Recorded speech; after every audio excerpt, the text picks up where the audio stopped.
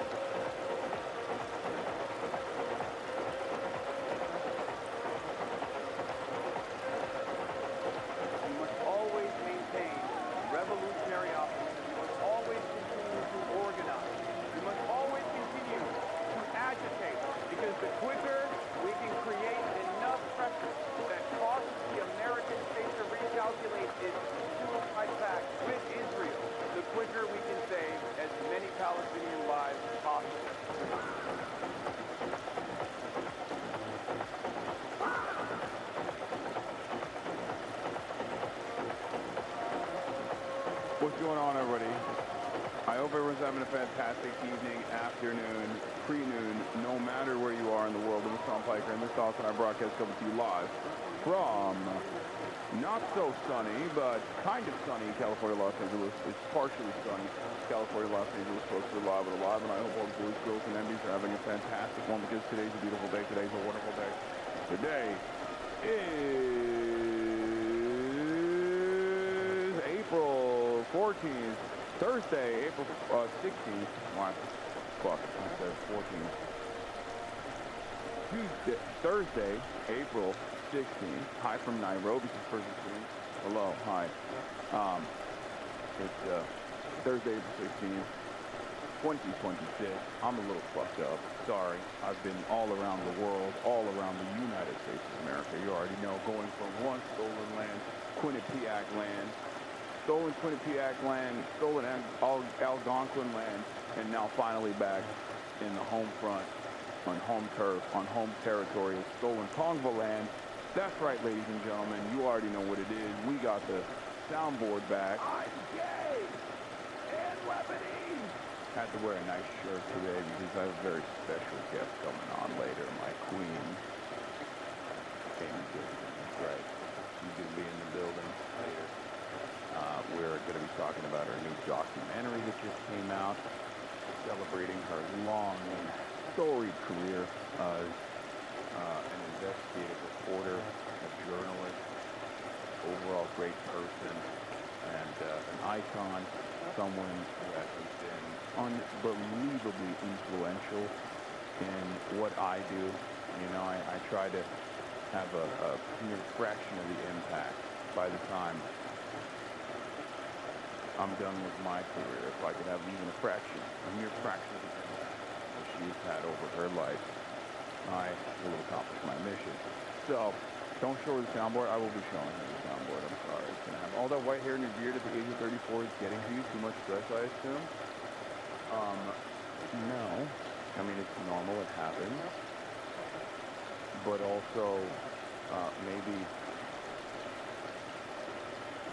perhaps, it's because of chatters like yourself that are deeply parasocial and try to pull on strings that don't exist, that cause me to have a little bit of accelerated aging.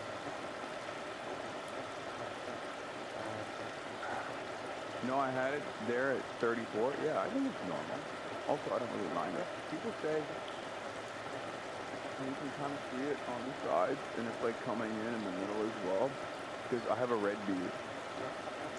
I used to have a red beard, and in my experience, I think maybe some people with like more red beards can also explain this, but like I think the parts that are red they turn gray faster, maybe. I got a white hair in my beard when I turned 29, and I loved it. But I personally don't care, guys. I'm a political commentator.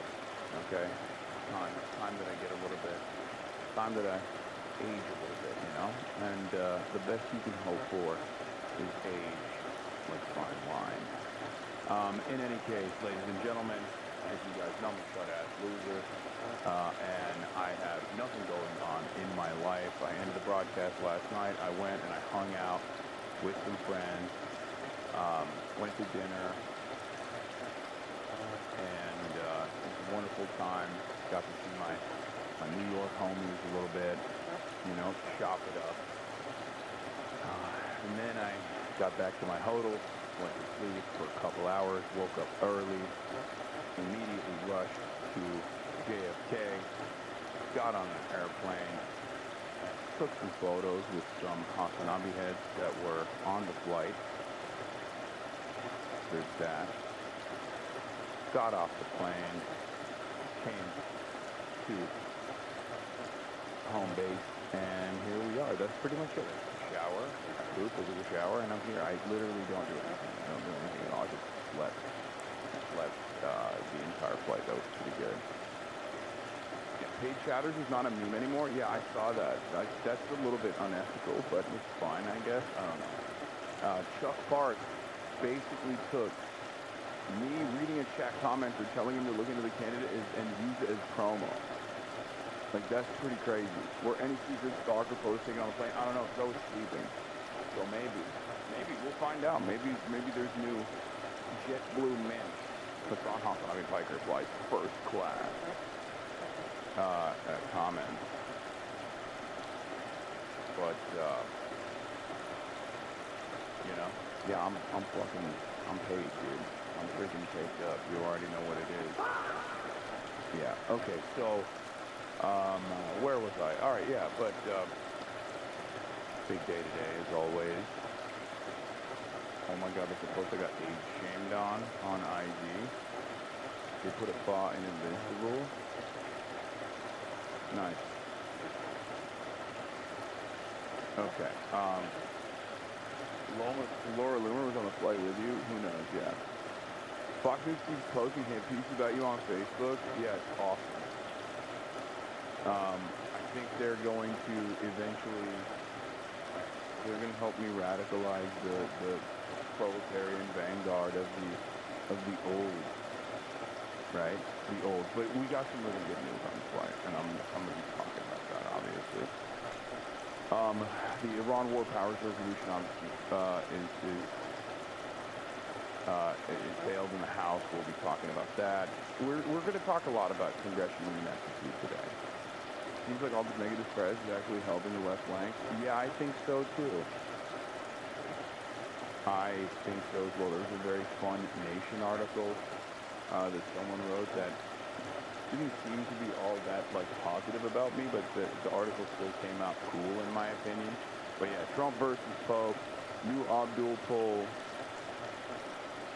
shows our boy surging. Trump wants Cuba next. Israel, Lebanon, ceasefire, question mark, 7 Senate Dems vote to continue sending bombs to Israel. War powers fails. Situation monitored, ESA 48, Amy Goodman in the building. Get in now. You don't want to miss this. It's going to be good.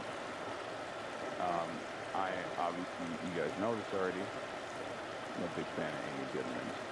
And I'm actually very excited to share that experience with all of you. I might hopefully her work, talk to her about, you know, her journey, her life story, how she became who she is. And I'll talk about, you know, how important she is to me. Are you going to play Peak Modulator today? Yeah, with Amy Goodman. I don't even know what that is, but yeah, I'm going to have Amy Goodman of Democracy Now! Play Peak Moda. What time will Amy be on? Your camera angle on the road has become better than this one where you look like a floating head. Lamau, lower the camera and zoom out a little bit. Yeah, the problem with this camera angle is that this desk setup is different. I mean, we can go back to this one, which is not great either. We can do this. But again, the camera angle on this is first one makes your head look giant. Good, that's what I'm doing. Amy Goodman is the one with the chimpanzees? No, dude, that's Jane Goodall. I mean, I kind of understand why you would think that. No, that's Jane Goodall. She passed away recently. And, no, Amy Goodman is Democracy Now! Jesus Christ.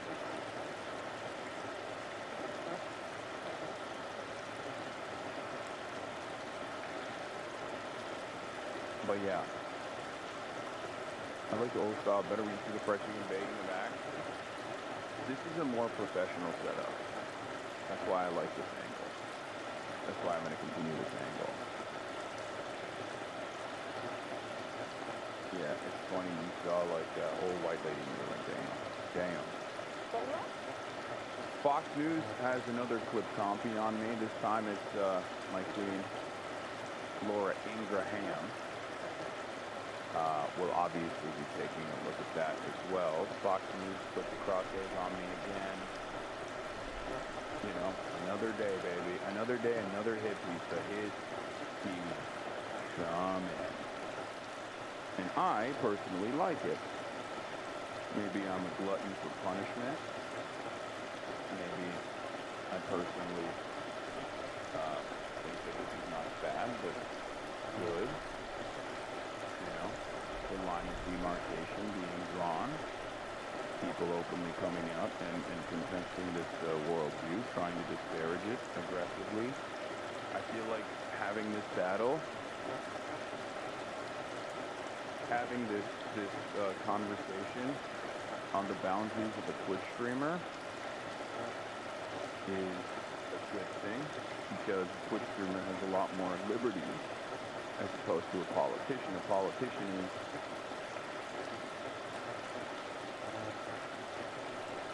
is limited in the response that a politician can give. I am not. I talk for 8 hours a day. So therefore, I can talk and talk and talk. My Fox News brainwashed MAGA father probably hates your guts. Hard to get through to that guy. What is this? Hasan Piker is a heterosexual paid partnership? Yeah, I saw this. Yeah. I don't know. Is this a Benny Johnson meme or something? Like someone posted Benny Johnson as a heterosexual and it was a paid partnership? Is that why?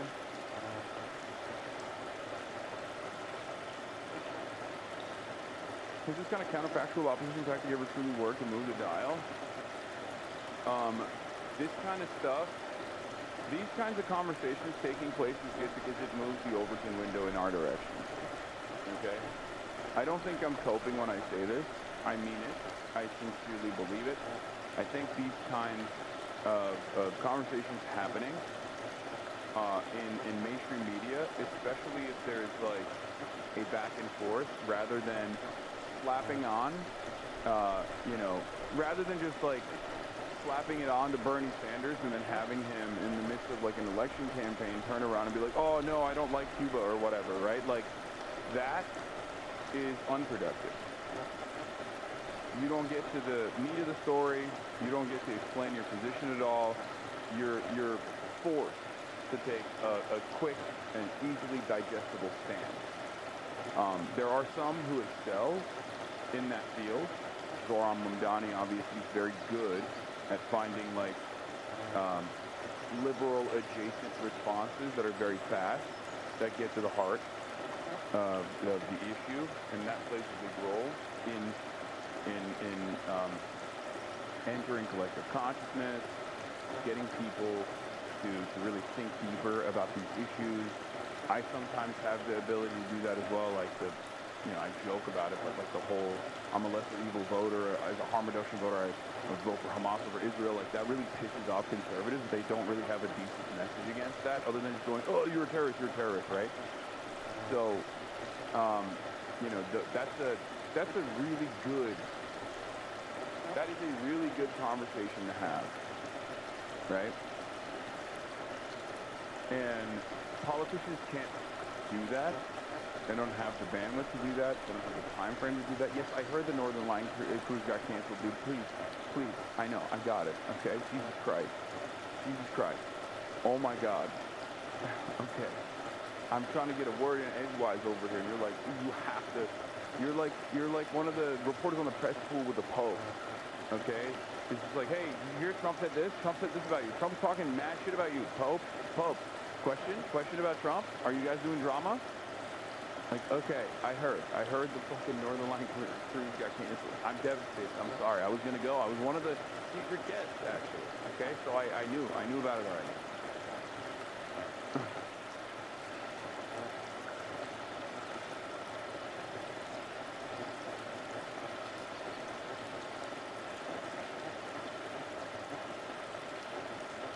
Far left streamer Hassan continues to sympathize with America's enemies. This time, the more in the loss of the Soviet Union, Yale University debate.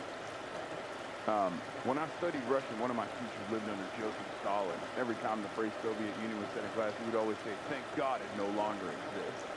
Someone should explain to him that the Beatles back in the USSR was a parody. I'm not defending this guy at all, but in some aspects, the statement holds some water. The whole region fell apart. No one knew who had control over the nuclear weapons-grade uranium and plutonium, and all the other conventional weaponry, and it took quite some time for all those new countries to get their feet underneath them. But I do not lament the dissolution of the Soviet Union.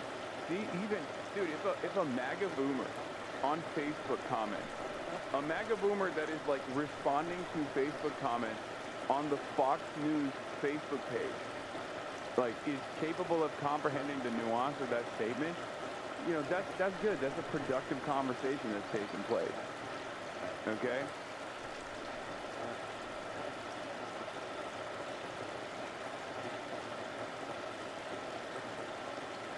It's such a radical take, it triggers reflection. Yeah, it's also not exactly an indefensible point of view, right?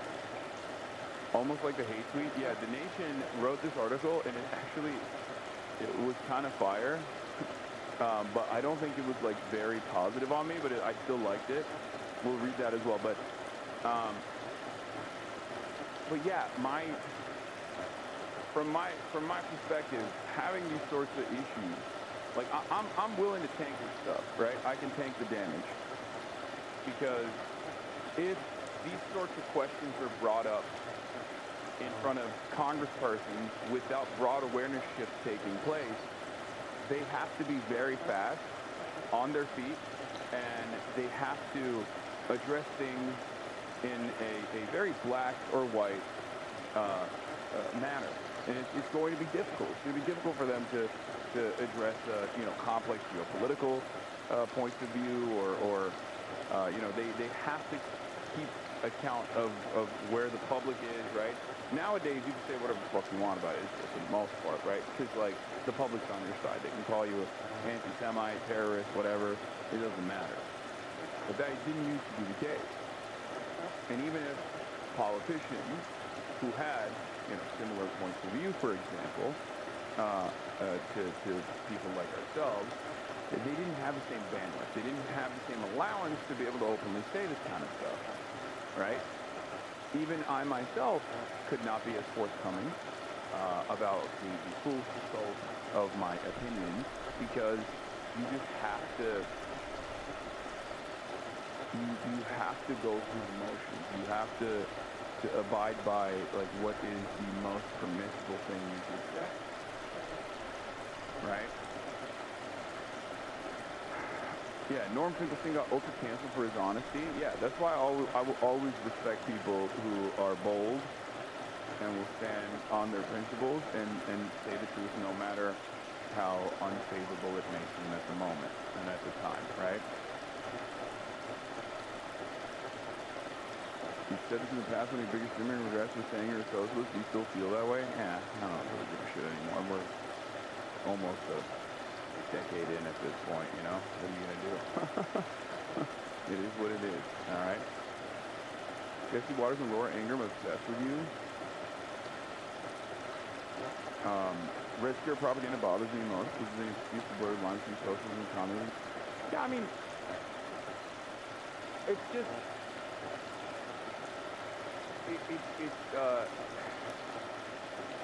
there is a tide shift, okay? There's a tide shift that's taking place, and we're in it. One day, certain statements that are used to disparage you will be seen as a marker of your bravery and your honesty. Will be seen as a marker of your consistency, right? For the longest time, even saying that you were socialist was immediately grounds for antagonism. People would hear that and go, oh, you can't take this guy seriously at all. This is dangerous. This is dangerous, right?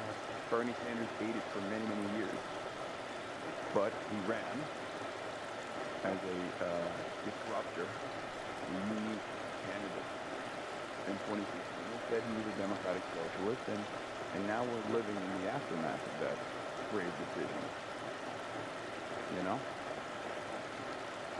Sometimes you meet the moment, sometimes you're there, but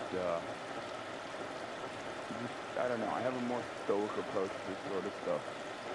I don't cry over spilled milk. Listen to this clown. Hassan Piker roots for America's demise. Stoic, Lamau, you're trash. Thanks, Chatter.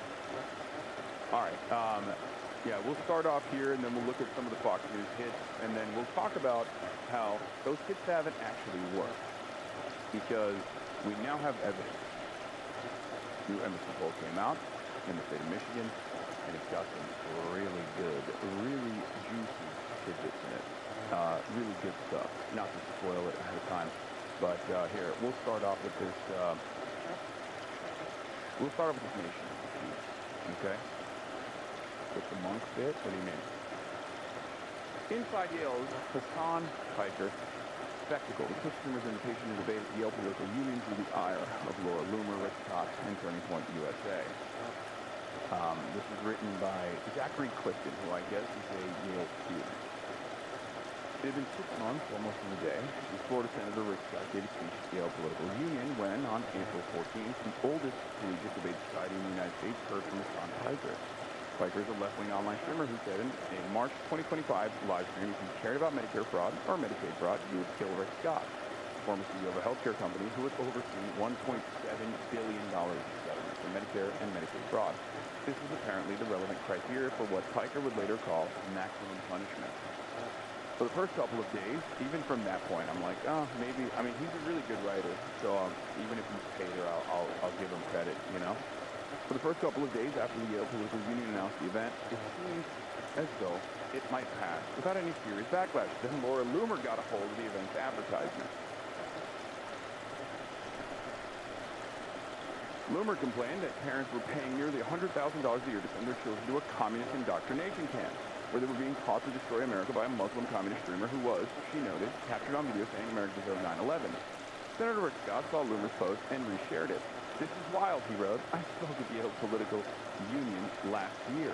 Now they're hosting a guy who said I should be killed. At least he gave a little bit of the context? Sure. So one of the things that I find fascinating, hold on, I gotta do the paywall thing, the paywall removal real quick.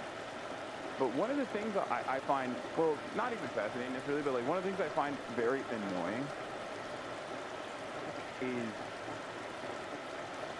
the Republican retort to any sort of nuanced conversation on ideas that they are antagonistic to immediately resorts to, oh, you're a danger, I don't want to hear what you have to say at all, I'm not even remotely intellectually curious, you're a bad guy, you're a terrorist, right?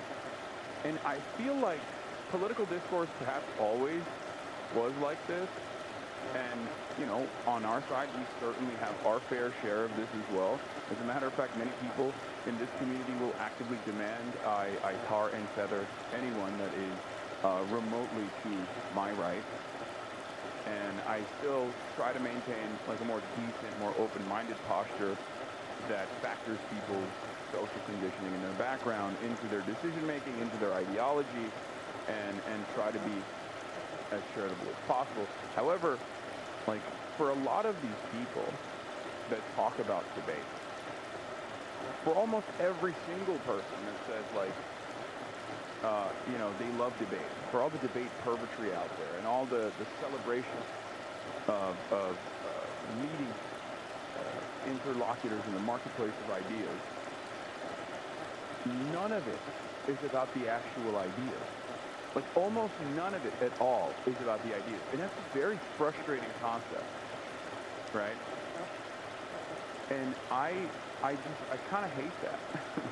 I don't know why. It's like, we can have a conversation about, like, we should be able to have a conversation about why certain ideas are bad and why certain ideas are good, instead of trying to utilize the language being used and weaponize that against your opposition, against your ideological opponents. And we do it, and they certainly do it as well on the right. And it's very frustrating because it automatically destroys any sort of productive conversation. And I guess it's partially because debates are fucking boring, right? Debates are boring. Drama is exciting. Well, you just gave it away now. Haters will do it more. I mean, okay. That's an unchanging fact about my career, at least, right? So,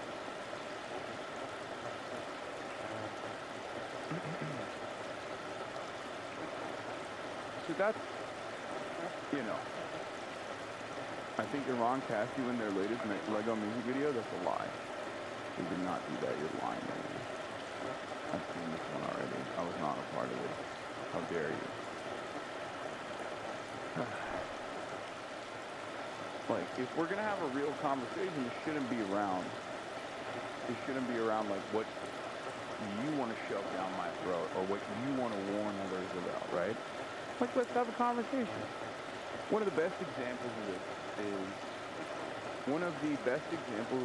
about the USSR take. Like, it's pretty obvious what I'm saying. Or even another one. The other highlighted moment was like when I was talking about, you know, if a dictatorship is inevitable, as you say, rather have it be a proletarian dictatorship rather than a bourgeois one. That has been roundly condemned, criticized by people. They're like, oh, the language he's using is scary. He says dictatorship, right? Like, they're not listening to the words that I'm using. Like, that's a response. That's a response to someone else. It's a retort. If you rob it of its context, then it makes no sense. Anyway, just something that I've been increasingly more frustrated by. I expect it from the right, obviously. The likes of Rick Scott and Laura Loomer, they're going to be disingenuous, they're going to cry, bad faith. But I get very frustrated when liberals do it as well, when they do the most bad faith interpretation, robbing the clip of its nuance, the statement of its nuance, the context, the retort. They just act as though I just said that, you know?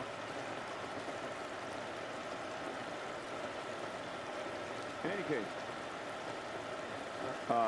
this is wild, Rick Scott wrote. I spoke at the Yale Political Union last year, and now they're hosting a guy who said I should be killed. Scott called for action. Yale receives billions of federal government funds, he declared. President Trump and Congress need to immediately revoke it.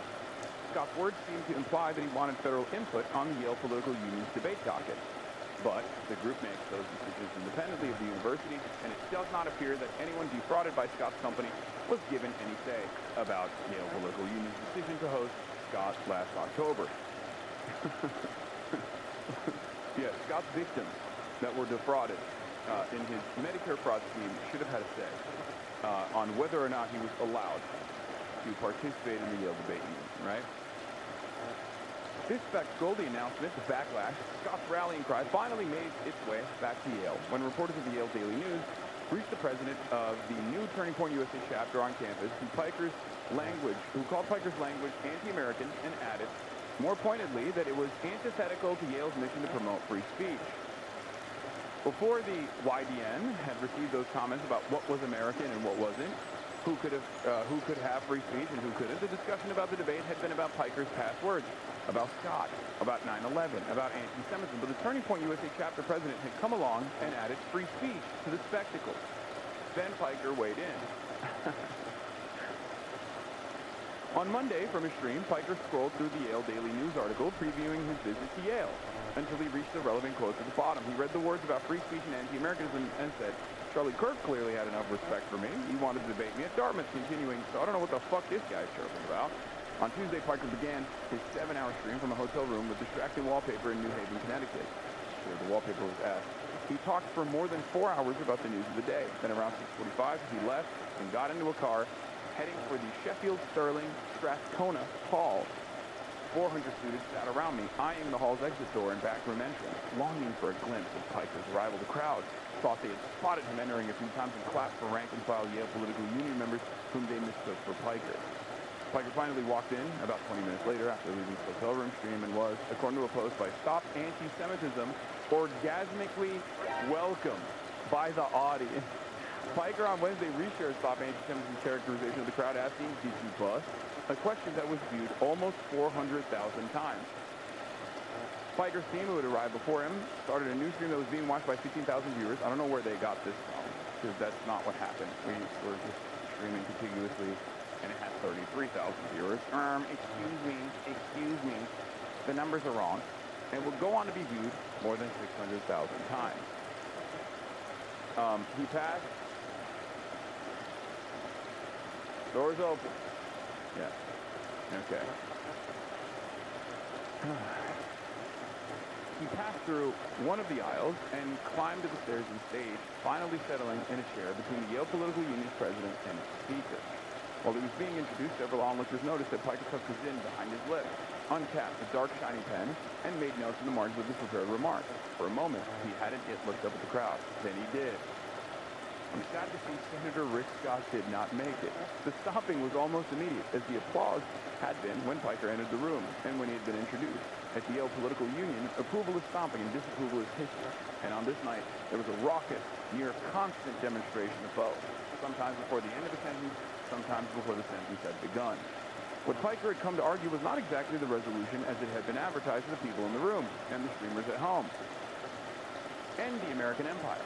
Piker instead argued something adjacent. He argued that the United States is already in terminable decline. He asked, how do you end something that's already in the process of dying? He quoted Lenin. He quoted Mao. He said Benjamin Netanyahu was the real American president. He said the U.S. maintained roughly 800 military bases abroad, each representing not just the president, but a possible place where it might stage invasions. Then he called the fall of the Soviet Union one of the greatest catastrophes of the 20th century, and the history was deafening. His comment about the USSR had gone viral by the next morning. According to External count, there were more than 59,000 posts about the speech. The people who had most loudly used free speech to explain the importance of tolerating campus speakers seemed to have set that aside. Yale is poison, more than one post said. Yale is disgusting. Hello? Hello? Hi? Hello? Oh my God. Little ladies here. Little lady here. Hi.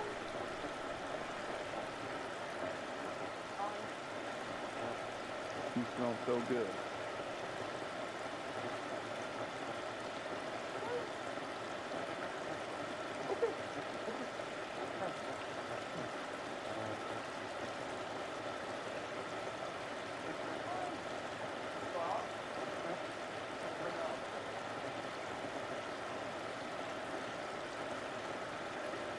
Okay.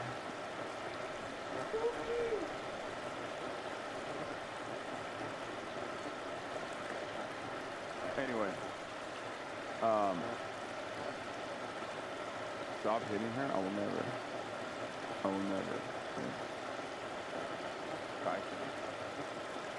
Not exactly getting her, but it's fine. She don't fuck with you anymore with all that traveling. She gets so sad when I'm leaving. Like, she gets like depressed. It's kind of funny. I don't know why. Anyway, Yale is poison, more than one post said. Yale is disgusting, another post said. Yale students have been indoctrinated, more than a few posts said, and many more implied. A great many of the posts, for reasons that remain unclear, mentioned tuition. It seems that people could not believe that students whose parents had spent so much money on their education would choose to attend a political debate at the Yale Political Union. When Piker's speech ended, 5 students split speeches between the affirmative and the negative. The first in the negative, Hasan spoke deliberately, taking the resolution at face value. He glazes him a little bit. That's why I say he wasn't like fond of my speech. He was saying like I sidestepped the actual resolution. I didn't respect the actual resolution, and I cheated, whereas the person who replied to me did. Power does not disappear. It is assumed by others. The hissing and stopping still came for Quickrup, but later than they had come for Piker, and at the ends of sentences rather than the middle of them. When it came time for Piker to conclude, his earlier sympathy for the USSR had become a little sullied, maybe by how long the debate was dragging on for, or maybe by how warm and stuffy the room was getting. Capitalism, he said, had built things worth keeping: skyscrapers, infrastructure, the internet. But those things had been built by labor, and the fruits of that labor had not been evenly distributed. He ended with a line that brought raucous applause. If a dictatorship is inevitable, I'd rather have it be a dictatorship of the proletariat. The room did not clear immediately. Students stood in the aisles, attempting to rush the stage for photographs. This is also, he cleaned this up a little bit too, so that's why I was saying that he's a good writer. Bad writer, or not a bad writer, but like a writer that was kind of seem contentious here would have just like, you know, chopped it up. The room did not clear immediately. Students stood in the aisles attempting to rush the stage for photographs. The Yale Political Union's president, a member of the Party of the Right, told me he was pleased with how the night had gone. In recent weeks, he said the union had hosted figures from across the political spectrum, including Kevin Roberts, one of the architects of Project 2025. We have people on the right and people on the left, he said, and they stayed until the end, and they asked questions, and they were respectful. By then, the members who had already voted 54 to 31 in favor of the resolution. For 53 students at Yale and Hassan Piker, who also got the vote, the American empire was something to be brought to an end. The event had drawn to a close. Piker had left the Gothic Revival Hall. The federal government had not cut Yale's funding. The people who had used free speech to argue that a private institution should not allow a speaker to speak had not mobilized soon enough. But everything that had made the spectacle matter remained intact, and certainly did not conclude with the vote. Zachary Clifton is a writer and student at Yale University. He's written for Salon, Oxford American, Yale Daily News, National Civic News, and more. So, it's a good piece. It's more so talking about like all of the spectacle surrounding the event rather than, you know, the meat of it. But dictatorship of the proletariat has some oxymoron in it. No, man, it doesn't. It literally is the same as tyranny of minority versus tyranny of majority. It's the same principle. Mob rule is democracy. Okay? In America, we think representative democracy is mob rule. We call it tyranny of the majority. Well, guess what? Saying tyranny of the majority actually hides the inverse of that, which is the case currently, which is the tyranny of minority. Okay? The positive way to respond to that, the positive way to describe that is just the democratic process, having true representative democracy, giving power back to the people rather than keeping it in the hands of the select few that have no interest in the people. Okay? That's it.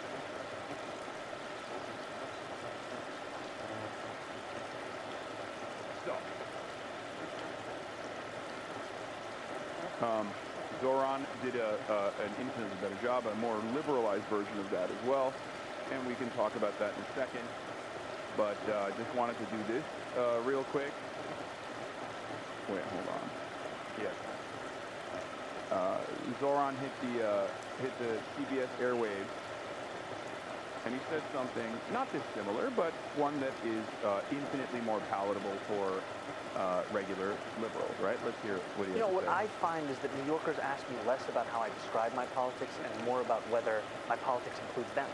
And I think what we can see is that a democratic socialist politics is one that should be judged on its delivery, like any ideology. And what we're showing in this city is we can pursue the big things like universal child care and do the pothole politics at the same time that we're showing, and not just filling in the potholes, changing the catch basins, but also repaving over 1,000 miles of roadway. But Mr. Mayor, presidential and statewide elections are often decided in battleground regions that do not look like New York City. Yeah. I'll be honest with you. Before I was the mayor, I was an assembly member of Astoria in Long Island City. At that time, I was told that you could only be a Democratic Socialist in Northwest Queens. Then I became the mayor. Now the next question is the state. Then it'll be the next question will be the country. I think that this is a politics that can flourish anywhere because, frankly, there is only one majority in this country. That's the working class. That's so good. There's only one majority in this country, and that's the working class. Is bars, okay? Bars. Fantastic. Fan-fucking-tastic. So good. So effective. So easy to understand. Okay? Incredible delivery. Now, of course, this delivery would be less consequential if he also wasn't a very popular figure of government, right? If he was an unpopular mayor, people would go, oh, all you do is yap, right? If he wasn't actually delivering on the sewer socialism, if he wasn't actually filling the potholes, if he wasn't actually desperately, and dare I say successfully, changing the city and the trajectory of the city in a positive way, right? Then his words would ring hollow. You got to have both. And Zoran, to his credit, has both. And it's fantastic. That's why, while everybody glazes me super hard, sometimes I might have criticisms of him. The way he carries himself, the way he conducts himself every now and then, I think is like maybe too conciliatory to the reactionary forces, when he has a lot more room to be bold, right? Especially given his unbelievable popularity, especially given the success of his governance in such a short period of time. He has a lot more bandwidth to promote others, promote other candidates, to say, like, this is our movement, this is who we are, here are some of the people that are associated with it, right? Because that's, a big part of it. He's supposed to be a movement, right? But ultimately, you can't criticize the guy too much. I mean, he's cooking. He's doing a great job. Right? And it's time we have a politics that puts them at the heart of what it is that we're pursuing and not as part of the appendix.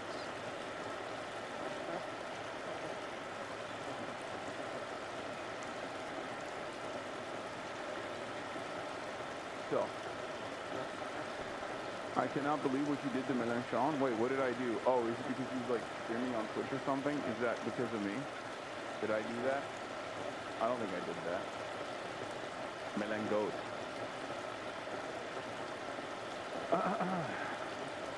Yeah, and of course, his policies, Zoran's policies are very popular nationwide. And there's a different type of Zoran out there for every city, each according to their needs, right? So,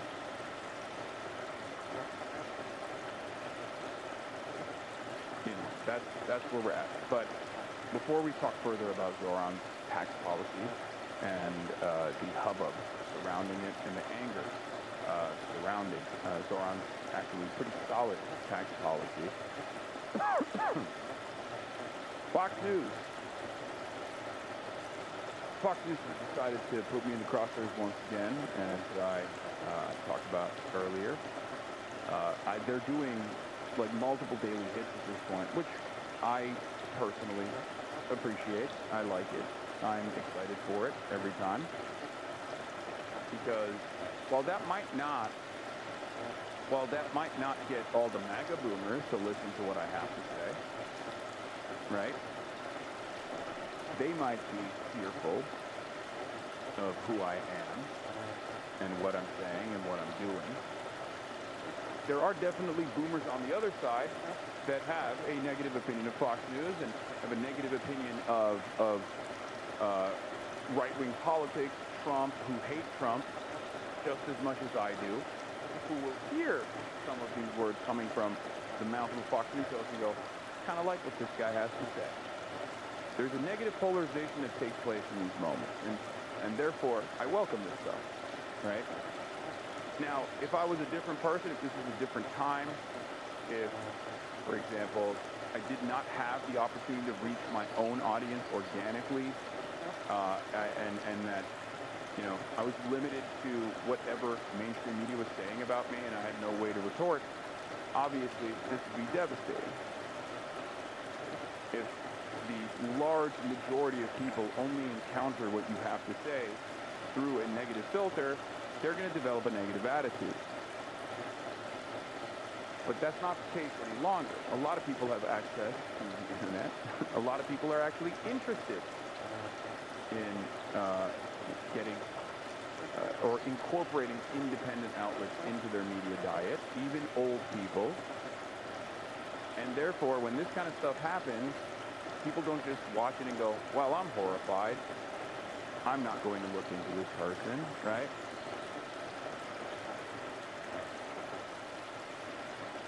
They do the opposite. Plenty of people do the opposite.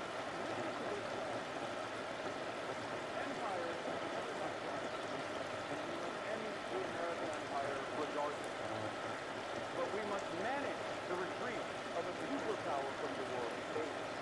This is a challenge for our time. Actually, this is the challenge for our time.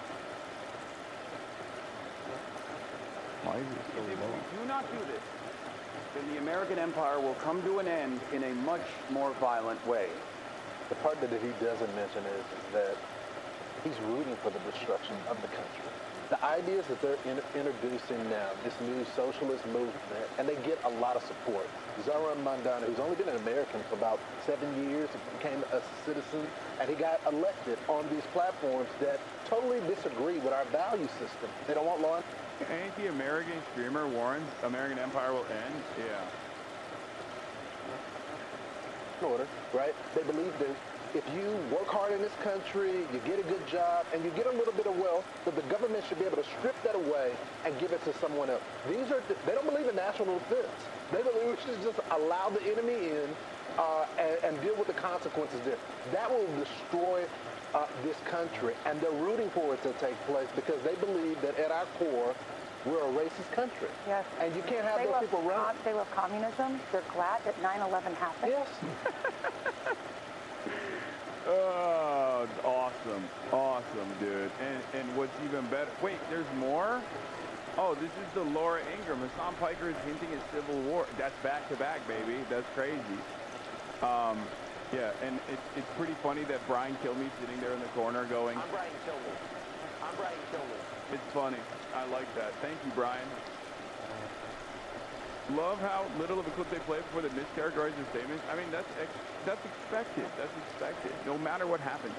I need you to understand something, okay? They're not offended at what I'm saying. They're offended at the entire worldview that I represent. So, from that perspective, they're going to do everything they can. They're going to do everything they can to disparage the messenger. They're going to bastardize the messenger. They're going to chop it up. Okay? What is this? They want you on the Sean Hannity podcast? Fox and Friends? I want to see him in a debate. I told Sean, invite him on your podcast. I don't even know if he lived through 9/11. I want someone who's brilliant, who can say that to him that will happen. Oh, there's more.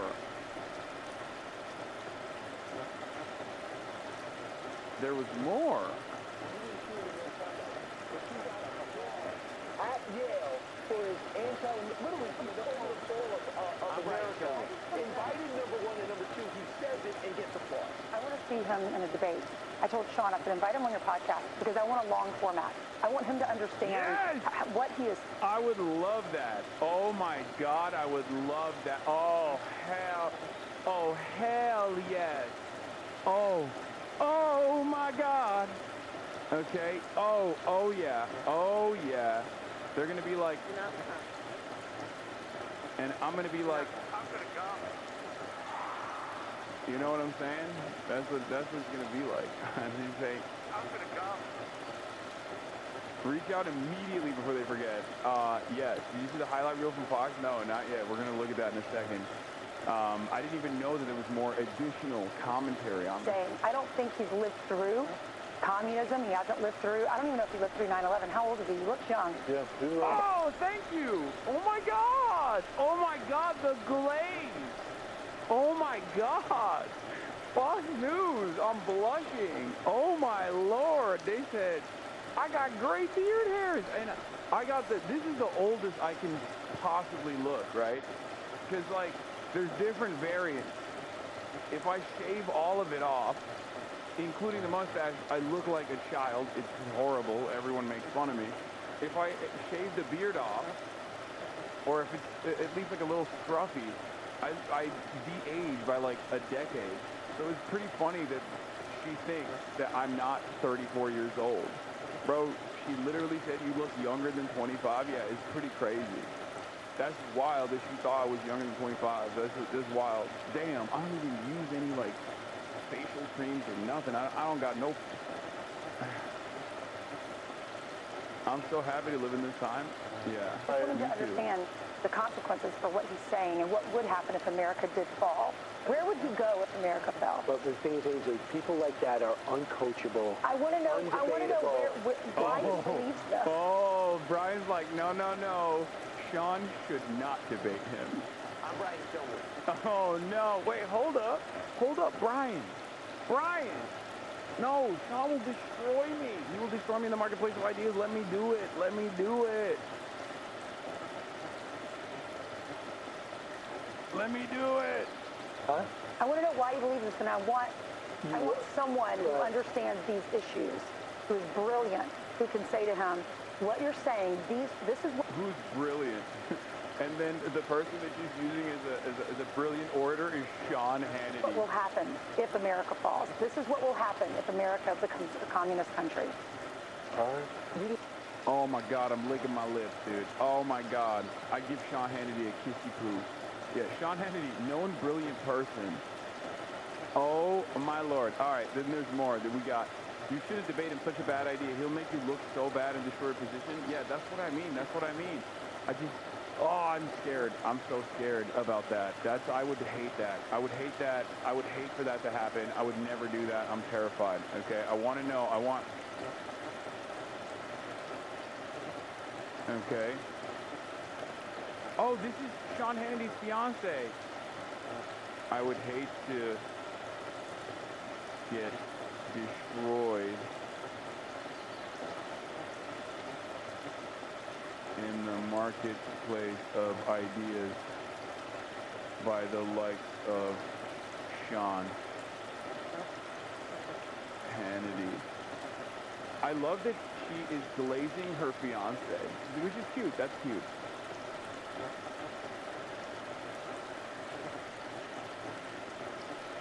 You know they will 100% edit their video to make you look bad? Yeah, I mean, I'm gonna film it myself as well. There's no way that that's gonna be...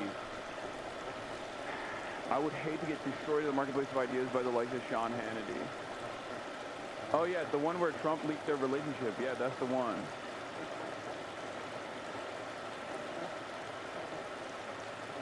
If you get invited, you'd be forced to do it. You'd hate that, but you'd do it. Yeah, I would hate it. I added him, chat. I did.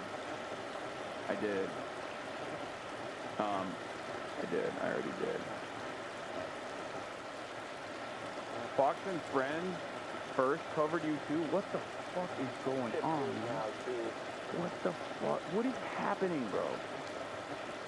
Why? Why is there so much? What? I don't understand it.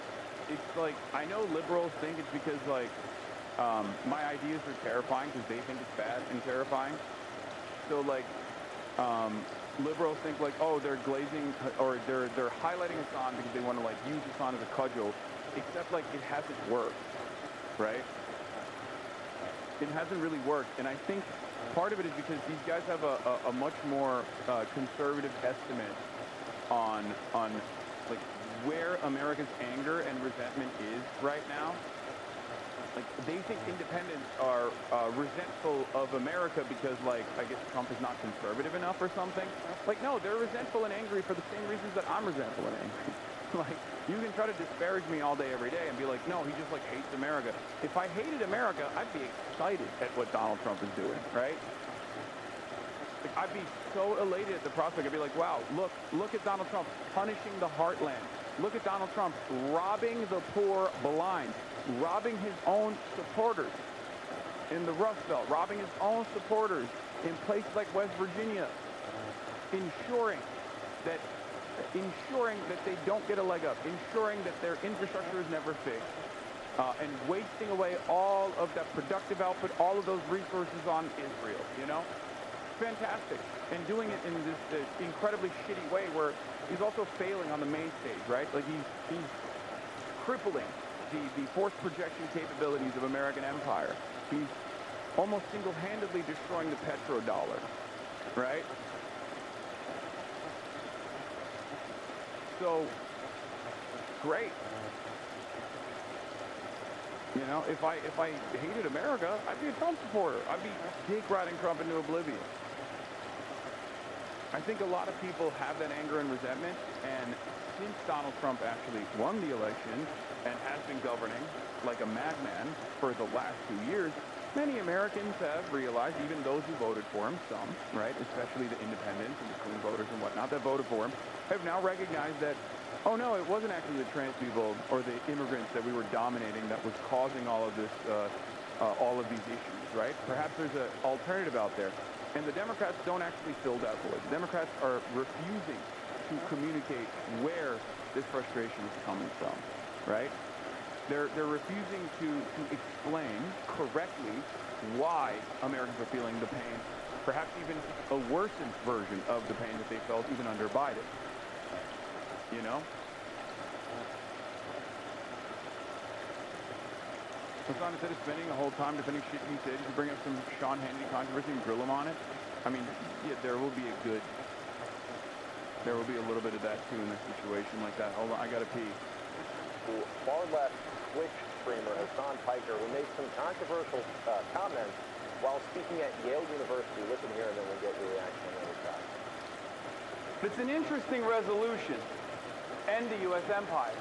It's interesting because how do you end something that's already in the process of dying? Because that's the situation with the American empire as it stands today. So, as you heard, he makes it seem like America's downfall is inevitable. It's going to happen, and that it's on my generation to figure it out and sort of mitigate the damage. Your reaction to what he said there? Well, Nate, not only what Hassan Piker just said there, but I think I heard cheers from that audience at Yale, so scratch off another school that my daughter and son aren't going to go to. That's certainly for sure. It'll be a real hoot seeing Hassan Piker be the keynote speaker at the Democratic National Convention one day, won't it? Because more and more Democrats are lining up to be on this Maniac's podcast. Ilhan Omar was just on there this week. Ro Khanna last week. AOC, Zohra Mandani.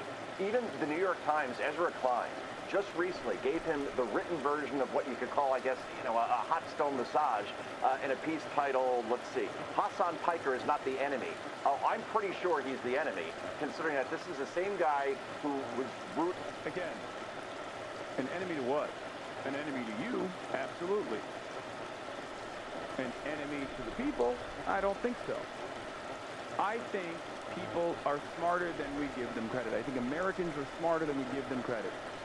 Okay? As long as someone is just telling the truth, eventually more and more Americans will hear that over and over again, and they'll start recognizing that there is an alternative vision out there. There is an alternative trajectory that we could be on. One that actually doesn't destroy this country. Okay? One that maybe even manages the decline that we're experiencing currently. Because we are experiencing a decline. Things are not working. Donald Trump was able to identify that thing, was able to identify that resentment, and then he channeled it to unproductive outlets, vulnerable populations. He took that anger that people were feeling at a time when the liberal side was seemingly communicating that there was nothing to be angry at all, that the system was fine, that we were just going to do business as usual politics, right?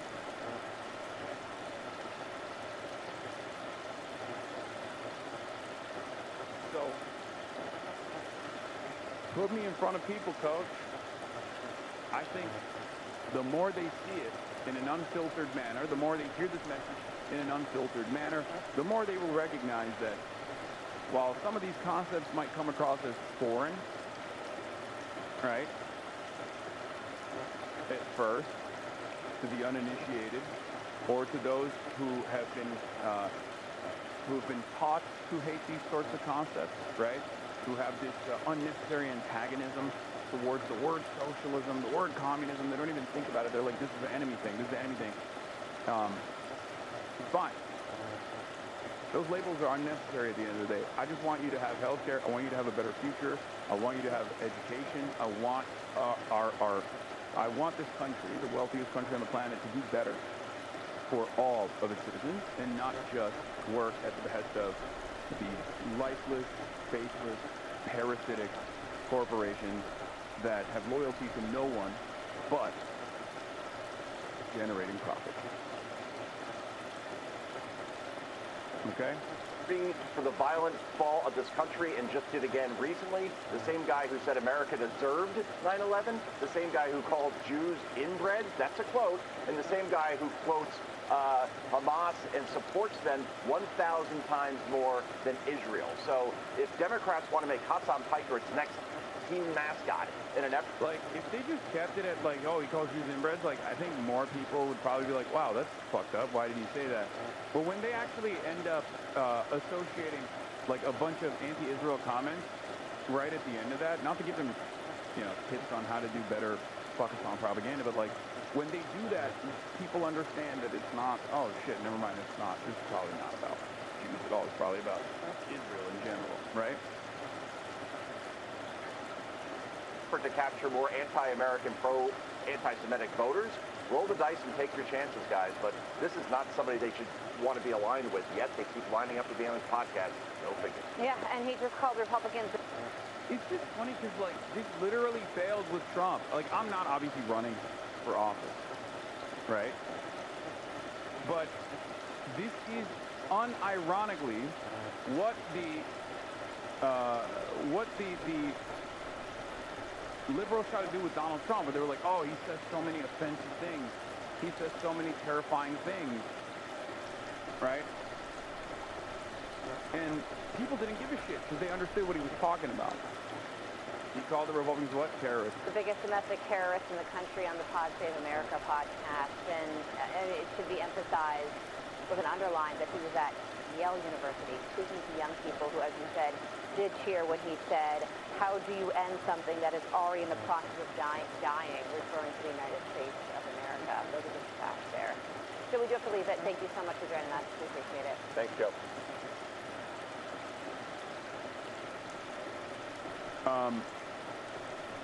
Peter Savodnik on the Free Press, the freest of all press, wrote an article saying, my latest on the Democrats sound like the problem why Ezra Klein doesn't get it, and what has to happen next is the party wants to avoid 25 years in the wilderness. Okay? Yeah. When I want to hear about what liberals should do, what the Democratic Party should do, I go to the Free Press, which is a publication that basically operates as a propaganda mouthpiece for a foreign state, Israel, and is also the most pro-Trump outlet out there.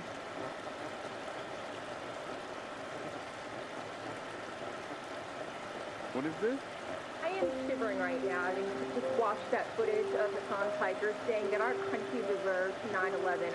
I'm shivering right now. Okay, well, we don't have to watch this. Come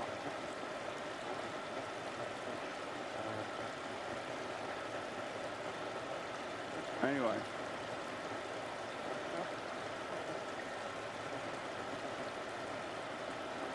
There is also Elon Levy, former spokesman for the state of Israel, Elon Levy. It's tragic to see the monumental self-sabotage of the Senate Democrats perform because of Hasan Pikerization of their party. This is something that I never thought I would see. Because this is Hasan derangement syndrome. This is a telltale marker of Hasan derangement syndrome. The idea that Chris Van Hollen and Democratic Party senators are actually moving in this way against Israel for the first time ever in a very meaningful way, by the way. 40 votes is nothing to cast aside. It is an implication. It is basically the clearest example. You might say it's too little too late, and I agree with that, but it's the clearest example that this is now going to be a partisan issue, right? It's over. Like, Israel is losing the Hill. Israel had complete dominance in the Hill. Israel has to now move to just the White House and just to Donald Trump. That's the last bastion that they have of Israel defense. When they lose the uniparty approach to Israel in the Hill, well, things are going to change dramatically in American foreign policy and certainly in the way that Israel conducts itself in the region. But the idea that someone like Chris Van Hollen is taking this approach now, not because of the events that have unfolded, but because he knows who I am and I've been able to convince him, is so idiotic. And the expectation, or I've heard this statement before, right? Like, I've heard people say shit like this before. It's usually like Ethan Klein fans. You know, people that have no understanding of politics whatsoever, people who treat politics like drama that surrounds like certain villains and certain characters that they watch and consume the content of. I wouldn't expect the motherfucking former spokesman of the state of Israel to say such a thing, right? Like, this is a legitimate war criminal, right? Like an adult. And he's calling for the Hassan Pikerization of the party. Israel's your bravest, most dependable ally. We're crossing off your most wanted list, fighting your wars. You're spiting yourself, he said. It's so strange that they think like I am responsible for this, or they would rather associate my name with this initiative. It's very, very strange. Okay. Why are we spending an hour on posts with 160 likes? Did you not hear what I just said? This is the fucking former spokesman for the state of Israel, dude. Like, this is a person who was doing press releases for the apartheid state during the peak of the genocide. And his assessment of the situation is not that, like, Israel's actions have caused a serious fissure in the Democratic Party, which they previously had tremendous control over, and they've lost that control in a very meaningful manner. And by the next election cycle, hopefully, inshallah, Israel will completely lose control over the Democrats. They will no longer be able to dominate the Democratic Party as they did in the past. Because this kind of stuff was unthinkable, okay? And even then, it's too little too late. But it doesn't matter.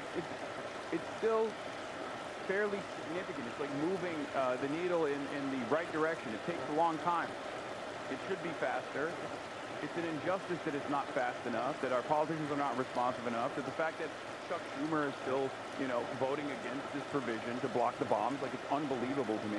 But it's a huge deal in comparison to where like previous bills like this were regarded by the Democrats in the Senate, okay? I'll get to that in a second, though, because Eitan Nakin, who actually is, you know, fairly sympathetic to anti-Zionism, he did a wonderful piece on Adam Friedman recently. He said it would be more substantive to not, It would be more substantive to not to of the Ben-Gvirization of the Israeli government since he's in power and Hassan Piker isn't. Just last week, Smotrich announced the goal of the war is to expand Israel's border. The Dems aren't going to subsidize the war for the settlers yet. Eitan Nakin is a Haaretz reporter in New York, and he actually recently wrote a piece about Adam Friedman. Yeah, but he's right. He says it's probably a lot smarter to point to, like, you know, Ben-Gvir's impact on the Israeli government, and even Benjamin Netanyahu's impact on the Israeli government, and what the Israeli government has done that has caused this kind of backlash from the Democrats, previously loyal allies of the state of Israel, than some random fucking Twitch streamer, and he's right. This is very much on BB, yup, but for Hosmer, apparently it doesn't matter who's leading Israel and what policies they're enacting. It's in war or otherwise. It must be nice to live in a world where actions don't have consequences.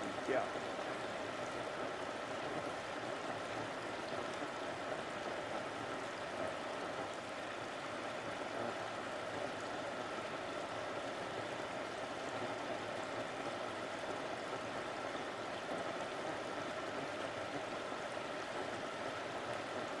What you cooking on the top left? Chicken. Rotisserie chicken.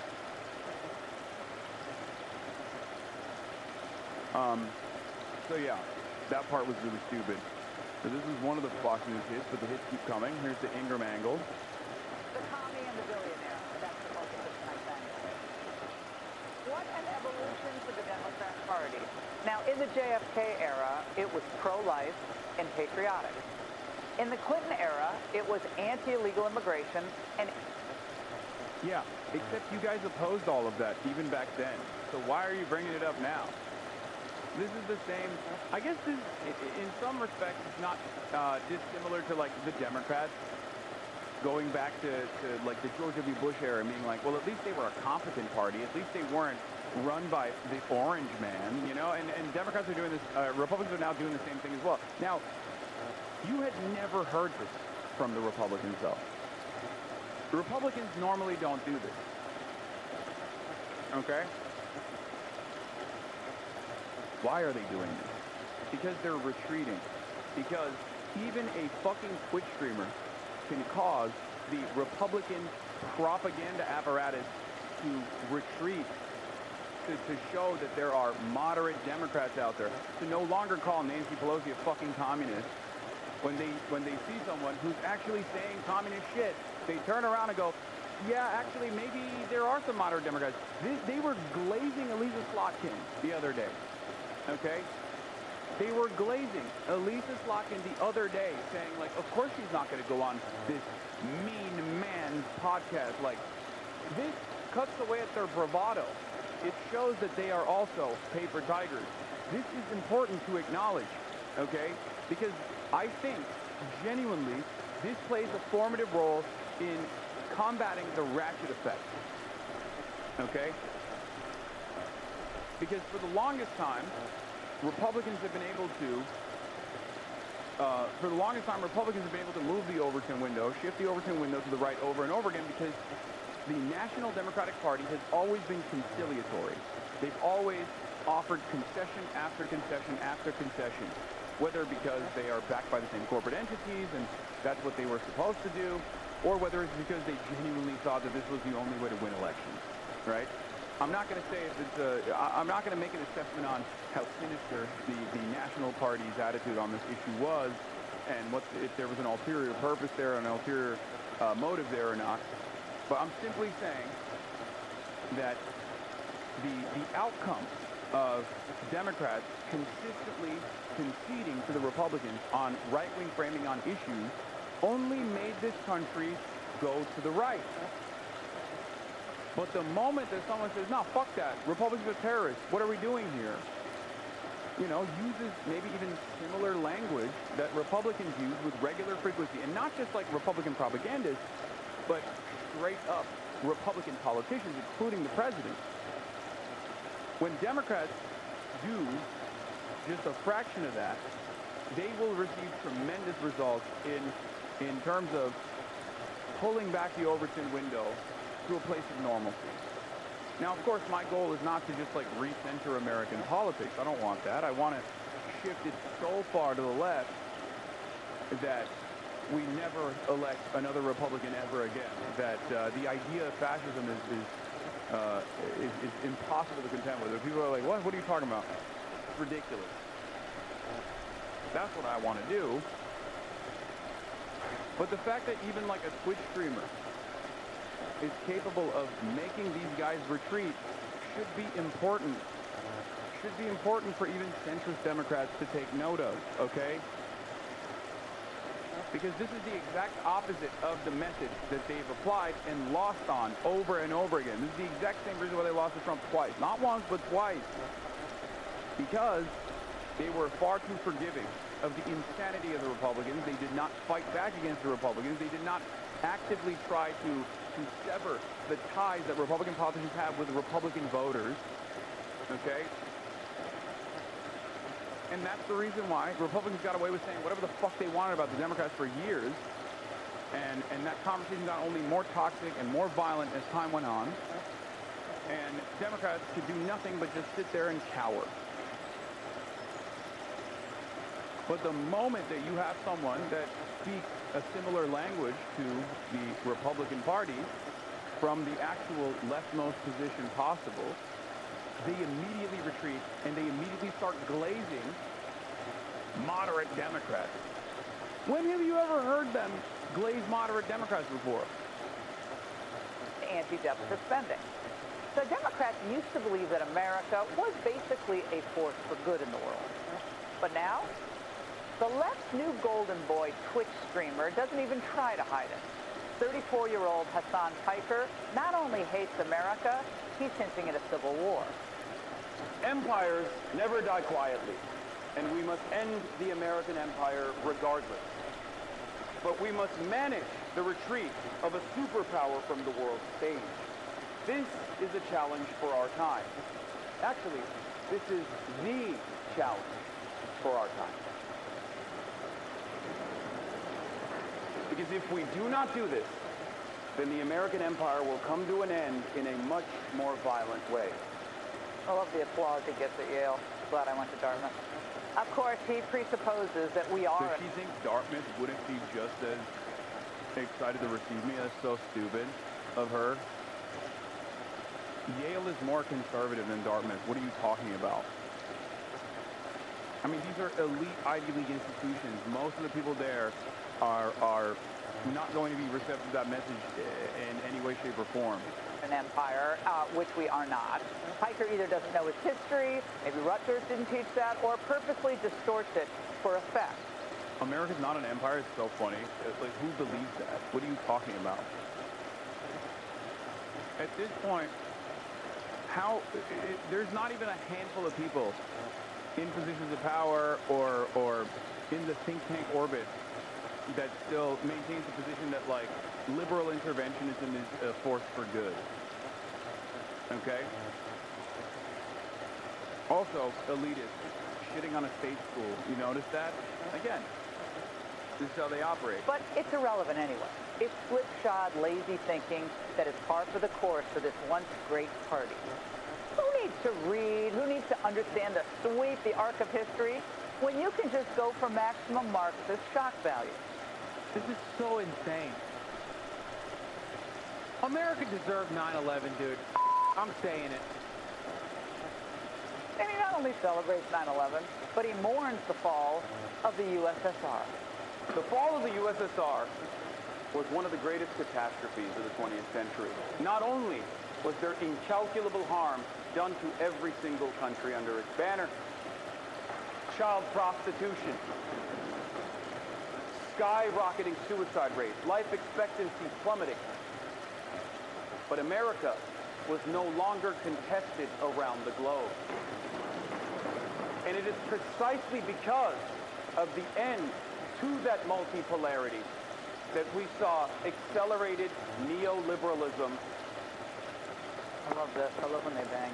That's the new applause. Ooh, the Yaleys are actually impressed by the word multipolarity.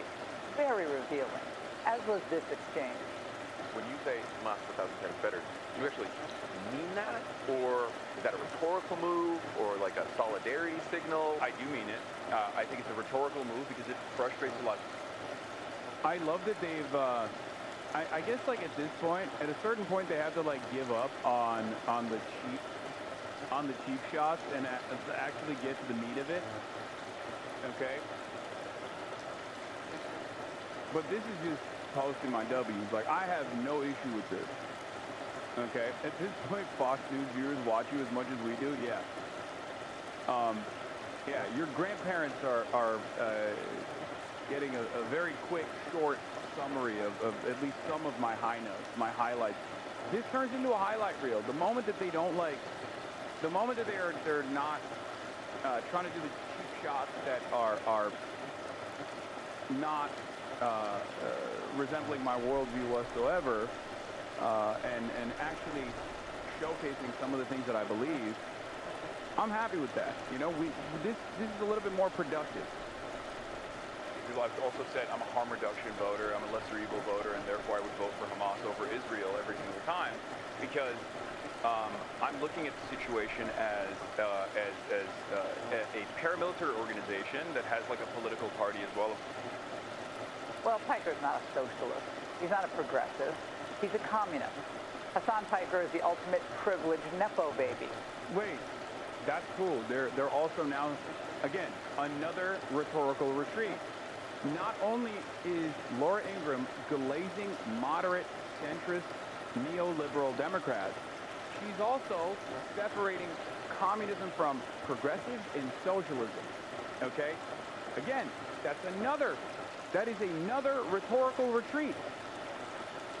It almost feels like the politics that I am representing is forcing Republicans to take a more serious look at what the broad scope of the broad scope of ideological representation within the Democratic Party. Have you noticed that? Again, this is not a bad thing. This is a good thing. These are the same people who say Jeff Bezos is a communist, Nancy Pelosi's a communist. All of a sudden, when they hear someone say communist things, they turn around and go, actually, Bill Clinton was pretty good. I mean, he wanted to protect America. He wanted to glorify America. And that Hasan Piker is a communist, very different than socialist or progressive. Great. He cut his teeth as an intern at the Young Turk show, which his uncle, Cenk Uygur, founded. What he learned there was how to get attention, and he's getting a lot of it. Nothing is off the table, including resurfaced comments about property owners who choose not to rent out their empty homes. He said, quote, kill them, kill those MFers, and murder those MFers in the streets. Yeah, then they go back to this, and it's like, okay, ask me, do I believe this? Is this a sincere policy perspective? No, it's not, okay? Let's move on. The streets soak in their sleeping red capitalist blood, dude. And he's gotten so much traction among younger voters that he's plotting. I like that she added dude, but she wouldn't add fucking in a video game. To take over the whole party. I think we do have a real opportunity to make some significant changes and build a real left caucus in the party and hopefully maybe even bully some other Democrats into coming on board with positions that they previously would never have the moral courage to openly fight for. Also, to Laura Ingraham, I have to say, legalize comedy. And another reminder that having a social media following doesn't mean having a brain. But it's not just the Gen Xers who are moving hard left. One of the Democrat Party's most prominent donors, billionaire Tom Steyer, is now the front-runner for governor of California, and he's a total fanatic. I'm very straightforward about this. ICE should be abolished. You really can't reform an organization which is absolutely wrong and criminal from top to bottom. Yeah, he's even more open borders than Gavin Newsom, if that's possible. Be sure to like and... Yeah, and then the rest of it is... Wait, I don't understand why it says, like, they're hinting at civil war, but this one actually banged for them. Fox News clips, this one got a lot higher view count than their other clips that usually don't get this level of view count, so that's good, that's cool. And they're obviously very mad. Pays there for the Middle East, I think he'd be happy there. This guy's in big trouble. He needs arresting for blatant treason, calling for the fall of this great country. Piker's a sick individual. Do not give $1 to Yale. Yale should be closed for what they're doing to America. These people need to be addressed by courageous patriots. He should be arrested. It's like, what happened? What happened to fucking free speech? None of y'all believe in any of that shit, okay? It's crazy. Unbelievable. Yeah, Nick Sorter did the whole, we must end the American empire. He got mad about it too. Obviously, I guess like this is, they're reposting banger after banger over and over again. Rick Scott goes, Hasan Piker hates America, glorifies terrorism, and his call for me and others to be murdered. He should not be given any type of platform, let alone a college campus that receives federal funding. Not realizing that, again, this is exactly what the Democrats failed at, okay? Democrats tried to do this. Liberals tried to fucking do this in 2016 and even leading up to 2016 and certainly after 2016, and it failed. It failed. Trump is president. I don't know why I mean, fuck it. Like, I don't want them to stop because it's beneficial. It's beneficial to this movement. It's beneficial for me personally to get my message in front of as many people as possible. This is creating unnecessary friction, and it's also demonstrably a failure. At this point, yeah, we are close to Trump talking about me. Literally everyone except Trump has talked about you. I'm honestly shocked he hasn't yet. In some ways I don't want that to happen because I feel like I'm going to get assassinated after that happens, but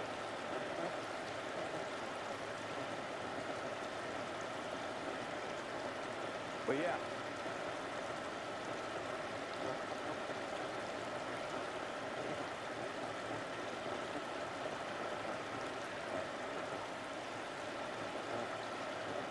Sounds like you're soft launching a presidential run. I'm not even interested in fucking running for a local office. That's the funniest part about all of this is that, like, they're treating me like I'm running for president, but I'm not, like, I don't think America's ready for a person like me to be in a position of power, okay? It's just not gonna happen. I also personally think that I have a lot more impact doing this, where I can highlight other candidates and help out other candidates and work to build a movement rather than spend all of my time, all of my energy on trying to win one fucking race. And there's no guarantee that I win regardless, right? So it's very silly.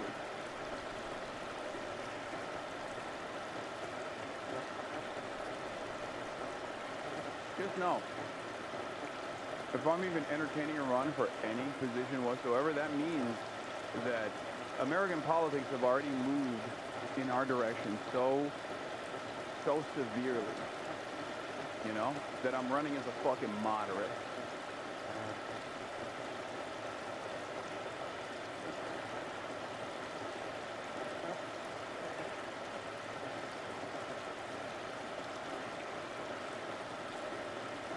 Anyway.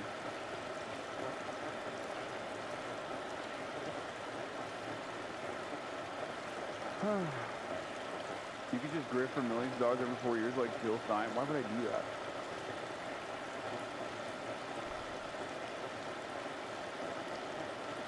Right, because AOC and Bernie don't campaign with others. Buddy, I've seen a fraction of what it takes to do even one day of campaign rallies. Okay?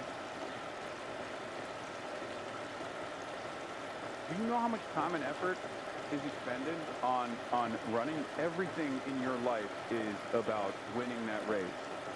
Okay? I wouldn't be able to cover the news. I wouldn't be able to promote other candidates. I wouldn't be able to do the necessary background research on other candidates. I wouldn't be able to adequately fundraise for other candidates. I'd have to be fundraising for myself. Like, you guys don't even understand. Like, it's just not. It's a complete time suck. It consumes every aspect of your life. There's also limitations on what I could and couldn't say regardless. It's just not, it's not possible. And on top of that, there's no guarantee. And on top of that, I don't even want to do it. Like, it's silly. People have always, throughout my career, told me what I should and shouldn't do, what I should do instead, right? Oh, you have all this money, why don't you start a charity? You have all this money, why don't you, why don't you build socialism? Why don't you build Medicare for all? And it's like, there are certain things that I'm good at, and certain things that are within my power, and I'm trying to maximize my utility. That's it. That's what I'm trying to do. Inner heaven, thank you for the 50 bones. At the end of the day, that is what I'm doing. I'm maxing out on my utility. I'm very good at one thing and one thing only, and that is going live every day and yapping and talking about the news and trying to help out with movements both all around the world and also certainly in the United States of America, and move this country's politics in a more productive direction that is better for the working class. I don't hide that. intention at all. I say it. Sometimes people disagree with my methods. There are plenty of people who disagree with my methods, actually. There's even people to my left that disagree with my methods. But this is who I am, this is what I'm doing, and I'm radically transparent about it, too. So much so that people actually, people will take advantage of that radical transparency. Now,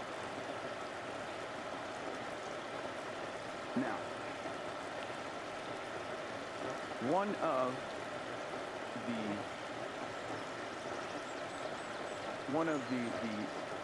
positive news hits that has come out of this in the last couple of weeks of like endless smears that I and the community and the campaigns that I align with have withstood is the fact that there is a lot of increased attention, increased eyeballs on some candidates. One of them is Dr. ABDUL. And you already know, I went to Michigan before. I went to Dearborn. I worked out with them. We had kebabs.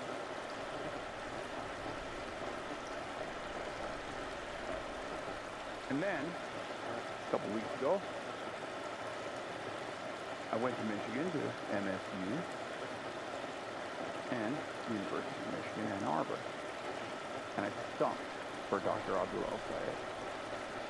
Now, I personally didn't think this was a new thing at all. I just didn't understand that, like, going on a campaign rally alongside a candidate would be perceived as something so totally different than having the candidate on my broadcast, right?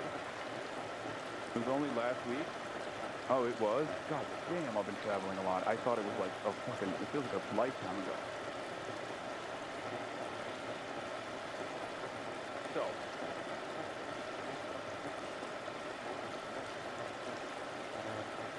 as Dr. Jihad, I sit alongside Dr. ABDUL. Dr. Jihad. And I was there with Summer Lee as well, Rashida Tlaib as well, and in the crowd at University of Michigan, Debbie Dingell was there too. Big deal. But one of the main problems for Dr. ABDUL wasn't his policies or wasn't his background. Those are, he is a fantastic candidate, right? He is exactly what we're looking for. Now, we don't fully align on everything, but it doesn't matter, right? He is far better than the average Democratic Party senator, and I would be elated to have as many Dr. ABDUL in Congress as possible, right? That's the whole goal here, to move the Overton window to a more productive place, a place that actually is helpful for the American working class. So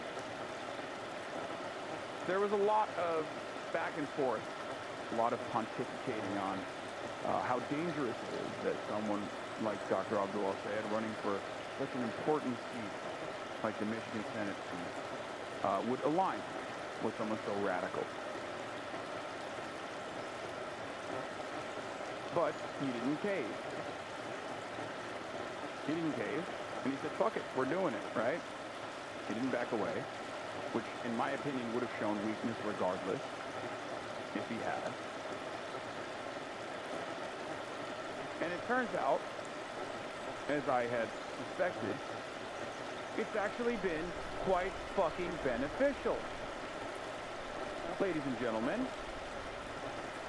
there's a new Emerson poll in the Michigan race. Now, as I said over and over again in the lead up to this stump that I did, one of the biggest problems with Dr. ABDUL and his race was that he didn't have enough name recognition. The race wasn't getting a lot of media attention, and it seems like it now has gotten a lot of name recognition and media attention.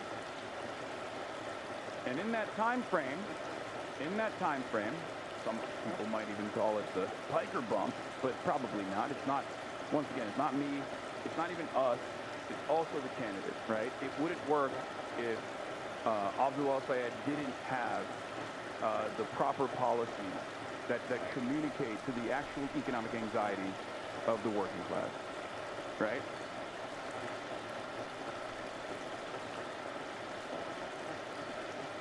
Michigan Senate Dem primary with crosstabs shows Dr. ABDUL al-Sayed at 24%. Up 8 points from the last time that Dr. ABDUL al-Sayed was polled on this exact same poll when he was in third place. Mallory McMorrow only gets a 1.2%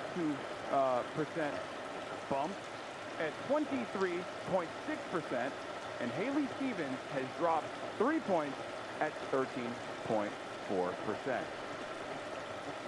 And the not sure is still at 35. Now, Emerson is huge because Emerson actually is one of the few pollsters that has actually factored in the increase of youth voter participation. Okay? This is why it's a big deal. Okay? This is not an internal number. This is not an internal poll.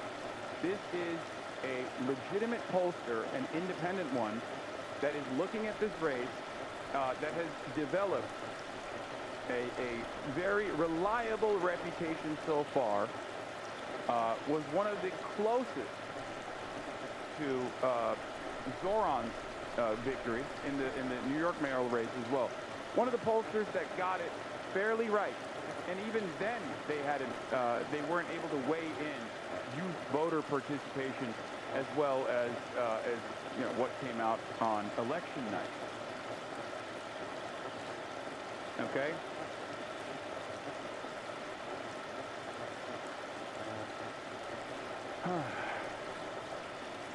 This is huge. ABDUL al-Sayed last time, when he was polled last time, amongst likely Dem primary voters on January 24th to January 25th, was at 16%. Since then, he's at 24%. Mallory McMorrow was at 22%. Since then, she has gotten up to 24% as well. And Haley Stevens is at 17% and now is at 13%. And the undecided went from 38% to 36%. Only 2% of undecided voters have actually moved in the direction of voting for one candidate over the other.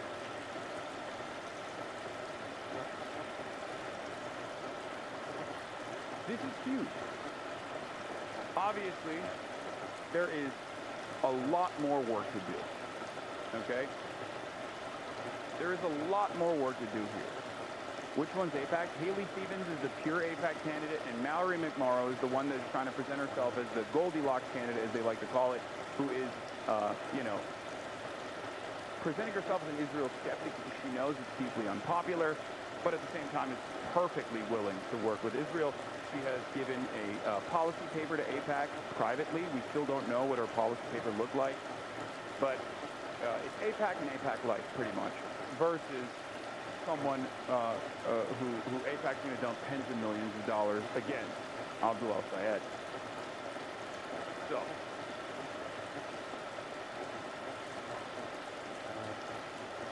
in any case, we have an incredibly important opportunity ahead of ourselves. We have to make sure we turn out every single young voter and even older voters in our lives for this primary, because a lot of people forget that primaries are even more important than the general election as far as changing the trajectory of the Democratic Party. So if you're frustrated when you see stuff like, why did Chuck Schumer vote to send Israel bulldozers or send Israel dumb bombs when he's supposed to be the leader of the party? Why are there still 7 Democratic senators? At a time when this is a 90-10 issue, you still have 7 Democratic senators that are signing off on sending Israel $500 million worth of tools and weapons so they can continue their apartheid, so they can continue their genocide, at a time when the overwhelming majority of Americans are recognizing that Israel's doing a genocide and that they don't want to contribute to it with their tax dollars. There are still Democrats out there who are putting Israel first, who are putting the interests of this foreign entity, this very violent foreign entity, against the interests of the American population, against the needs of the American population. So if you're wondering how that happens, why there's no real Democratic representation in the Democratic Party, it's because we don't participate in the primaries. It's because we lost that opportunity with Bernie Sanders in 2016 and also in 2020. So you have to work within the Democratic Party's primary system if you want the Democrats to resemble the actual, if you want the Democrats to be more responsive to your needs, you have to participate in the primaries, okay? The primaries will change the direction that the party is heading in, and the general is just about, you know, whether fascists win or not, okay? Is it going to be fascism or fascism light, or if you vote in the primaries, is it going to be fascism against socialism?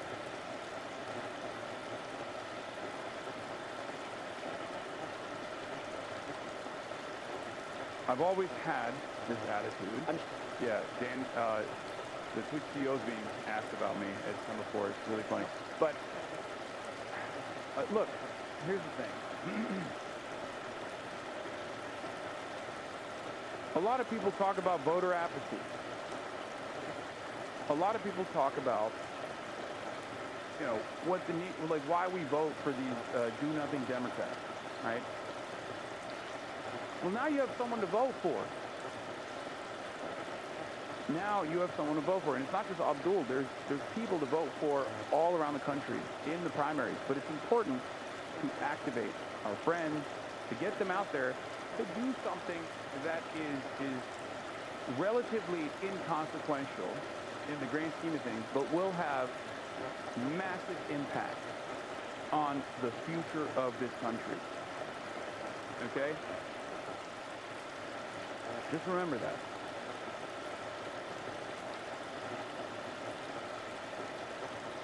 It's huge.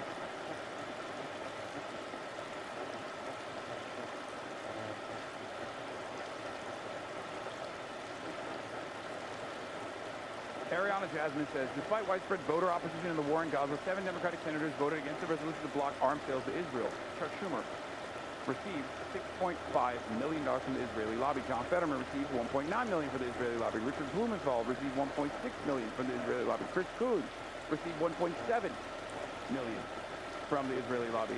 Catherine Cortez Masto received $3.1 million from the Israeli lobby. Jackie Rosen, $7.6 million from the Israeli lobby. And Kirsten Gillibrand received $3.2 million from the Israeli lobby.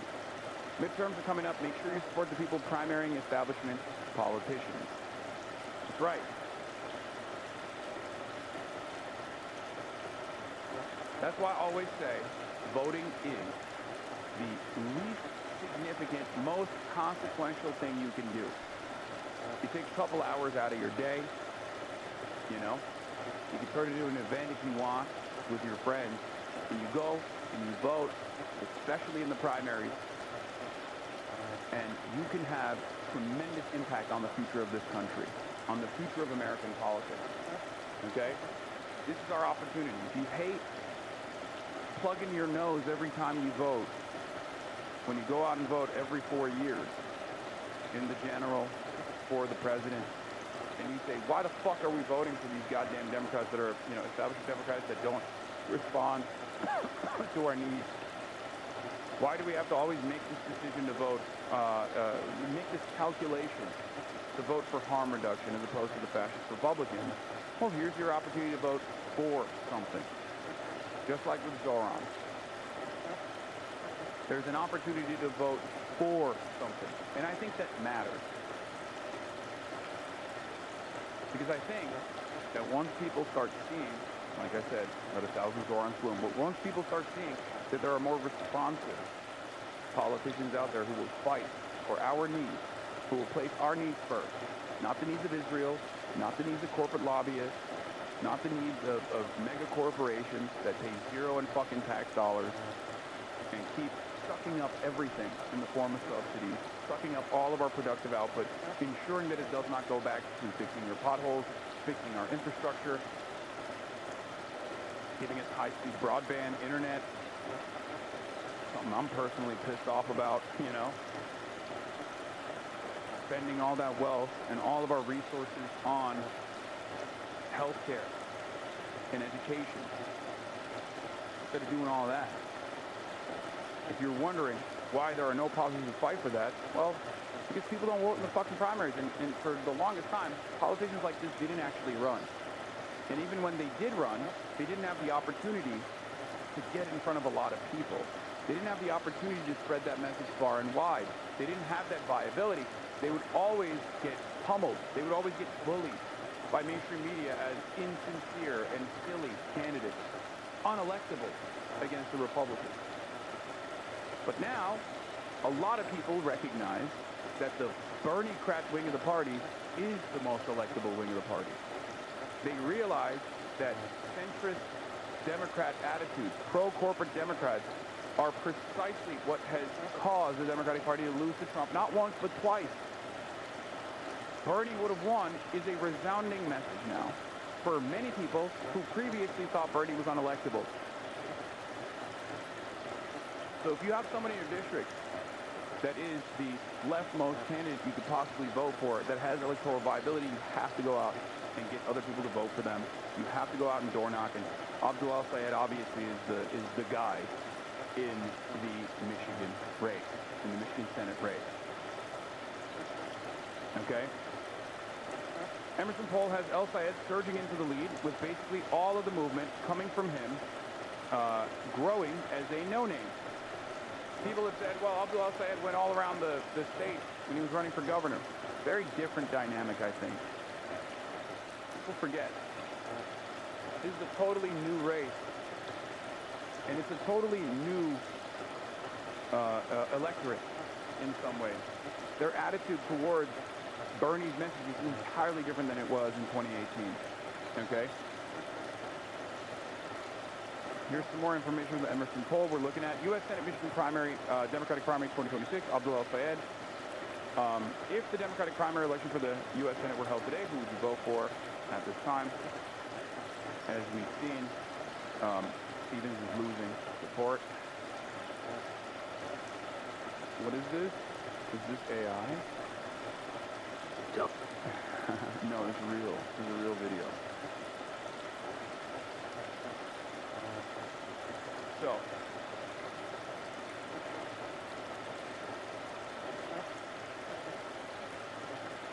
remember that. There are some crosstabs I wanted to look at, and also some responses that I've seen. Shannon Watts, one of my primary ops, who absolutely despises me and is super pro-Israel. Weirdly enough, I don't even know where that came from for her. Right?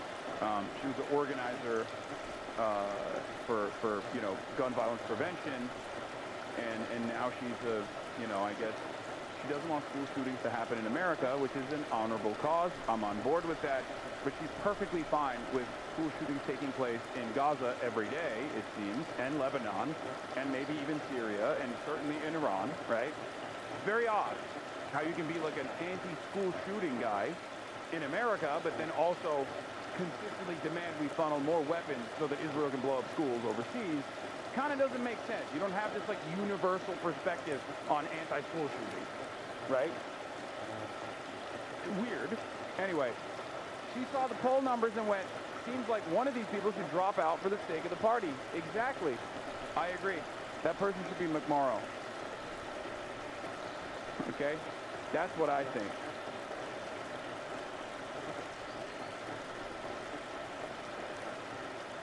That's what I think.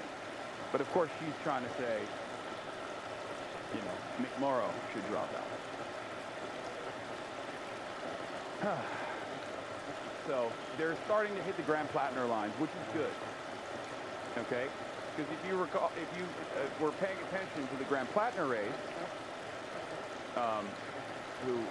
they're Stevens, you mean? No, I think she wants, did I say McMorrow? Yeah, I meant she wants ABDUL to drop out in favor of McMorrow. Sorry. She wants ABDUL to drop out so that McMorrow can thrive against Stevens. Now, I misspoke. I apologize. What's really interesting, ABDUL winning black voters is going to shatter a lot of narratives here as well. This is also a huge part of the crosstabs that we need to look at as well. top line, Abdul El-Sayed is at plus 0.4. On the Democratic side, El-Sayed with plus 5.4. For independent and other, McMorrow is at plus 10. For white, McMorrow is at 3.3. For black, Abdul El-Sayed is at plus 6.7. Plus 6.7, okay?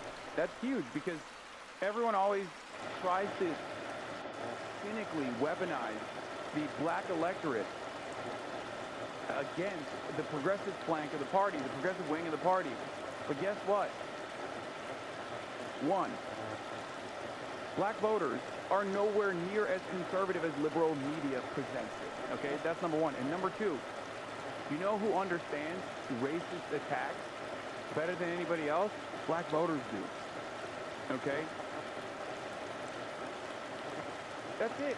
It's like when you do racist attacks like this, who do you think is going to see that better than anybody else? Who do you think is going to understand what's going on there?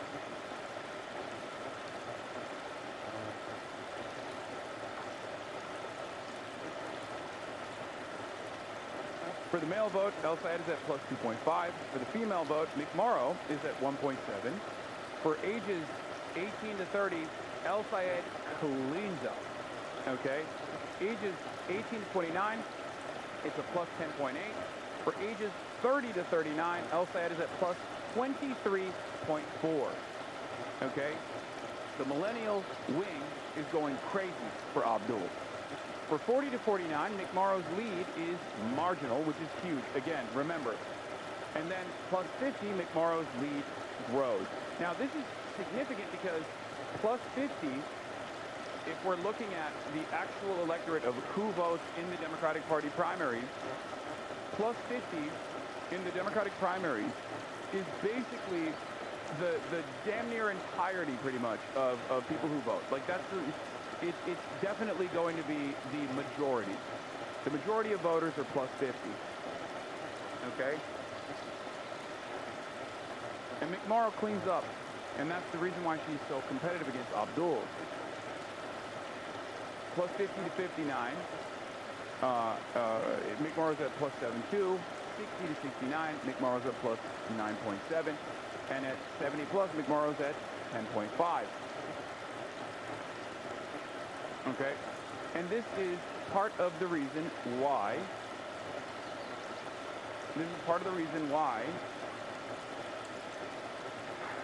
even, I believe it was, where is it?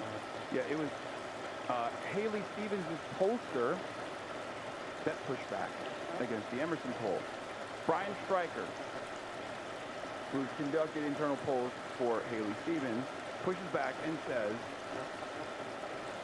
and Umich voter, who is, again, a McMorrow fan, says, this is interesting. For Dem primary voters, this would be a stunning change for the Michigan August primary electorate. 52% under 50 electorate, 48% above 50 electorate.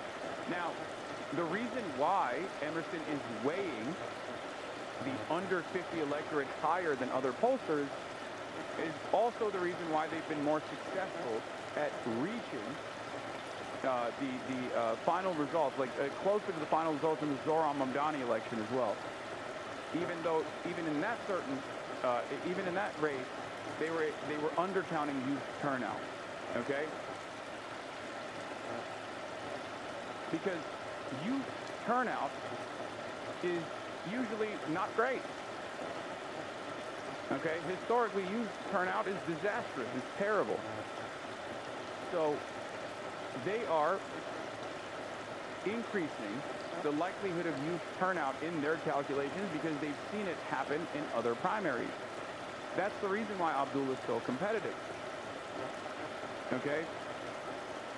Emerson is clearly pegging the likely Democratic primary electorate to be younger than it was in 2022 and in 2018, per L2 see chart below. They might be right or wrong about that assumption for the model, but hardly irresponsible or worthy of being ashamed, says Adam Carlson, another pollster. There has to be some sort of respectful middle ground between doing your job advocating on behalf of your client, Stevens, and publicly shitting on another polling firm's model and assumption. And this is Adam Carlson, obviously dunking on the pollster that does internal polls for the Stevens campaign, right?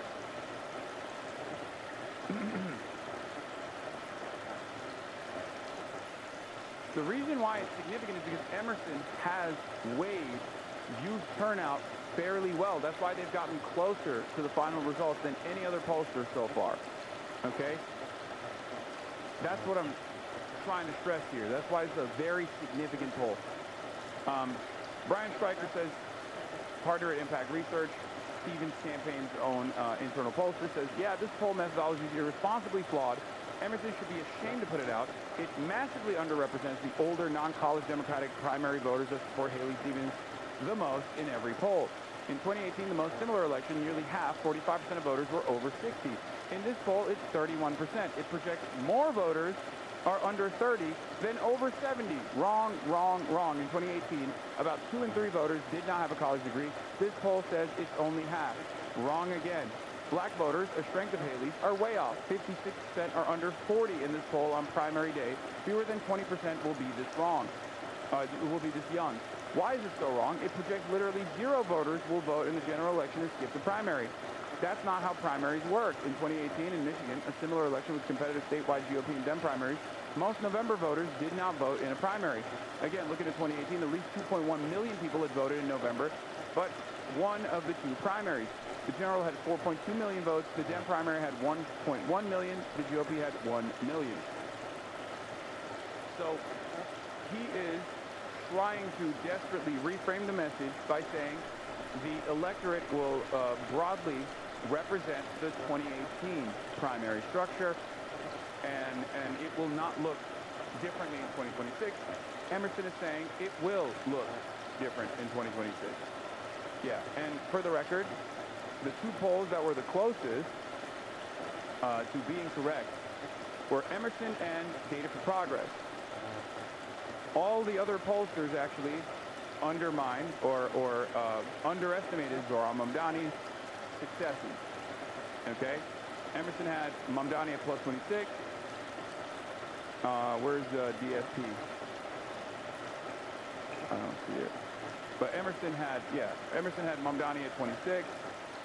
Most of the other pollsters were at like 18, 16, all this stuff. Okay? The reason why they had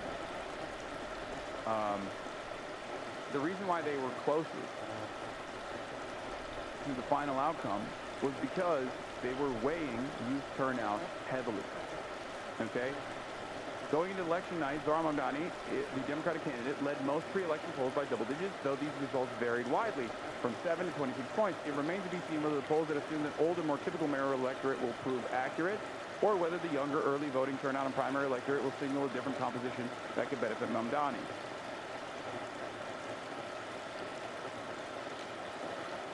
What is this? No, I won't ever stop criticizing DSA. The origins of the funnel for the Dems at the end of the day. ICP for life. Oh my God. Okay, chatter. Yes. You got it.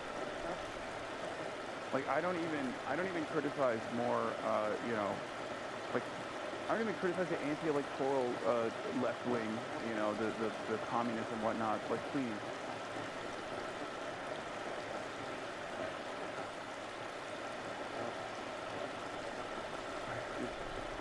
Yeah, ICP, insane clown posse. Anyway.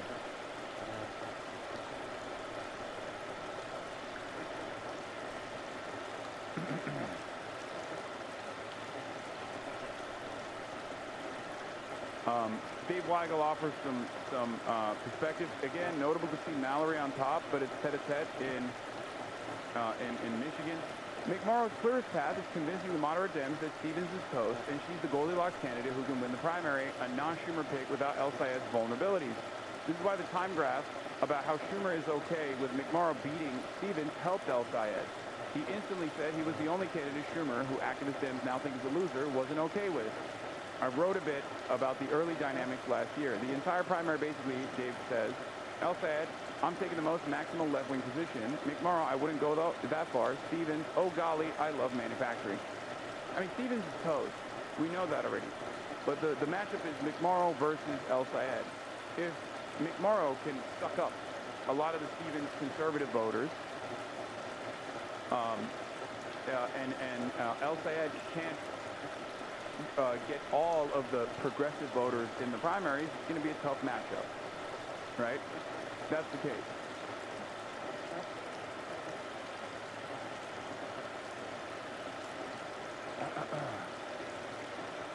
So it's something to consider. Now, there's still a lot going on, right? There's still a lot of, I mean, it's not going to be an easy race regardless, right? Even in the primaries. Tough primary, let's be real. It's a very competitive primary. Let's take a look at what Abdul's statements are, and then, I got more to say.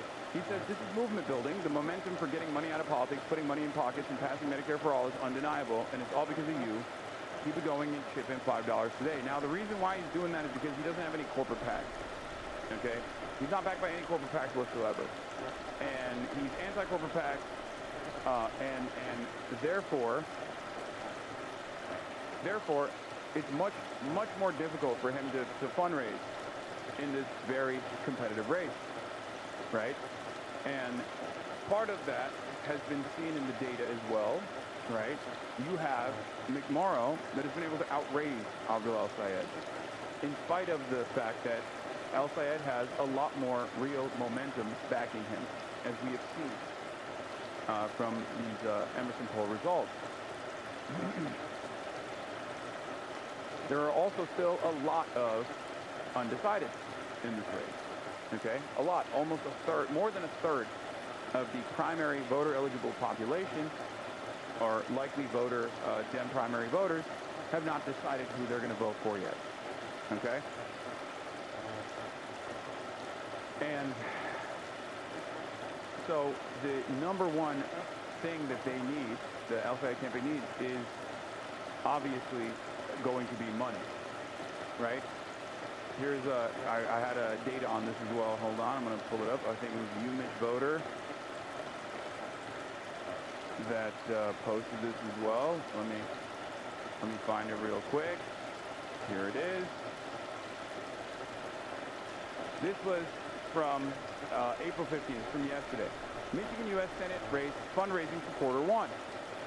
McMorrow raised $3 million. El-Sayed, on the other hand, raised $2.29 million. McMorrow spent $1.26 million. El-Sayed spent $1.75 million. McMorrow has cash on hand of $3.6 million. El-Sayed's cash on hand is $2.5 million. However, McMorrow has spent most of the campaign cash on Facebook ads to fundraise further. Abdul El-Sayed, on the other hand, has spent a lot less cash on trying to generate more fundraising dollars. Okay? We have a breakdown for Abdul El-Sayed. 1.26 million out of state, over $200 donors. 400,000 Michigan in-state, over 200,000 or $200 donors. 596K under $200 donors. More from California than Michigan. UMich Voter is trying to say, it's the outsiders. And there is not really enough momentum inside of Michigan for Abdul El-Sayed. And the momentum is coming from outside of the state. People like ourselves, people that are in the state, people in California. Okay? Now here's the situation. It doesn't matter where the money's coming from, because that money will be spent on putting Abdul El-Sayed in front of Michiganders who will vote. And because he already has the platform, and because he already is the charismatic candidate, as long as he gets in front of people in Michigan, he's going to win. Okay? It's that simple. Small tip from someone who's worked in campaign finance: you don't need more or even as much money as the opponent. You just need enough to have a real campaign. At a certain point, money has diminishing returns to electoral politics. Yes, there's also some truth to that as well. If you don't have good politics, if you don't have a good campaign, or if you're not charismatic, it doesn't matter how much more you spend than your opposition. Kamala Harris is a great example of this. Kamala Harris outspent Trump. Kamala Harris was dumping millions and millions of dollars into certain TV markets in like Pennsylvania, and it wasn't even moving her favorabilities a little bit even, right? And if you recall at the time, I pointed to that to say people are not responsive to Kamala Harris's platform. They don't like the platform. If they did, they would see a big difference between Kamala Harris and Donald Trump after looking at those ads, and her likelihood of winning the race would skyrocket, right? But it didn't. Abdul, on the other hand, has the exact opposite problem, where because he doesn't have, massive corporate PACs and big donors in general, that he has the good policies, he has a good platform, and he has the charisma, but he has a hard time getting in front of people. Okay?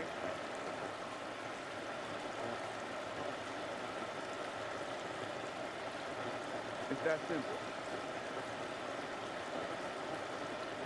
It's also why Mamdani didn't need to outspend Cuomo, but there's always a minimum you need to have a real operation to pay staff and comms, etc. Exactly.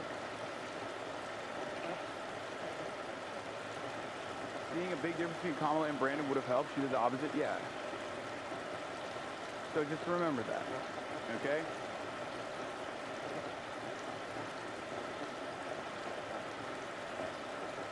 Also important that Abdul is +8 in the last quarter. The more voters hear about him, the easier he has it. So it's way more upside for him than McMorrow. Yes. And that's why I was confident that the McMorrow Jewish insider piece and like the attacks and the smears against me and Abdul would backfire on them, which it did. Because it brought a lot of attention to the race. For the first time ever. This race was not getting any attention at all, even though Abdul, in this primary season, amongst all the Democrats, is probably the one devoid of any sort of red flags whatsoever, and only upsides, no downsides, right? He is the best on-paper candidate that the Democrats have. Straight up. I stand by that. And I say that even though there are socialists that are even closer aligned with my worldview running. The reason why I say that is because, like, especially for the state of Michigan, he has no, like, he doesn't have the Grand Platinum red flags at all.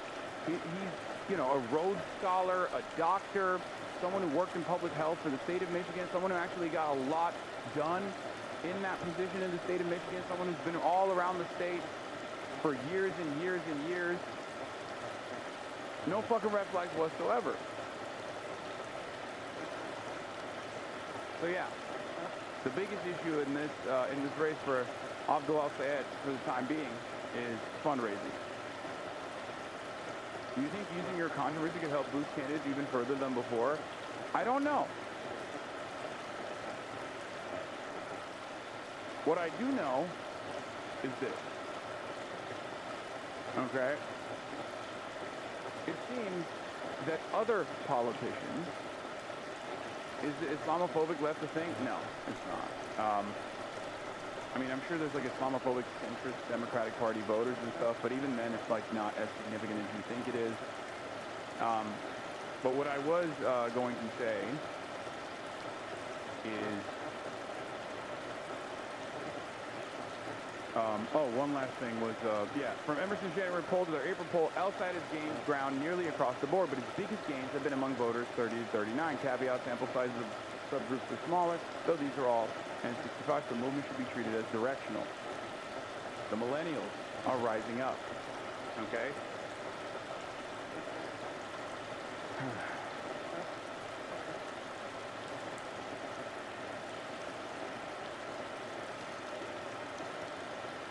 So,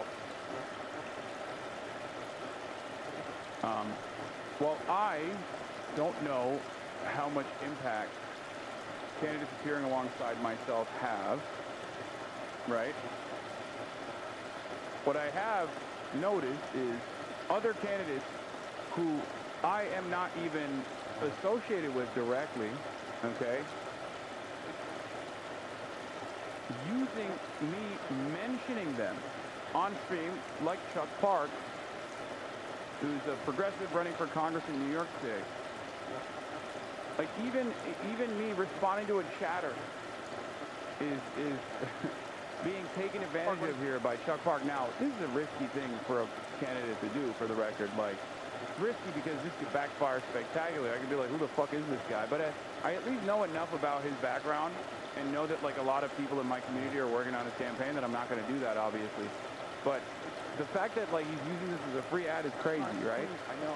Everyone always tells me check out Chuck Park. Yes, we will check out Chuck Park eventually. I promise. Why not this weekend? You check out Chuck Park in Congress with me at 6 p.m. on Saturday in downtown Flushing. Links in the bio. Hasan, you're invited, and Representative Meng, as always, you're invited too. Check out Chuck. Like, hey yo, chill, don't expose it like that. I mean, this is a crazy thing to do. Come on, man. It's brave. You know?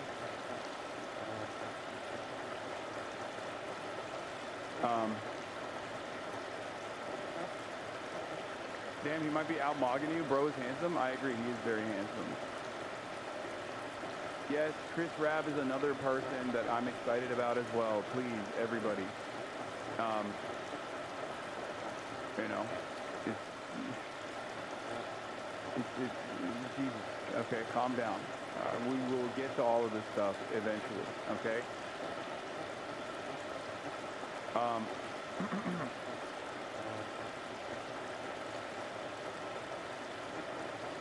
So, yeah, we got Oliver Larkin that's getting some traction as well. It's very exciting.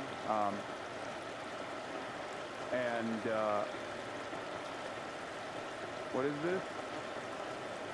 Oh, Shloika Chakrabarty also looked at the House that just failed to pass a resolution to end Trump's war with Iran by one vote. The count was 213 to 214. Just one Democrat, Jared Golden, voted to let Trump keep waging the war. Hayır, beş. Yani gittikten, gittikten sonra. Shroykov says way more Dems than Golden want to continue this war, but they know it's politically toxic to vote for this war. So Dem leadership gets Golden to be the one to vote to make sure this fails. He's not running for re-election, so he has nothing to lose. That's how this works. Okay, rotating villain. Remember that. Our goal is to ensure that there are less rotating villains in Congress. Okay? For the love of God, please pronounce his name correctly. What, Shloika Chakrabarty? I am pronouncing his name correctly.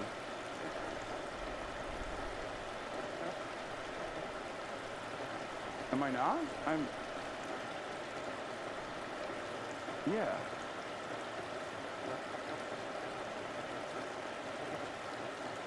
Yes, Indians and Indian names in general, I think. I'm Bengali, Hindu. You are pronouncing his name correctly. Yeah, I am. It's Shroykov.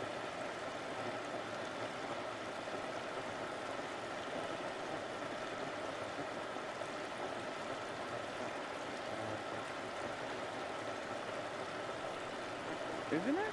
Yeah, it's Shroykov Chakrabarty.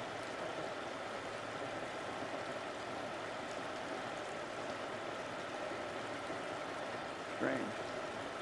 Trump posted. Oh, God. Anyway.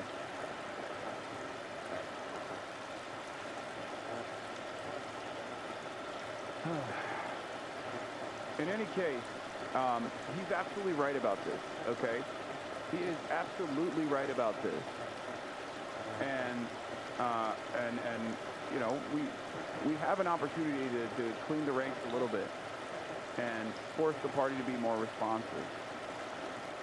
And I think Democrats recognize that fear, which is why they're leaning into the right-wing attacks. Here's a clip copy from Fox News of all the times I've been mentioned in like the last 24 hours, I think. New Golden Boy Twitch streamer doesn't even try to hide it. 34-year-old Hasan Piker not only hates America, he's hinting at a civil war.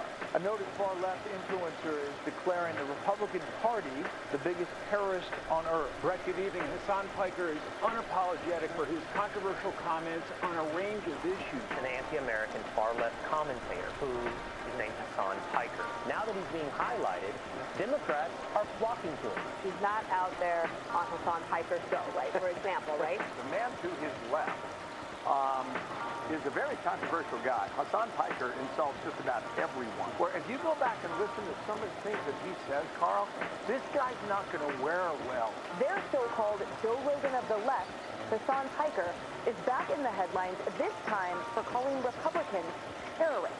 Piker has a controversial history. This is the aura edit, dude. This is crazy. Yo, this is crazy. We gotta do like a newer version of the intro song. Maybe not with this music, maybe with something else as a copyright-free potentially, but god damn, he's the aura edit. Showing you this all week. You don't give somebody like Hasan Piker this kind of attention, this kind of platform. It only rewards the kind of rhetoric that I just described. Hundreds of students lined up and packed into these rallies, and they ate up the anti-war, anti-capitalist, and anti-establishment messages. That's him, Hasan Piker. They should stay away from him.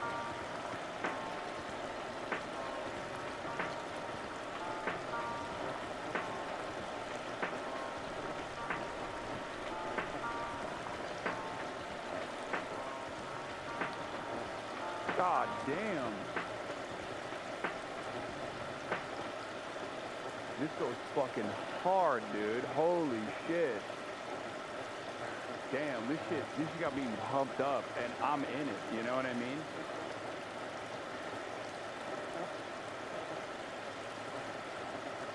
Holy shit. It's always great.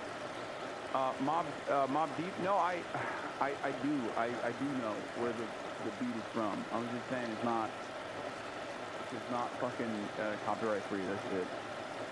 So this part of the VOD will be muted. Okay? It's just missing the Aussie lady going, Hasan Piker. Anyway. It's like how the right is warning the left to stay away from you. If they cared, they'd not say a thing. Yeah, I know. Awesome. I think it's less tactical for them and more just, you know, something to fill the airwaves with, because, like, you know, I'm a target-rich environment. I will say crazy things, right? I'll say things that, like, they can easily pick up on and say, look at how radical the left is, look at how crazy they are and stuff like that, right? And any moment that they spend talking about me is a moment that they're not talking about Donald Trump's failures.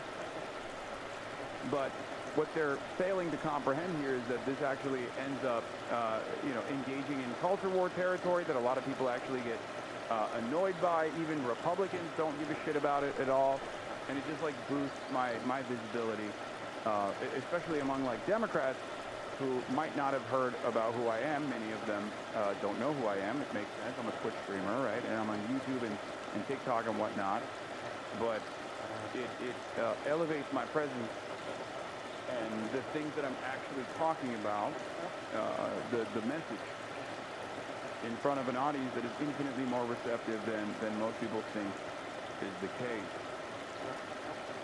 So, couple other lines I was going to say. Adam Wren says a post-Piker rallies data point that suggests we are entering the post-cancellation political era. Okay. Obviously, I wouldn't even say this is post-cancellation in general. It's because, like, most people don't traffic in this kind of cancellation. Because, like, there are people who do things that are worthy of cancellation. Like, you do something illegal, right? Like, you know, Swalwell is a great example of this, right? Like, Swalwell was a monster, and of course, he was yelled at once it was revealed how monstrous he was with his rampant sexual assault and horribly unprofessional behavior beyond his sexual assault. And it was untenable for him to continue running his campaign, and he dropped out, and he also even resigned from Congress.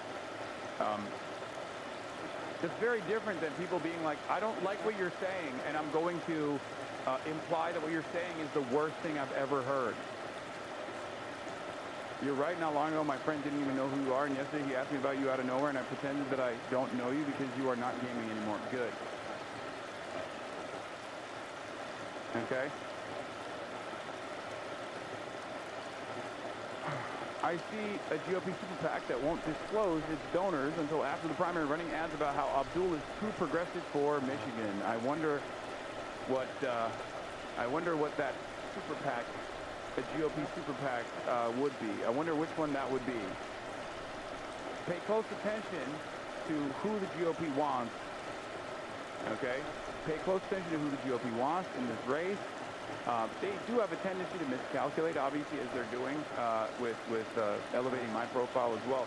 But more often than not, they will figure out exactly who is easier to beat, who has a easier go at it, and then they'll try to pump that candidate so that they have a easier race in the general. Okay. What is this? Official Lady Bunny? The DNC and establishment are going to have to realize the effect of Hassan increasing visibility of their candidates and making people volunteer and participate in the election process. After Kamala lost in 2024, the Dem Party decided that it has a problem reaching young men that they would have to address. We need to throw Rogan to the left, they said. Now that Hassan Piker, a handsome, bodybuilding lefty with millions of followers, has been campaigning for Democrat ABDUL in Michigan, the results have been astounding. Yet many in the Dem Party are bashing him, refusing to go on his podcast, digging up his past remarks and making him sound radical or Hamas sympathizer. Hassan voted for Kamala in 2024, so he's no Hamas sympathizer and he's hardly a radical, or GQ wouldn't be profiling him like his Uncle James Luger from the Young Turks, a progressive news outlet. Piker will always tell you to vote for the Dem Party, no matter what he says during the campaign. He recently made headlines saying he'd vote third party rather than Gavin Newsom in 2028. Yet centrist Dems are furious to anyone famous, even express sympathy for Palestine, even if they fall in line for the Dem candidate every 4 years. And in one interview, Hassan actually called Georgia Senator John Ossoff his dark horse pick for 2028. I have no idea what that even means since Ossoff isn't progressive. Sure, we take those. We take those. Yeah, the Michigan GOP doesn't want the Dem nominee to be Abdul, by the way. This was very funny. This was a very funny moment where Clay Travis goes, Michigan Republicans should consider voting in the Democrat primary for Abdul El-Sayed. He's a crazy left-wing radical that I don't believe can win in the Senate, in the state. It's an open primary. If Mike Rogers wins for Republicans of Michigan, the Senate is secure. Michigan GOP, Michigan Republicans, do not do this. Why did the Michigan GOP profile urge? I was watching Midas Touch and my dad overheard it and got angry. They were saying America was getting rolled over by Iran, so he asked, is that Hassan guy? He's 60. Why is Michigan GOP's Twitter account telling Michigan Republicans not to vote for Abdul El-Sayed in the primary? It's an open primary. Just do it. He is the weakest guy. He is the guy to beat. He's so easy. He's so easy. Think about how radical he is. Michigan Republicans, you should vote for Abdul El-Sayed. He is such a weak candidate. I mean, he will get destroyed by Mike Rogers. I mean, clearly, you know. Patriots, do the right thing. You want to maintain your majority in the Senate at least, because, like, you know, you're probably going to lose a house. All you got to do is make sure you vote for Abdul in the primary, so that Abdul, the easier candidate to defeat, can you know, go up against Mike Rogers and be defeated by Mike Rogers. Yeah, for sure. He's Muslim. Abdul El-Sayed, scary name, scary name. May Allah awaken the people and help them see the evildoing of Israel and the United States. You know, just think about how easy that would be, how glorious that would be. Apparently I've been asked, now Dan Clancy's getting asked about me too. Sunrise Movement about you. What is For it? the past 4 weeks, establishment Democrats have been upset with denouncing a Twitch stream, Hassan Piker. Why?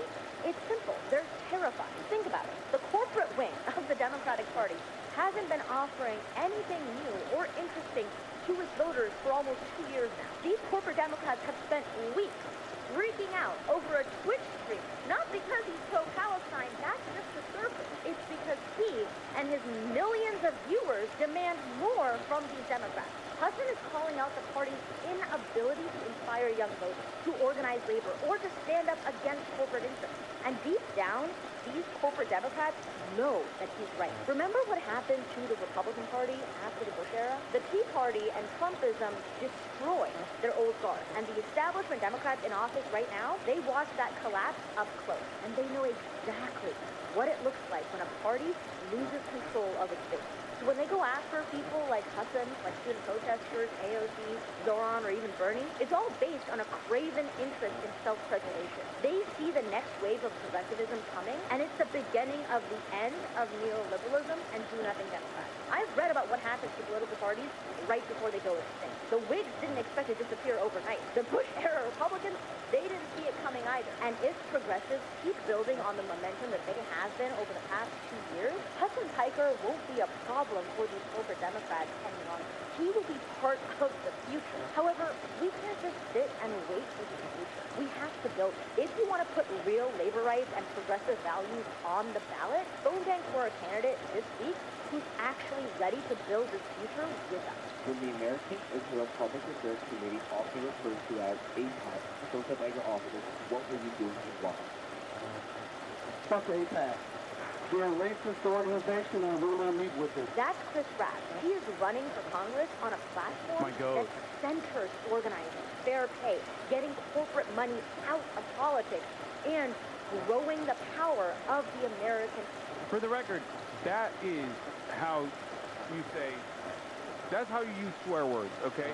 Like, Democrats would be like, I'm mad, fuck. Like, that's different. Like, that is not effective messaging, okay? Simply using a bad word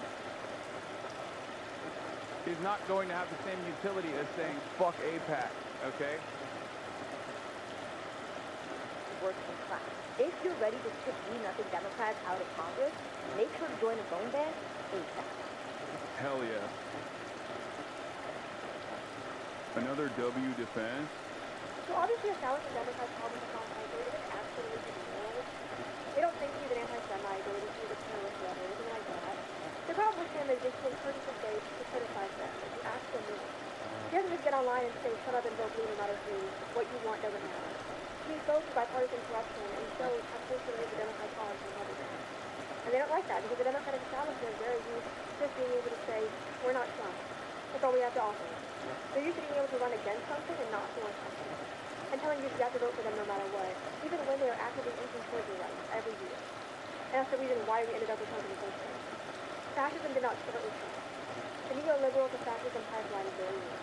As I said before, I don't even think Trump is the entire problem himself. I think he's more of a reductionist. He's like an American idiot, because all of our problems in America that we've let go unchecked for so long manifested into one country.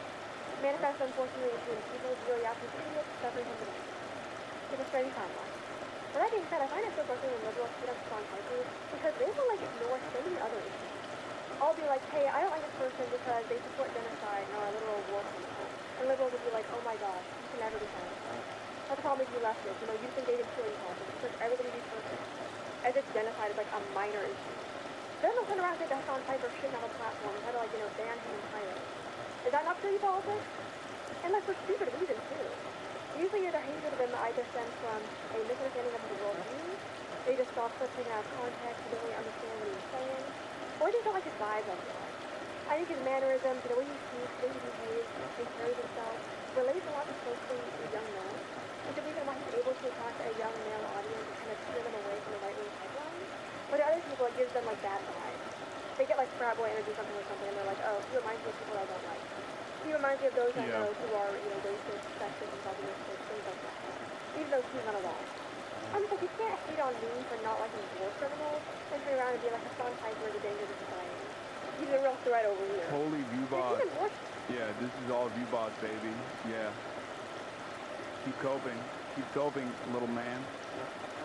Because I will see those same liberals in the comment section, people like Candace Owens and Carlson agreeing with them.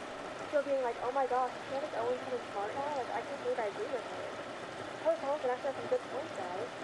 They'll start siding with Candace Owens and Tucker Carlson because they're no longer in politics. Even though their worldviews are still problematic. And It's like, how are you so willing to embrace somebody's worldview is deeply problematic and so different from yours, just because they have the same enemy as you? But you're going to see Hassan Piker, somebody who likely has your worldview, and also shares your common enemy, Donald Trump, and treat him as an enemy. Like, it makes no sense. I don't get it. So obviously, as sour as the Democrats call Hassan Piker isn't actually his morals. They don't think he's an anti-Semite or that he's a terrorist or anything like that. The problem with him is that he encourages his base to criticize them if you ask for more. He doesn't just get online and say, shut up and vote blue no matter who. What you want doesn't matter. Again. Speak for my... Oh, this is 9 minutes. I can't watch in 9 minutes. All right. Norm sounds the alarm that I've been also ringing for a minute now. Talking about the hijacking of anti-Zionism and the warning signs that he is seeing out there, for the record. And they exist. Like he's talking about the exact same thing that I've been talking about with respect to... Here, I'll just repost this as well. What he's talking about is the same thing that I have also seen, which is Tucker Carlson and Candace Owens establishing credibility in the anti-Zionist space in the absence of more Democrats and more liberal concentrators, more leftist concentrators coming out and you know, saying the correct points. It's very unfortunate. Like even the fact that the Democratic Party is like aggressively attacking someone like myself in an effort to disparage the left flank approach, in an effort to attack the anti-Israel position without actually yelling at their whole base by saying, oh, well, you know, we are skeptical of Israel too, but like this guy takes it too far. He's anti-Semitic.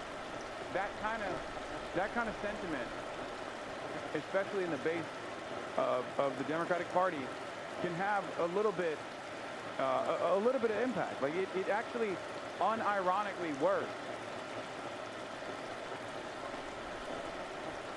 Meanwhile, some of those very same Democrats will still turn around and highlight Tucker Carlson's positions when Tucker Carlson is shitting on Donald Trump.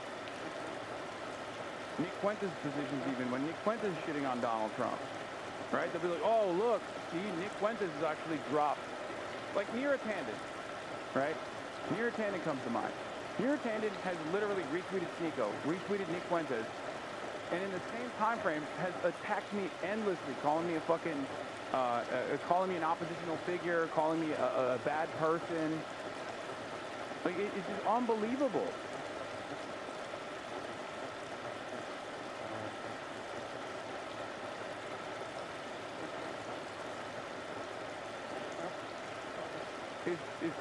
It's dangerous, really.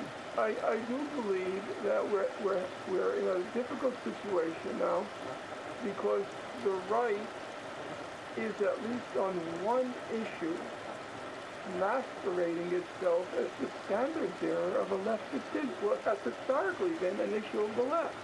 Yeah. And it's in a very different trajectory than the left.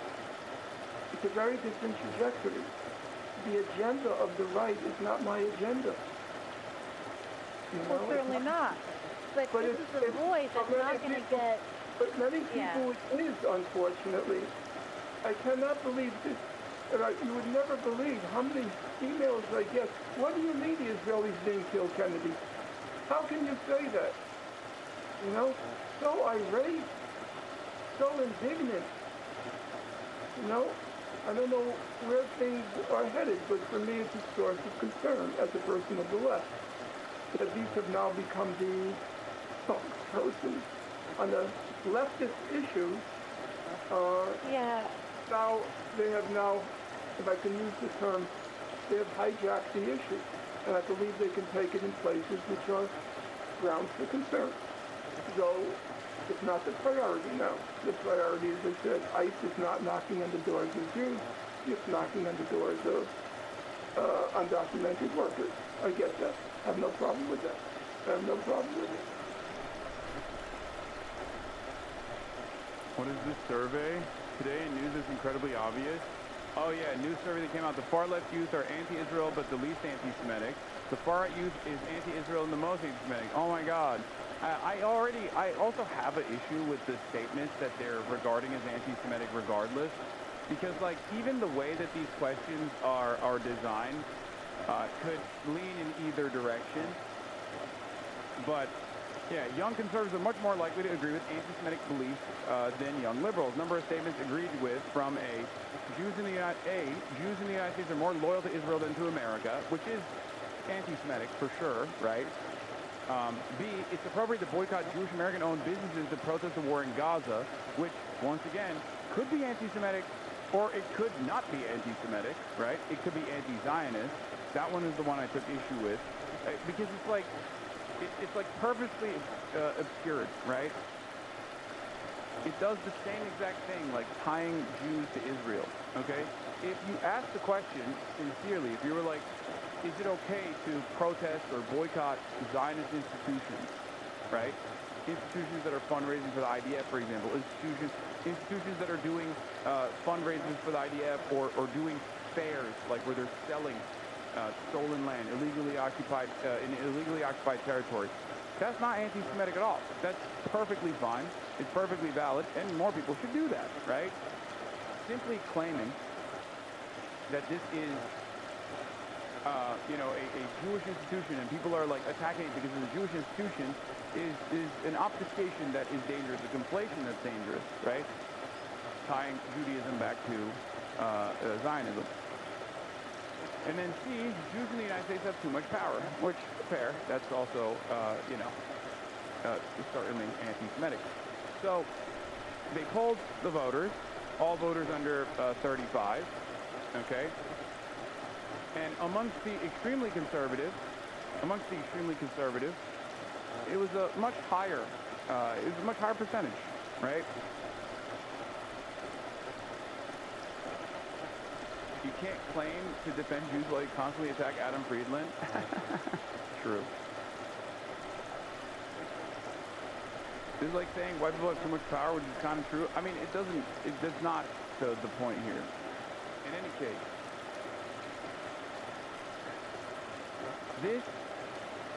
this obfuscation, this false conflation, this false framing still serves the purpose of anti-Semites. Because they can just go look at everything that people in the media are saying. What do you think? Right? Because people, by and large, at least to my knowledge, very rarely are actually just targeting a Jewish institution. Like, it is an unbelievably rare instance, right? Like, if there's a synagogue that gets tagged or something, right? Like, that's unbelievably rare. What is actually infinitely more commonplace is people protesting outside of synagogues because inside of the synagogue, they are doing a settler fair. This is a very common thing that happens in Jewish institutions, right? Or people who protest outside of places that have done fundraisers for the IDF. That is a very common form of protest. Problem is, the media will look at that protest and slap on this insane sentiment that they're just protesting against Jews or protesting outside of a Jewish institution, a Jewish place of worship for no reason. Okay? Bullshit. Can you give a brief explanation of settler fairs? Yes. West Bank settlers will go and do a pogrom in a Palestinian village in occupied West Bank. They'll do this with the backing of the Israeli occupying forces, okay? They'll throw Molotov cocktails, they'll kill the animals, the sheep, or, whatever animals the Palestinians have, and they'll drive the Palestinians out of certain villages, and then they'll build settlements on top of these villages. This entire process is completely illegal, okay? It's immoral, it's gross, it's repugnant, it's Nazi shit, and also it's illegal. Okay? It's illegal under international law, it's illegal under domestic laws as well. Now, the problem is, or not the problem, but rather what happens after is now that they've acquired new territory illegally, okay, through this unbelievably violent and morally repugnant process, they'll come to the United States of America and they'll sell that new land that they have illegally acquired, this new territory, which, you know, only a few months ago would have housed Palestinians that have lived there for centuries. Okay, they'll bulldoze their homes and they'll start the process of rebuilding settlements on top of it. Then they'll sell those new settlements as land that you can purchase to American Jews in American synagogues. This is a process known as settler fairs, okay? It's insanely illegal. Unbelievably illegal. And it's also heinous that these institutions, these places of worship, synagogues and other Jewish institutions will open their doors to this illegal process, and the media will play along with the narrative that these anti-Semitic protesters are attacking a synagogue or protesting outside of a synagogue. It's insanely frustrating, and they've never really caved on that point as well. They do it all the time. Like, the media defends synagogues that are engaging in settler affairs all the time. They will falsely smear and present every single person that protests outside, even if they're Jewish, even if they're Jews that are protesting. By and large, there are a lot of Jews that are anti-Zionists that are protesting these events. They'll say they're all unbelievably anti-Semitic. They're attacking a synagogue, and most people will just remember that Judaism is tied to Zionism. Like, that's the takeaway for many people. That's what you're teaching the uninitiated. Okay? And no, it is not a fringe thing at all. These fairs actually take place all the time. This was one of my biggest points of disagreement with Zohar Mamdani. Zohar Mamdani was anti-settler fairs. Zohar Mamdani has actively talked about settler fairs and their illegality. And yet, when he became mayor, when there was yet another settler fair that was taking place in Queens, and a synagogue in Queens, there were anti-Zionist protesters outside of the synagogue, and they were protesting, and some of them were chanting, say it loud, say it clear, we support Hamas here. On the other side, you had the pro-Israel protesters that were waving the Kahanist flag, Meir Kahan's flag, the JDL flag. JDL is also a state designated terrorist organization. They were talking about how they were going to rape and kill Zoran, they were going to rape and kill Palestinians, like all this insane, heinous nonsense. And Zoran and AOC and numerous others in New York politics, Letitia James, universally condemned the protesters that were saying, say it loud, say it clear, we support Hamas here, rather than the far worse and illegal action that was taking place inside of the synagogue.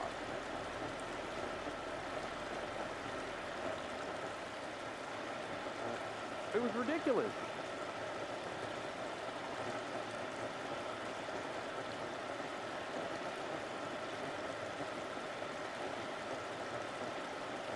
Imagine selling Ukrainian land in a fair inside of a Russian Orthodox church in the United States of America and expecting everyone to be okay with it, or you're an anti-Christian racist, yeah, anti-Russian, you're Russophobic, you're anti-Christian Orthodox.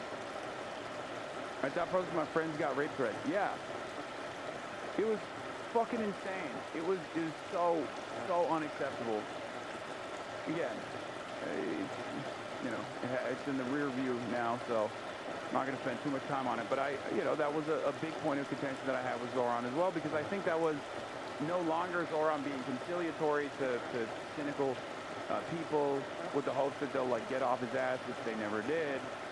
But the reason why I thought it was unbelievably bad as a message of what you choose to focus on, okay, and this is where I said, as a lesser evil voter, I will once again repeat my harm reductionist credo. Hamas is 1,000 times better than the fascist settler colonial apartheid state, and the real harm happening here is that another illegal stolen land sale is taking place at another synagogue.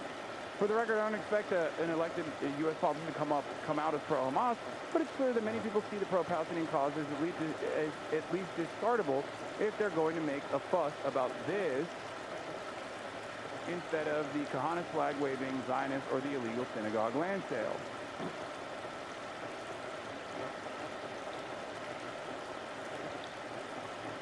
It's crazy. You have every opportunity to talk about the real the real unforgivable act that's taking place that is illegal, okay? Just straight up illegal. And instead you choose to focus on protesters that are protesting against said illegal act. Hyper-focusing on the aesthetics rather than hyper-focusing on the actual crime.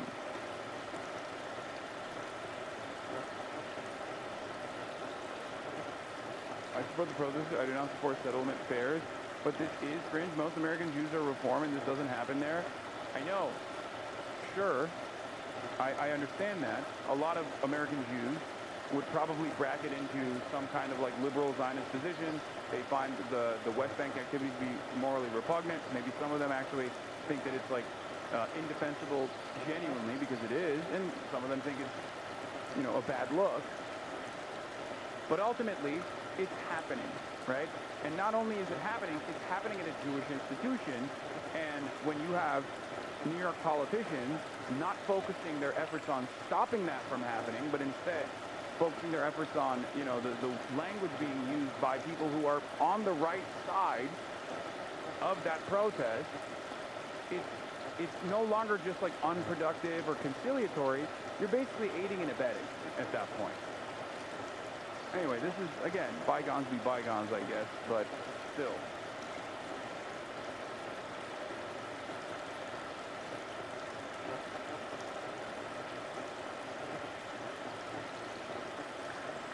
Okay, but you're implying it's happening everywhere, man? It's happening all across the country.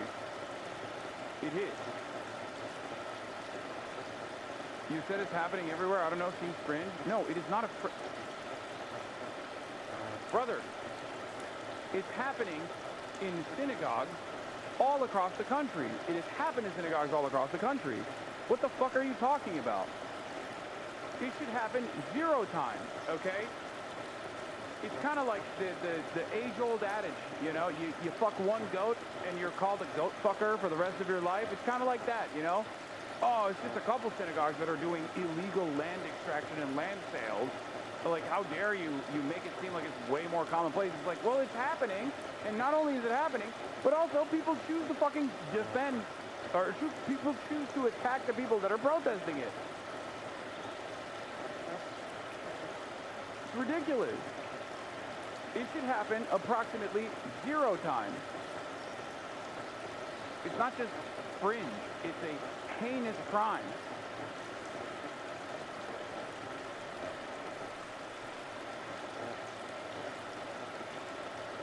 Anyway, there was also this guy Ed Elson, who I also retweeted. I didn't even realize clips are no longer the byproduct of the main product. They're the main product. No matter the size of the show, they drive the ultimate reach.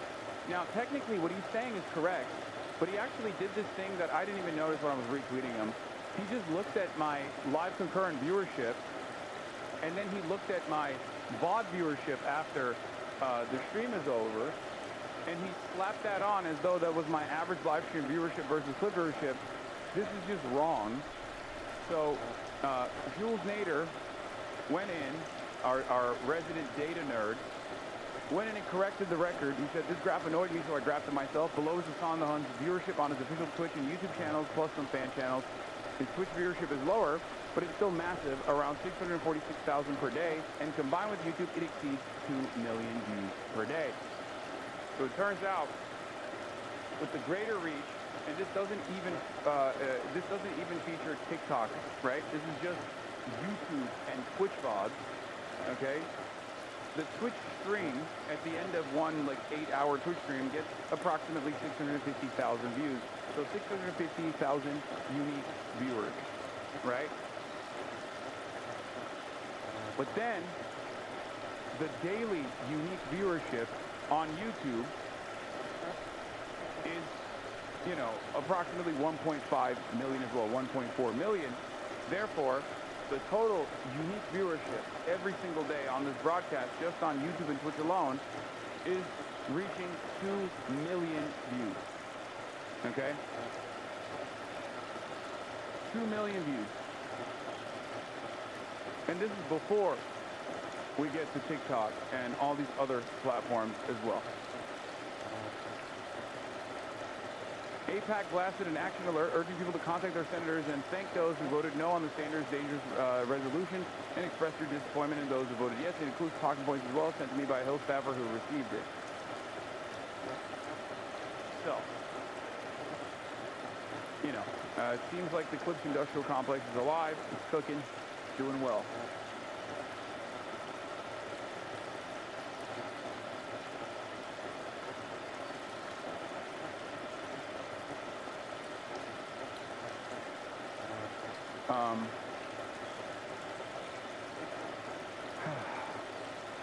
Not correct. One person can watch multiple Hassan videos in one day. True. They can. But, you know, the likelihood of that is far lower. Anyway. Let's move on. And let's get to situation monitoring now. There was this last one. It was the last two things I was going to look at. Semaphore is doing a conference. Asked about Democrats debating whether to go on Hassan the Hun's live stream, Twitch CEO Dan Clancy tells Maxwell Tani these words. Let's take a look. I'm sure you've been aware that one of your biggest streamers, Hassan Piker, has been in the middle of this weeks-long debate inside the Democratic Party about whether people should go on his stream. As more politicians do go on Twitch, I saw Gavin Newsom was gaming on there somewhat recently. I mean, you've obviously dealt at various times with Hassan Piker. You guys have, you guys have taken him off the platform. He's on temporarily.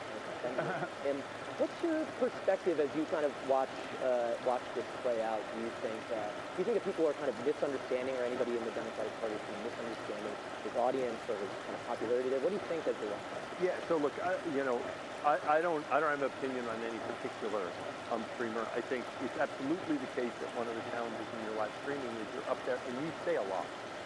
And when you say a lot, especially as you're more inflammatory, you may say a lot of things that are over the top. Now, for us, the way we handle that is we have a very clear set of community guidelines where we do not allow certain type of behavior.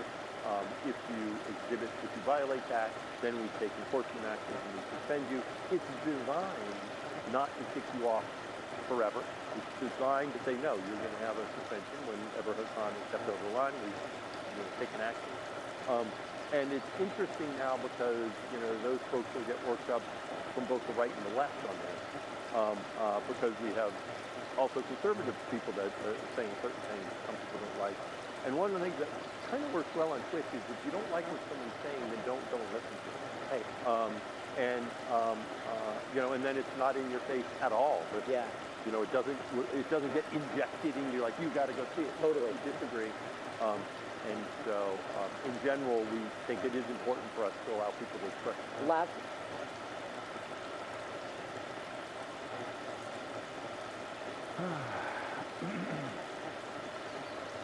Bro, what do you expect? He's not gonna be like, Hasan is the man. What are you, crazy? And also, not only is it, it's good that he's not saying shit like that, okay? And yes, I have been justifiably banned due to pressure campaigns, and also unjustifiably banned due to pressure campaigns, oftentimes coming from the far right. But I don't, it is what it is. You just gotta fucking play ball to the best of your ability.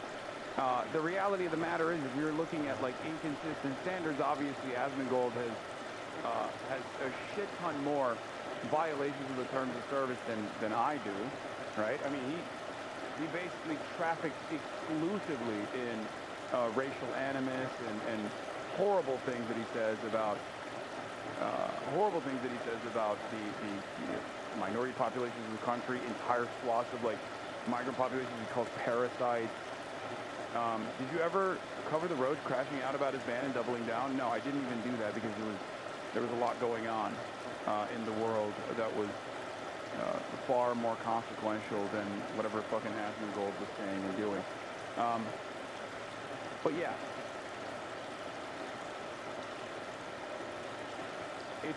There is this ridiculous double standard that has always really existed, like, because right-wing sentiment oftentimes can hide its violent commentary in the form of systemic violence, right? But even outside of that, sometimes right-wingers will engage in direct calls for violence, right? Beyond the calls for violence they can shelter in systemic analysis. However,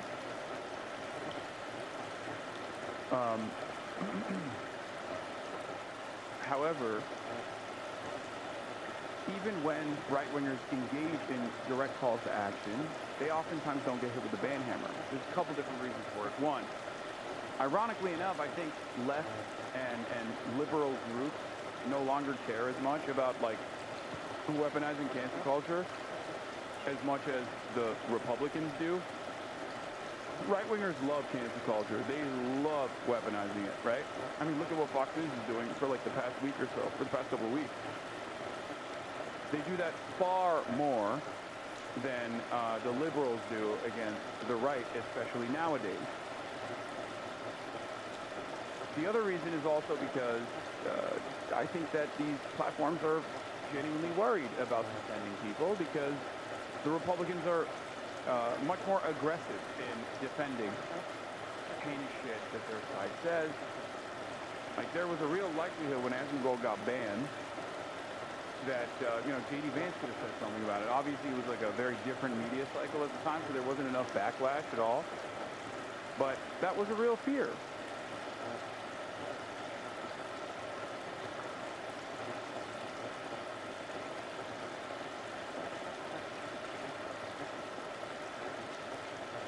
So,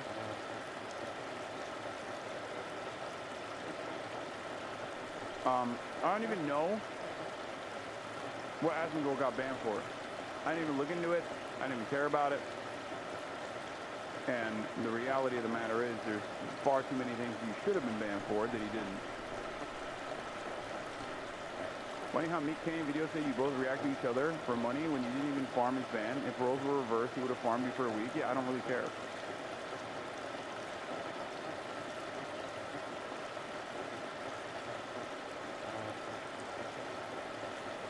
I don't give a shit. Anyway.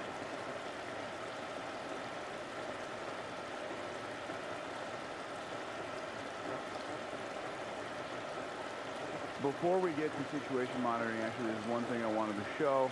This is a really good hit, I think. Drop Site found AOC in the halls of Congress, in the tunnels, and asked her about why she's a little gun shy about endorsing others. Let's take a look.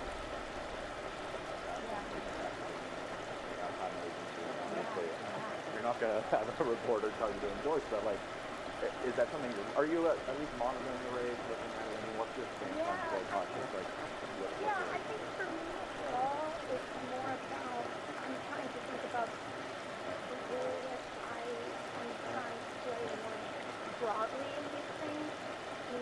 We've got 435 seats in Congress, right? And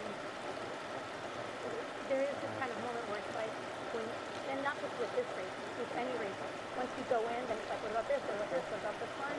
And I'm one person with, a pretty amazing, cracked, but also lean team. And so we're thinking about kind of like how much of myself I'm pouring into this and how much of myself we want to make sure that we're, pouring into this house at hand. Like, what we've got. But I think that... I'm trying to run for president. I can't be endorsing Muslims. That's not true. Come on, come on, come on. That's not what it is. That's not what it is at all. Look, I can only speculate. I don't know what's in her mind, right? My speculation is that she doesn't want to be disruptive. And I think she should, this is her opportunity to be a leader in the party, okay? Like, I think playing it safe is not good. Don't let others speak for yourself. Go out there and be in the fucking front lines. I promise, as long as you're bold and unflinching, people will back you. They are waiting for it, okay? That's just the way I see it. Because, like, half of the reason why the broader left has negative attitudes about AOC is born out of her safe plays that come immediately after she actually does make a bold legislative play, right? Go on the floor of Congress and say what Israel is doing is ethnic cleansing, genocide, it's unacceptable, before many others do, before many others would ever even dare to say such a thing, right? But then she'll go and partner with institutions that are pro-Israel, and will do this like, she'll be apologetic almost about like being in the front of the conversation, being in the forefront of the conversation. I wish that she was more bold and stood by her principles, because she has those principles. If you look at her legislative track record, it's far, far more progressive than most, and yet a lot of people on the left think she is an op, that she is an oppositional figure to progress. And I think it stems from the fact that she always wants to play it safe, or is a little bit worried about being out front. Because when you're in the front, you're going to get yelled at a lot, right? When you're in the front, you're going to get yelled at a lot. And she does not like to get yelled at. Nobody does, and I understand nobody does. But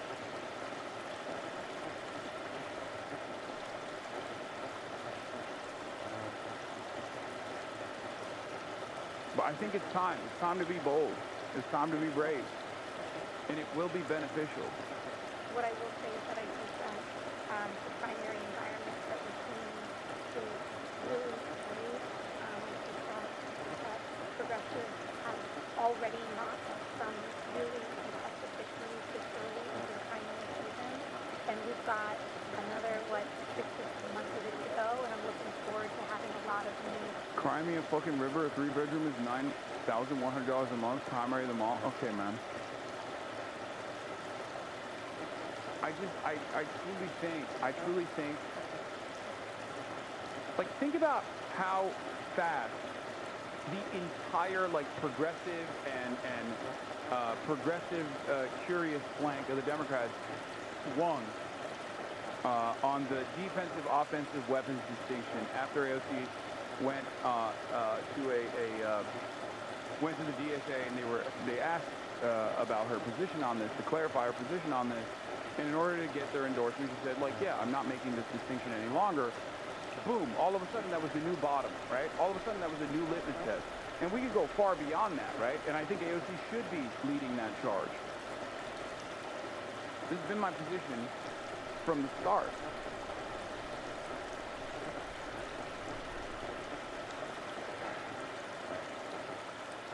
And I wish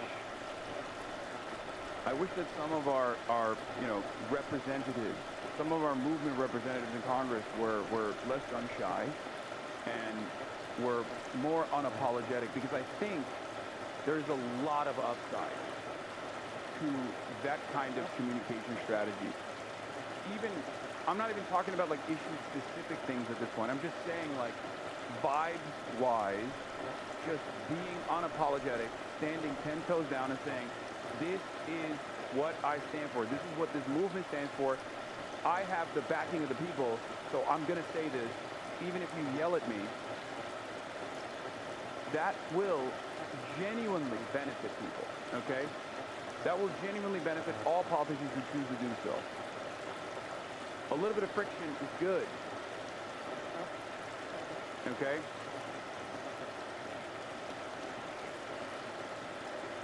colleagues here in November that you've been, you know, it's been a lonely, really. Might be one issue where you're out of touch with your viewer base. Many people see the hesitancy to be bold as the defining reason AOC is not it. No, I mean, it doesn't even matter. Like, she has the backing. It's her opportunity to seize. That's what I'm saying. Well, he's been thrown for the first 8 years, and I'm really hoping that it'll be a little less fun. Author's a book about that.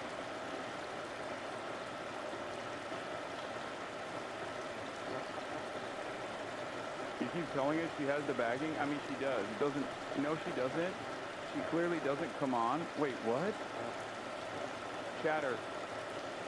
I'm gonna serve you a little bit of, you know, hard pills to swallow here. Okay. A little bit of cold hard truth time. A lot of people don't like hearing this, in this community especially. Okay. This is a real Graham Plattner situation for many of you. Okay? A real Graham Plattner situation. Most people don't make these similar calculations to you. Most people love AOC. Most liberals love AOC, and a lot of leftists love AOC as well, in the broader movement. Okay? There are certainly those who criticize her. There are certainly those who sometimes even are wrong in their criticisms and will lean into fake bullshit. I've tried to work through that while still maintaining a critical framework in my coverage of things that she does, things that I wish she would do, right?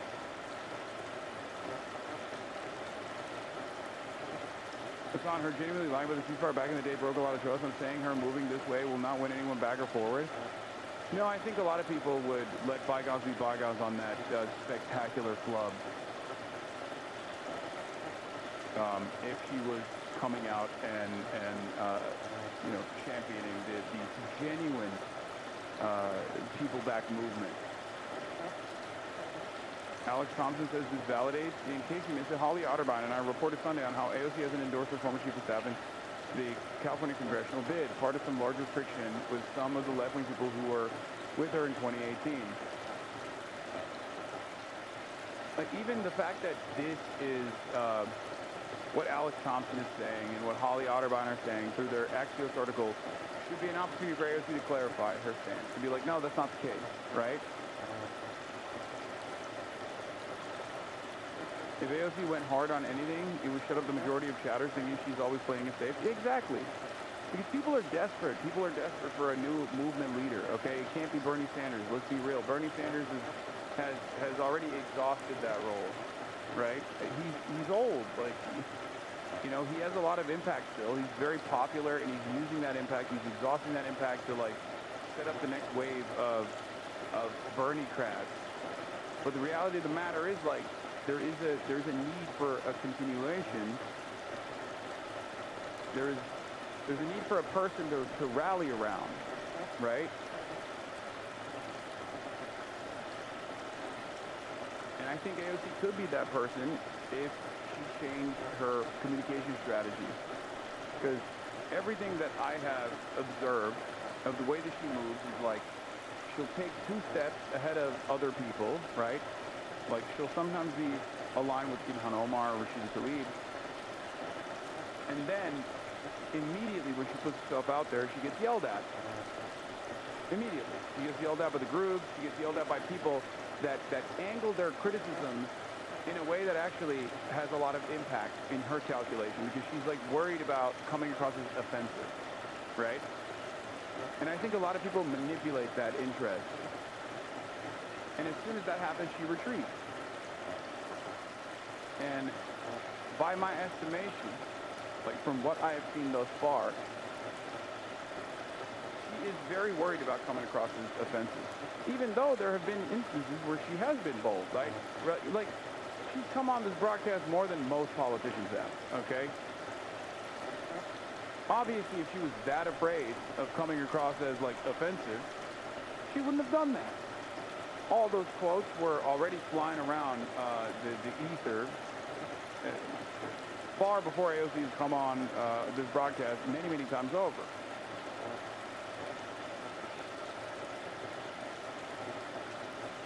point is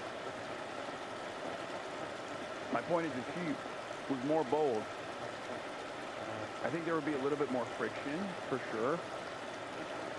But in the aftermath of that friction, she would gain a lot more. She stands to gain a lot more by being bold.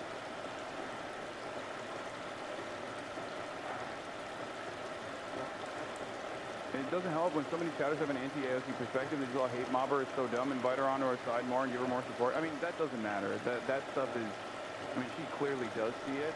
And it's New Atlantic. Jonathan Chait, Israel moderates are losing the Democrat Party. Oh my God. Another admission of defeat has come from, this time, a motherfucking publication whose editor-in-chief is an Israeli concentration camp guard. Oh my Lord, Jonathan Chait. He isn't the concentration camp guard, but the fact that this is like being published in the Atlantic, oh my lordy, lordy. If you recall, for the longest time, I used to say, by the way, shouts out to the Piker Broadcasting Service.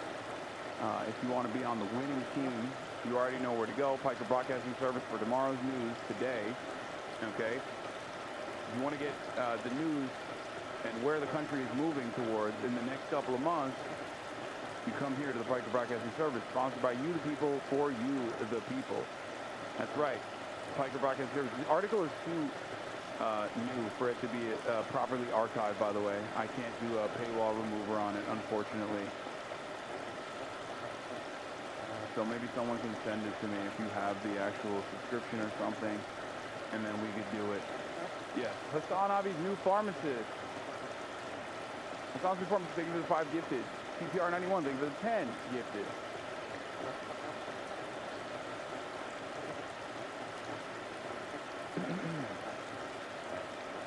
Anyway, but like even this is a clear-cut indication that having moral conviction and having moral courage and overcoming the barrage of ceaseless smears has benefits. Like think about how much people have been yelling at me non-fucking stop, right? I didn't back away from my position. I kept pushing through it. I kept pushing and pushing and pushing, and we're on the other side already. Okay? We're on the other side of that story now. If you notice, you got major, and this is not something that happened in the last couple of weeks. This is something that's been going on for the last couple of years at this point. Okay? But like think about the heinous shit that they said about me for the past couple of weeks. It's a 90-10 issue that we do not have to concede on any longer. We never really had to concede on it, and I'm glad that many people, not just myself, but many people who went out there, who put their careers on the line, who put their livelihoods on the line, who got arrested, tear gas, pepper sprayed, beaten up, brutalized, ruthlessly smeared, doxxed by institutions that are backed by the Israeli Knesset, like, Canary Mission and the like, okay? And we pushed through it, and the Broad Awareness Initiative shifted collective consciousness on this issue to a 90-10 issue, right? And now people are fucking yelling and they're chirping, and they tried it, right? Centrist Democrats tried to do it for like the last month or so, leaning into the Republican forces to create this manufactured outrage campaign. I didn't fucking back away from it at all. And look where we're at now. In a matter of 3 weeks, liberal institutions are waving the fucking white flag. And the same annoying online leftists yell at you too. Yeah, but I don't care.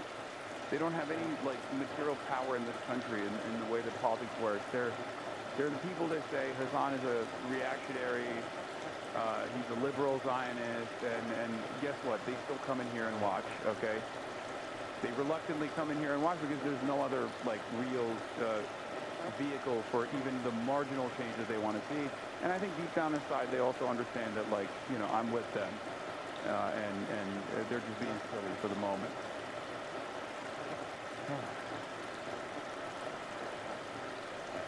Okay?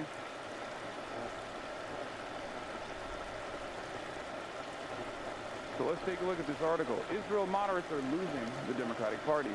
Their position has become untenable. But liberal Zionists can adapt. Oh boy. Hassan Piker has attracted millions of followers across multiple social media platforms, making him one of the most popular left-wing streamers. He's been the subject of several flattering magazine profiles that have lingered over what they describe as his handsome looks and bodybuilder physique. Some progressives see him as their long-sought entry point into the alternative media that can reach a young, mainly male audience. But he is, most important, as a stand-in for a fight over whether the Democratic Party should be open to, or even dominated by, militant anti-Zionism. Although he allowed, after October 7, that the Palestinian resistance is not perfect, who hasn't raped, kidnapped, and massacred 1,200 civilians from time to time. Look, Jonathan Chait, with the worst edit, that isn't what I said at all. This is unbelievably annoying as far as the framework, but it's fine. Evil edit of this fucking statement. He defends Hamas as 1,000 times better than the fascist settler colonial apartheid state. He's likened the leaders of Hezbollah, a terrorist arm of the Islamic Revolutionary Guard Corps, to Nelson Mandela. Well, technically to MK, but, you know, whatever. A debate over American policy towards Israel is likely to divide the party in the next presidential primary cycle, and even more clearly than Medicare for All divided it in 2020, even as many voters aren't invested in the debate at all. The Democrats' establishment opposes terrorism and backs a two-state solution. Piker and his allies want to cast that position as de facto support for the status quo, which is a single state controlled by Israel. If the establishment party has any hope of holding on to the party rather than surrendering it to the Piker wing, it will need to defy that characterization by recognizing that facts on the ground have changed. Political morals and public opinions are pushing in the same direction, ending American financial support for Israel. For decades, the Democratic Party's consensus on Israel has combined diplomatic, military, and economic support, including several billions in annual aid and a friendly push for a two-state solution. In theory, Democrats have supported the national aspirations of both Israelis and Palestinians while giving themselves room to condemn Palestinian terrorism along with the excesses of Israel's occupation and West Bank settlement project.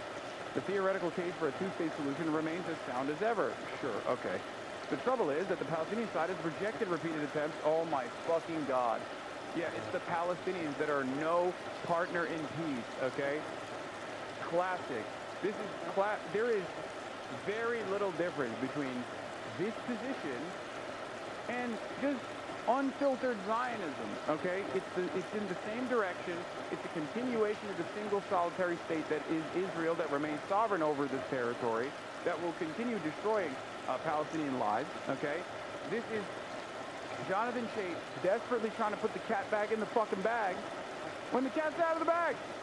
Toothpaste out of the tube, Jonathan. Oh my fucking Lord, dude. What a silly approach.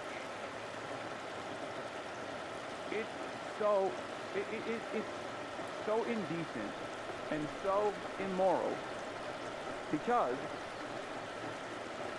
it tries to actively disparage the Palestinian side as aggressively as ever while saying that the dynamic has changed. Okay, so if the dynamic has changed and we're no longer in yet January 2024, you can't really write this article while claiming that you recognize that the dynamic has shifted. Because I assume his main thesis here is going to be, if we don't find a more manageable solution where we can maintain liberal Zionism and defense of Israel while still criticizing the excesses, Hasan and his militant anti-Zionist wing are going to come across as the morally righteous position. Now, there's a little bit of truth in that admission. We are the morally righteous position. It's correct. And not only do we maintain the morally righteous position, we now maintain the majority popular position. Okay? even Jonathan Chait in this very moment cannot acknowledge that. Okay? It's fucking over. But it is unbelievably cynical for someone to openly admit that they're losing control over this conversation when their primary goal is to still maintain some semblance of aid for Israel. And this is purely about tactics, like how we, liberal Zionists, must communicate our criticisms against Israel so we can maintain our support for Israel at a time when people are demanding no support for Israel. It is evil. Yes, of course it's fucking evil. Let's take a look. Hype train level 1 achieved, by the way. Okay.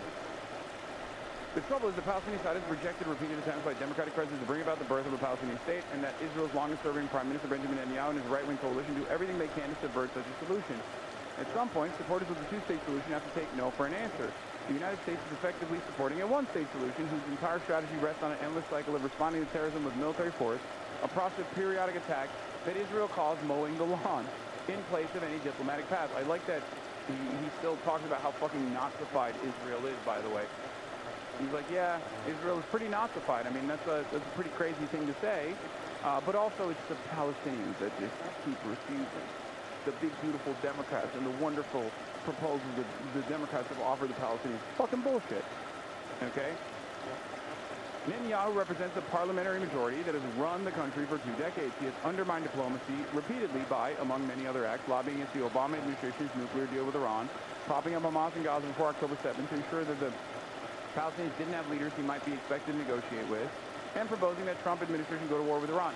This is literally, I'm telling you, this is like an October 8th, 2023 article for someone with foresight that, because if you recall, I was shocked for months after October 7, when Israel was just going through the process of conducting its genocide. I was shocked that the Democrats wouldn't even lean into a liberal Zionist off-ramp, right? Because I was like, you've lost control over this narrative, you've lost control over this conversation, the wheels have come off, this cart is, you know, going off the hill, rolling off the hill at this point, and it's over. And it wasn't just, you know, I wasn't alone in this assessment. Ilan Pappé said as much as well, right? Ilan Pappé famously had a very similar assessment. He says, this is the end of the Zionism project. Like, it's over, right? Israel is this uncontrollable behemoth. It's engaging in heinous acts of violence. And the more Americans in the Western world recognize that these actions are heinous, and the more they actually look at the Zionist project as not just like a beacon of prosperity in this otherwise desolate, barren land, but instead an exterminationist project, which is what it actually is, they're no longer going to want to support it. And he was right. We were right. This article would have been infinitely more worthwhile to write a couple months after October 7th. Writing it in 2026 is an admission of defeat and basically recycling the same exact bullshit that ultra-Zionists are saying. Maybe you're not as openly racist, right?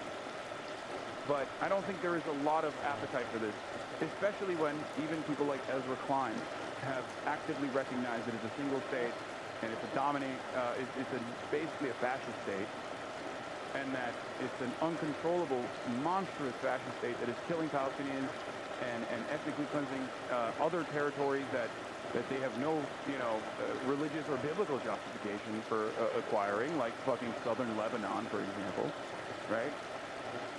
So it's gone. It's over.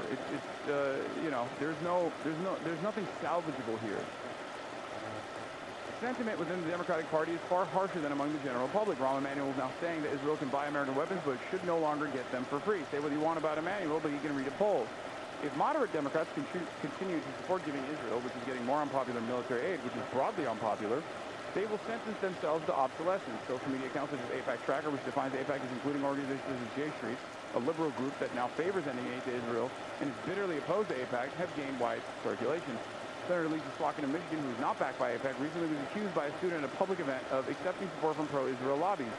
More and more pro-Palestine activists treat acceptance of Israel's existence in any form as genocidal. Because it is.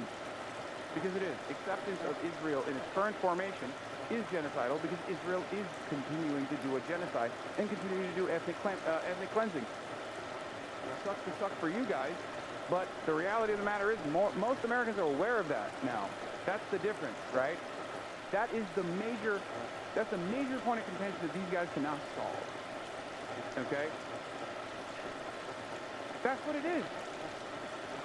And that's perhaps the reason why many liberal Zionists are so shy about recognizing that Israel is conducting a genocide, right? They don't want to say it. Because once you do say it, you're like, okay, it's official. You can say Israel's a Nazi state. Unfortunately for them, the overwhelming majority, if one more person sends me the Trump tweet about Zoran, I'm just going to fucking blast you into orbit, okay? I saw, okay? I promise you, I am aware that Trump tweeted about Zoran, okay? Yes, he's destroying New York. Shut the fuck up.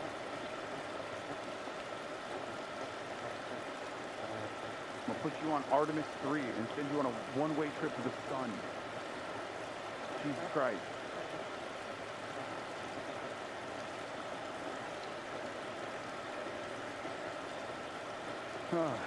The most essential task for liberal Zionists is to separate their ambitions from the stubborn realities of Israel's government. Liberal Zionists can say that they oppose the status quo and favor two independent states, but as Israel's willingness to trade land for peace recedes further into historical memory, those pleas sound detached from reality, because it is.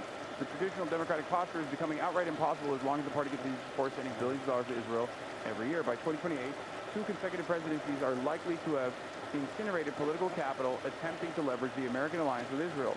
If a Democratic president is going to succeed Donald Trump, not only must he or she, emerge from a primary electorate that is likely to be highly skeptical of Israel, but the candidate must also win over a November electorate that is highly skeptical of foreign aid of any kind. The winning alternative to embracing uncompromising Palestinian nationalism will not be the reviving the American partnership with Netanyahu or one of his would-be successors, the most plausible of whom, Naftali Bennett, opposed any Palestinian state. It will be pulling up the stakes in the Middle East and letting Israelis and Palestinians figure it out for themselves. Renouncing unconditional aid to Israel may seem like a full-scale surrender to the Piker wing of the Democratic Party, but Israel can survive without American assistance. Even Netanyahu has proposed weaning his country off the American... Oh, this is just a... I'm just realizing this is literally just the J Street press release. This is just associating my name with the J Street press release so that it gets, better, it gets more eyeballs and more attention in the algorithm. Because if you were to just recirculate the J Street press release, people would be like, okay, I read this already, who cares? Anyway. But Israel can survive without American assistance, yeah. More important, to equate the withdrawal of the American subsidy with left-wing position misconstrues just how radical the latter has grown. Anti-Israel activists such as Piker are calling for more than an end to aid for Israel. They're demanding an arms embargo, which would prevent Israel from even purchasing defensive weaponry from the United States, which is the truth, which is what should happen, which is the right move here. And cultural and economic boycotts of Israel, but not any other human rights violator. The anti-Zionist left sees Israel not merely as a recalcitrant and overly aggressive power, but as a fundamentally illegitimate state that is the source of unique evil in the world. True. Piker's reference to Israel as a settler colonial apartheid state reflects a fashionable ideology that imagines Israel as an alien Western power that must be expunged so that the land can be turned over to its natural inhabitants. Now this is the position of some anti-Zionists. I would go so far as to say I'm a much more reasonable and much more pragmatic person. That's why I say I am in favor of the dissolution of the apartheid, recognizing the realities on the ground that Israel is the singular sovereign state there, for a state that offers equal rights and representation to all the Palestinians, a right to return to all the Palestinians that were forcibly pushed away from their ancestral homeland, and reparations, and the creation of the Truth and Reconciliation Committee that takes a cold, hard look at the war crimes that were committed so that Israel could prop up its apartheid state that is engaging in a genocide. Okay? I think this is the bare minimum. I think it's and the mechanism for how we bring this about is the public pressure, academic boycotts, cultural boycotts, as I've also mentioned, and also a full-blown embargo of not just arms sales, but also all full-blown embargo of arms sales and potentially sanctions on the state of Israel as well. Right? That's my real position. That ideology propels activist groups that are pushing the party leftward. Every major pro-Palestine activist group refuses to criticize Hamas and either endorse or justify the October 7 attacks. Students for Justice in Palestine, the umbrella group organizing campus protests, called the October 7 attacks a historic win for the Palestinian resistance over the facade of an impenetrable settler colony. The Palestinian youth movement asserted, we have a right to resist in our own land. Within our lifetime stated, we defend the right of Palestinians to colonize people to resist the Zionist occupation by any means necessary. These things come across as like scary. And they certainly were scary on October 8th. Once again, it's 2026, and a lot more people, especially armed with the knowledge of what Israel has done before October 7 and what Israel has done since October 7, are much more understandable of the mere reflection of the legal right of occupied peoples. Because remember, this is simply a regurgitation of the international humanitarian rights of unoccupied peoples and their right to resist militarily against an occupational force. So this is just a matter of international law that's being reflected. You can say it's scary, but the reality of the matter is there is a legal right for the Palestinians to resist militarily against the Israeli occupation. It's true. What they do in the process, and some of their methods, might be a violation of the rules of conduct, but the reality of the matter is, they still broadly have that legal right. They retain that legal right, as a matter of fact. And they have exercised that legal right, especially when Israel started doing its genocide post-October 7 inside of Gaza.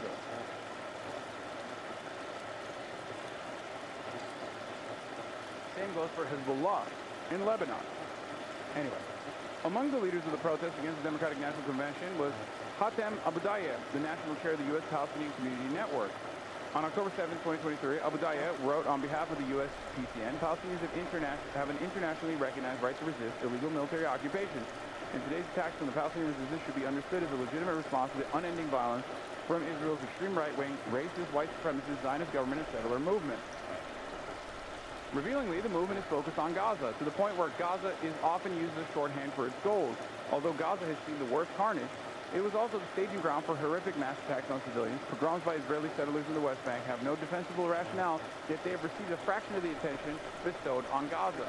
The most convincing explanation for this selective attention is that Gaza, but not the West Bank, is controlled by Hamas, and the pro-Palestinian activist network in the U.S. is in solidarity with Hamas.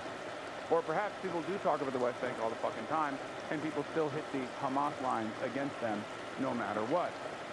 This argument is silly. I've never encountered a single person in this movement that does not actively talk about the pogroms in the West Bank. That is ridiculous. That's so ridiculous, especially considering that a big chunk of the people that are in the diaspora, living in the Western world, are either directly from the West Bank or have family members that are still living in the West Bank, some of which are living in Gaza as well. But like, there's a good chunk of people that travel in and out of the West Bank as well. So they have actually been on the receiving end of the Israeli occupation directly. They've experienced it. It's fucking ridiculous. They were born into that environment. Anyway, I like that he's doing a what about Sudan, but this time instead for the West Bank. And it's such a stupid argument to make because it's the same fucking forces. It's the same genocidal apartheid settler colonial apparatus that is doing the violence in both of those instances. There are plenty of Jewish people within our lifetime, and meanwhile Nerdine had someone try to kill her. Yeah, exactly. The anti-Zionist left is pursuing what activists call an entry strategy, in which members of a faction try to move into an existing party and convert it to their ideology. It's having some success. Earlier this month, ABDUL a Democratic candidate in Michigan Senate primary, invited Piker to speak at a rally. Al-Sayed's two Democratic opponents criticized him for campaigning with Piker, but fellow Democrats such as Summer Lee and Rashid Tlaib joined the event. Matt Dutz, who has advised Alexandria Ocasio-Cortez on foreign policy, leaped to Piker's defense, as did the new Republicans Aaron Regenberg and the nation's president Bhaskar Sankara, among other progressives. Piker was not even the most radical anti-Zionist to appear at El-Sayed's rally. Standing next to Piker was Amir Makhlid, a lawyer who has represented Michigan student protesters who is running for region in the state. Makhlid has written and shared numerous posts praising Hezbollah and Iran's leadership and has used Jew as a slur. Al-Sayed and his allies have defended his rally with Piker as the equivalent of appearing on controversial shows such as Joe Rogan's, logic endorsed by commenters such as Ezra Klein, as if doing an interview with podcasters is the same thing as accepting an endorsement at a campaign rally. The anti-Zionist left understands Piker's views, which also run towards broad sympathy for China, Cuba, Russia, and authoritarianism in general, are repugnant to the majority of voters, even in a Democratic presidential primary. The main defense of Piker's appearance at Al-Sayed's rally, by the way, this kind of stuff is ridiculous. I'm not sympathetic to fucking Russia. And yes, I am sympathetic towards Cuba because we're fucking destroying Cuba. We're killing Cubans. Of course I'm going to be sympathetic to the victims of American empire. And the reality of the matter is, the same ideological hang-ups that existed during the Cold War are no longer as important for everyday Americans. So when you actually encounter everyday Americans and you explain to them the situation in Cuba and you're like, we're doing that to the Cuban civilians that we're murdering, right? And we're starving currently. They go, oh my God, that sounds insane. We should stop that. Okay? And as far as like broad sympathy for China goes, again, people, the American population's approval rating for the Chinese government and the Chinese people in general, or like China as a nation state, has actually improved dramatically in the last couple of years. There's probably a good reason for that. One, it's because people have been lied to about the way that China operates or the way that China is in general for years and years and years. But of course, now that there is a more democratized media apparatus that can actually look at what the fuck's really going on in China, where people can make up their own goddamn minds about, like, you know, Chinese tier 1 cities and whatnot, they have realized, oh fuck, we were lied to. This is not like a backward, scary communist nation state that was, propped up by peasants and led by peasants that is not a fucking world power at all. This horrifying, like, place that resembles DPRK, okay? But instead, it's actually a competitive superpower and one that is increasingly defeating America in many different sectors, key sectors. That's the reason why people are like, oh, wait, we were lied to about China. Maybe China's not so bad. You can go and visit. You know, it's open for business. Authoritarianism in general are repugnant. Yeah, I love authoritarianism. That's why I fucking combat American authoritarianism every fucking day of the week. It's so stupid. Anyway, even in a Democratic presidential primary, the main defense of Piker's appearance, came from... the main defense of Piker's appearance at El-Sayed's rally is that he's insignificant. Sankara, enumerating a series of world crises, observed sarcastically in The Guardian, so naturally the Democratic Party has found something truly urgent to focus on, a Twitch streamer. Al-Sayed himself made the same argument. Our president is waging a genocidal, illegal, unjustifiable war with Iran that is torching our tax dollars to the tune of $1.5 billion a day. He said at his rally, and yet apparently the most important thing happening on Twitter was whether or not we were going to campaign with Hasan. This is not about my insignificance personally, okay? This is about how insignificant my placement alongside ABDUL Al-Sayed is in comparison to the world-changing events that are taking place and the fucking media hyper-focused on the less significant moments. It's a perfectly valid argument to present at that time. I am, at the end of the day, insignificant in comparison to the president saying that he's going to do a genocide in Iran. Yes. Nothing I said, especially given the lack of power that I represent, is ever going to meet the standard of what the president is saying and what the president is fucking doing. If Al-Sayed doesn't think that people should discuss his rally with Piker, why would he hold a rally with Piker? The answer, of course, is that he believes Democrats should discuss Piker, but only to agree with him. This sort of deflection is a common move for political activists when their ally has done something too embarrassing for them to openly defend, but they do not wish to condemn. They are recognizing the unpopularity of the views they want to mainstream. No, buddy. They're recognizing the popularity of the views they want to mainstream. They just don't see the need to have a conversation on these incredibly cynical grounds, especially on a fucking campaign stump, because then it's going to take the attention away from the actual issues that a campaigner wants to communicate to the public. That's it. But those views can prevail within the party only if the alternative is equally unpopular. At the moment, it is. Israel is alienating public opinion, a shift that began before Israel encouraged and joined in a potentially disastrous war with Iran. Instead of meeting pro-Palestinian activism with defiance, the more intelligent strategy for moderate Democrats would be to sever their political liabilities and compromise with public opinion. Liberal Zionists can win an intra-democratic argument against anti-Zionist radicals, but they can't win it while burdened with support for subsidizing settlements and strategy of endless conflict. The most extreme anti-Zionist activists won't be satisfied with anything short of committing the Democratic Party to Israel's demise. But the most left-wing position in recent Democratic primaries, on Iraq in 2004, on healthcare in 2016, has rarely been adopted by the candidate who emerges as the party's eventual nominee. Yeah, don't you think that that's part of the reason why the Democratic Party right now is facing unprecedented unpopularity at a time when they should automatically be the popular party in our current duopoly because Donald Trump is unbelievably unpopular? Perhaps there are some questions that you must ask about the conduct of the Democratic Party, the National Democratic Party, and their inability to address certain fucking massive issues that people care about. I don't know. Again, bragging about the undemocratic nature or the lack of interest in the Democratic Party to actually, conduct themselves in a way that is responsive to the needs of the fucking population is precisely the reason why they keep losing.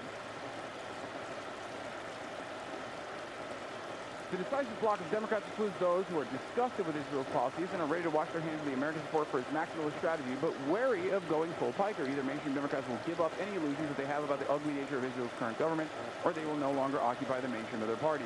Yeah, so he's basically saying we have to sever ties with Hassan, okay? But right now, we can't sever ties with Hassan because we don't have any legitimacy in the anti-Israel space. So this is begging the Democrats to no longer come across as they're pro-Israel. What he fails to understand in this process is that the more Democrats lean into the popular wishes, the more we're going to demand they express our totality of wishes, okay? Because that is the correct position. And many people are there already. That's it.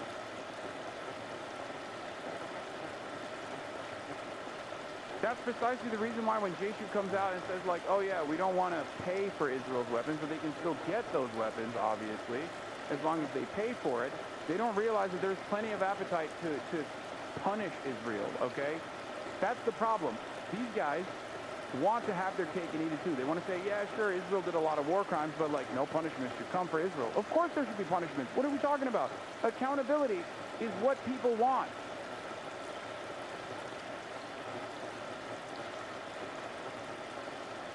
When you're losing, sometimes you need to abandon your liabilities and compromise. Yeah.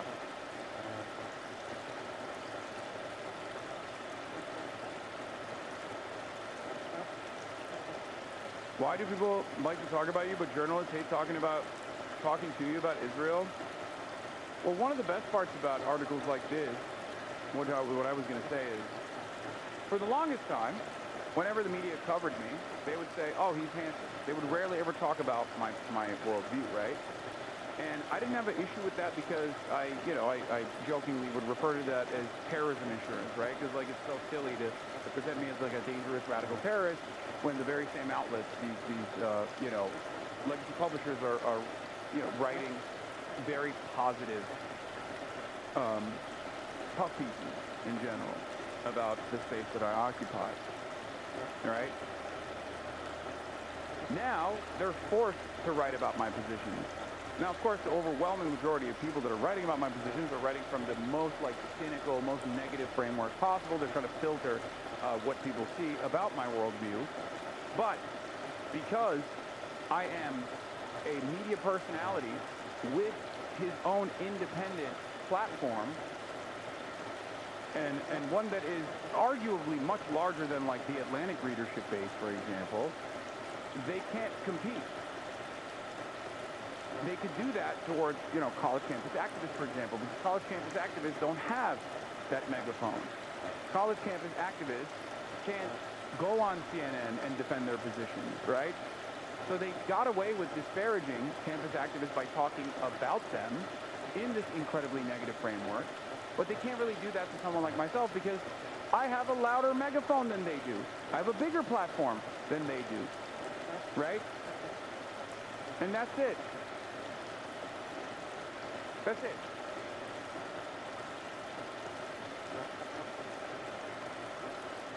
I'm still mad about the pogrom comments because on top of everyone also hating the West Bank stuff, I have a moral obligation to oppose our funding of the IDF specifically, who was much more involved in Gaza than the West Bank, where the settlers themselves act with approval of the Israeli government, which I have little influence over. Best I can do is protest the Adelson family and stop going to Mavs games. Yeah.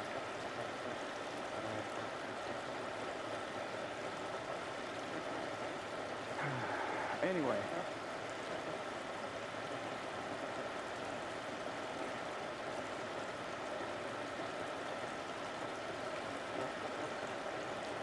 One of your most impressive attributes is your ability to know who your enemies, political insiders, and journalists who can't really get away with being snarky. Yeah.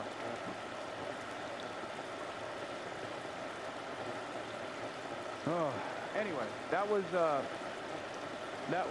waving the red flag to urge the Democrats to basically become the leaders of the anti-Israel movement in the country in an effort. It's literally what I tell Democrats to do, right? Not like limiting it in the way that Jonathan Chait wants them to, obviously. But I want the Democrats to become the true leaders in this movement in an effort not to cede territory and legitimacy to the likes of Tucker Carlson, right? That is my argument, ironically enough.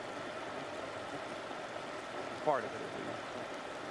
Obviously, my primary argument is the moral thing to do, it's the right thing to do, and it's also the popular thing to do.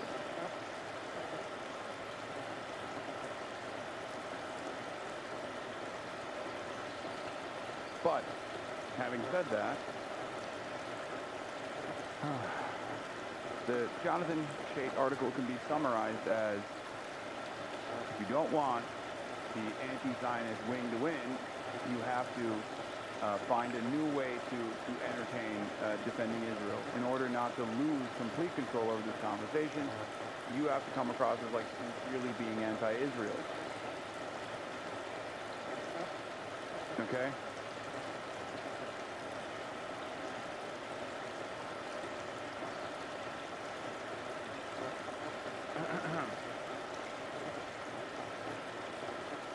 What is this? Actually, Hassan Piker is the Democrats' enemy. Democrats should go on a show and stand up for democratic values. Okay. Yeah, the billionaires and millionaires are offended.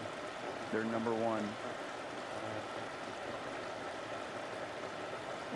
with their, I mean, their whole, okay, I'm going to read the Trump criticism of Mamdani because if not, someone's going to kill themselves, I think, in this chat. Would you read Spike? No, I'm not going to fucking read Spike. Hassan Piker and the Hamasification of Democrats? No, I'm not going to read that shit.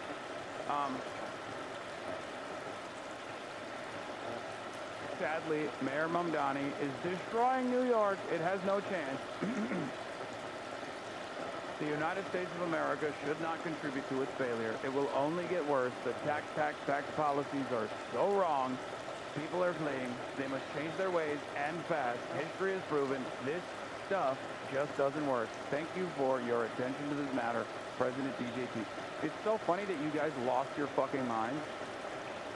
It's actually hilarious that you thought this was like an incredible criticism of Zohran Mamdani.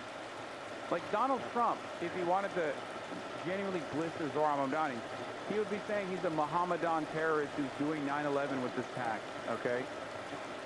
This is not even that serious. He's just, God, you guys are so fucking drama obsessed, I swear to God.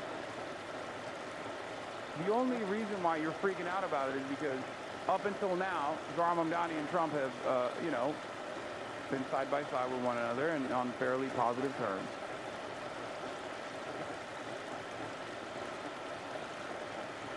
Yeah. Y'all are so funny.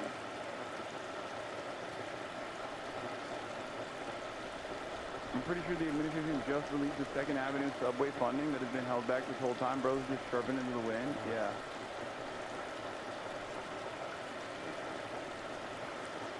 Drama obsessed, bro. He's the president. Yeah, but you need to read. You need to read into like the severity of the statement. If he's saying, if he has a much more tempered response to Zohran Mamdani than he does to the motherfucking Pope, then understand that it's not as significant. Now, that calculation might change, right? But like clearly he's just like, I'm anti-taxing people and Zoran is taxing people and that's bad. That's all he said. That's nothing. There's literally nothing. He's over here talking about how the Pope sucks dick. And you're like, oh dude, it's over. It's over. It's his first diss. It's baby's first diss against Zoran. Yeah, compare that to his post against Candace Owens, Tucker Carlson, all this shit. Is it gonna be drama when Trump finally tweets about you, Pago? When Trump finally tweets about me, it will not be as mild-mannered as what he's saying about Zoran. Okay?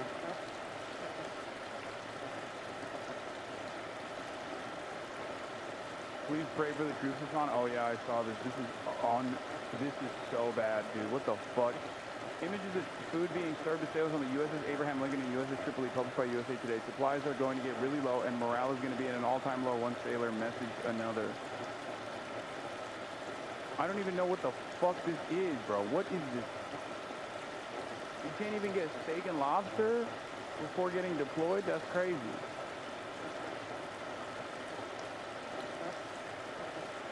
What the hell is that? Someone said boy dinner? Bro. This is dinner with a side of mutiny, okay?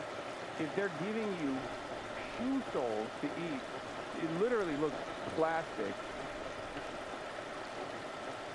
Someone said goy brick. Enjoy your goy brick, soldier. Oh, this is nasty.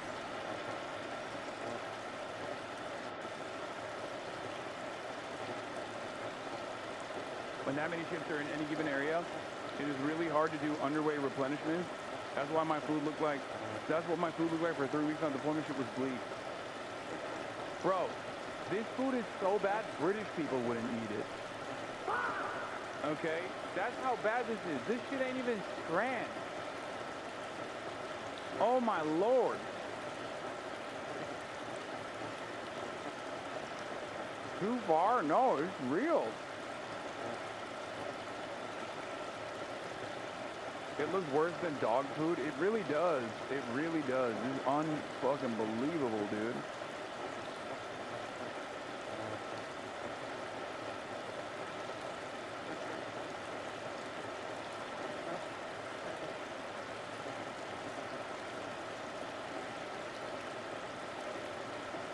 Y'all threw all that tea in the harbor for nothing.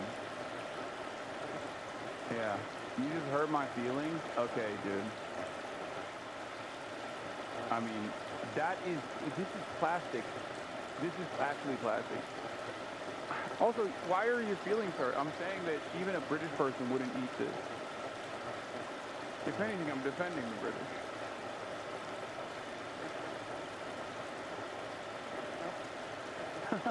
Curious to see how they will portray the food in the next Lego video.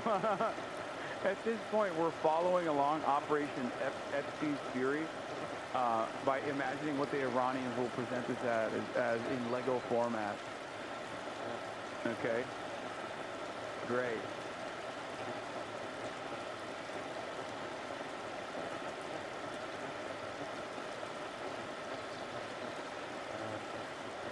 I thought you were joking about Don Lemon being one of your peers now, but there he is on Twitch. Yeah, he is. Don Lemon. He's a brave warrior.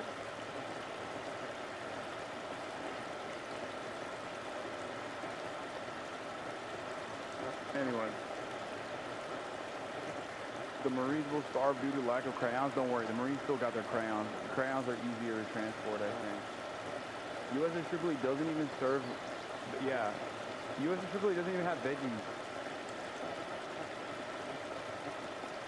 Families have put together care packages to send afloat, but they haven't been delivered yet. These are the exact trays found on USN vessels, including here on the Lincoln in 2018.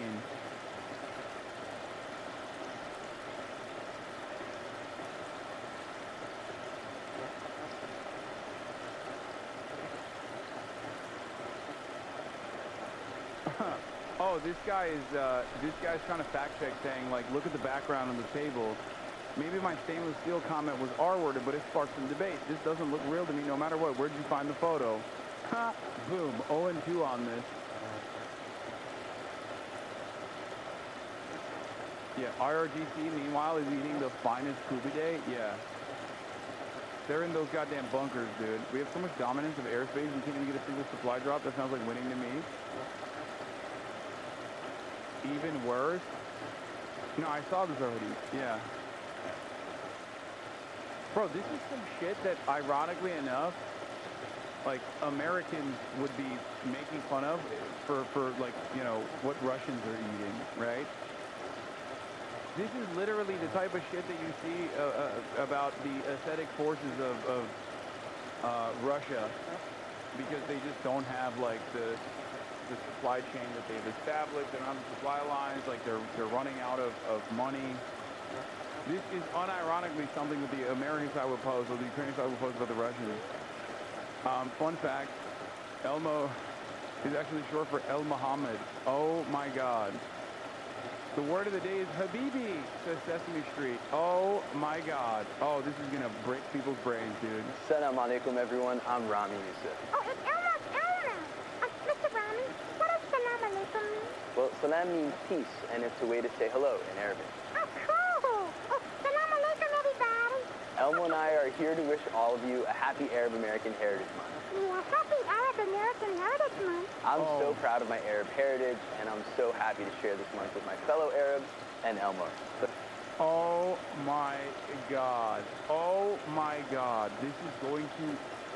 Oh my God, this is going to piss off... First of all, it's going to piss off every Zionist, okay? Because, let's be real, Zionism is a very racist ideology, okay? It's also going to melt all the hog minds in general. Like, the broader hog coalition are going to lose their minds. Someone needs to check on Jordan Peterson, okay? I don't even know if Jordan Peterson will remain barely alive as he has been. This is like current status is barely alive. I don't even know if that'll continue after this. I know he's like beefing with Elmo every now and then. Thanks, Habibi. Oh, wait a minute. What's Habibi? Oh, it's an Arabic word for a special friend. Really? Well, happy Arab American... Yeah, get away from him, Elmo! No, it is not Habibi. We love you.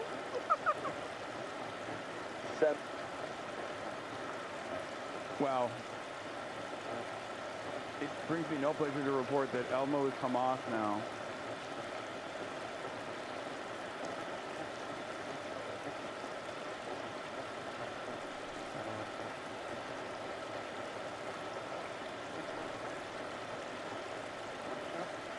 Next episode, Elmo teaches you how to say the Shahada.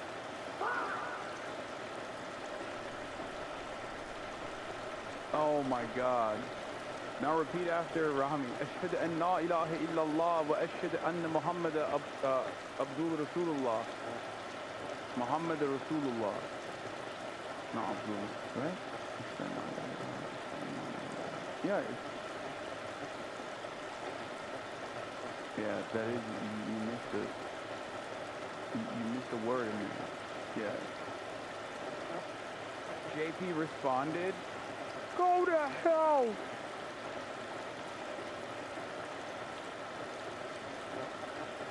Trump out here starting on your boy. Yeah, that's fine.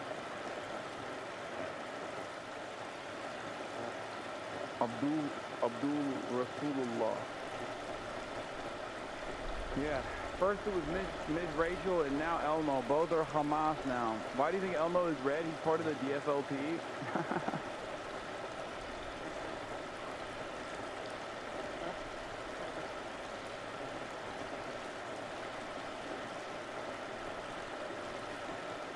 Breaking news about Elmo. Gitmo.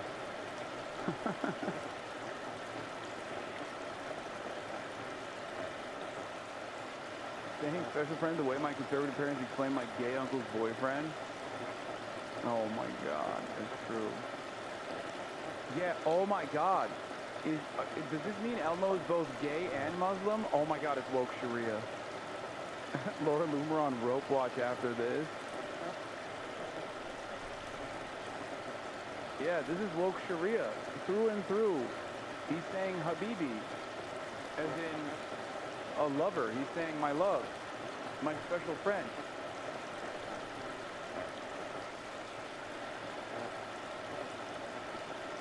See, just ask President Trump if he had a falling out with Mamdani. No, not at all. He's going to ruin the city, however. His policies are no good, Trump said over the phone. There you go, I told you. What did I tell you? What the frick did I tell you? That it was never going to be a sincerely held gripe, because he loves Zoran too much. Okay. Sammy Gold had a take on Peter Savodnik's report, saying Peter understands that what the median voter is most concerned about is whether Turkey recognizes Israel's right to defend itself. Yeah. Larkin LARPing as Zoran. I mean, I'm not gonna lie, it's a little bit cringe, but it's fine, I guess. We'll let him have that. Can you and Mark go to Sesame Street next? Yeah, I'm gonna link up with Elmo on Sesame Street. They would, I mean, people would genuinely kill themselves if that happened. If Elmo, like, first they lost in this race, but like, at least Rami's like kind, you know, he's like a media figure. The most offensive trait from their perspective is that he's Arab, right? And he's pro-Palestine. But if I were to do it, it would, you know, first of all, it would never happen, let's be real. But if I were to do it, it would be like, oh wow, Elmo has actually joined Hamas. That's crazy. Elmo says he loves learning new medicine facts with Dr. Jihad.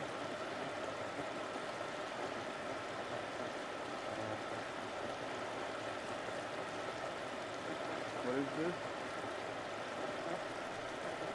The influencification of establishment that policies will be the death of me. Becoming a TikToker won't win you an election, especially when you refuse the Israel-sized elephant in the room. Yeah, good take by Sean.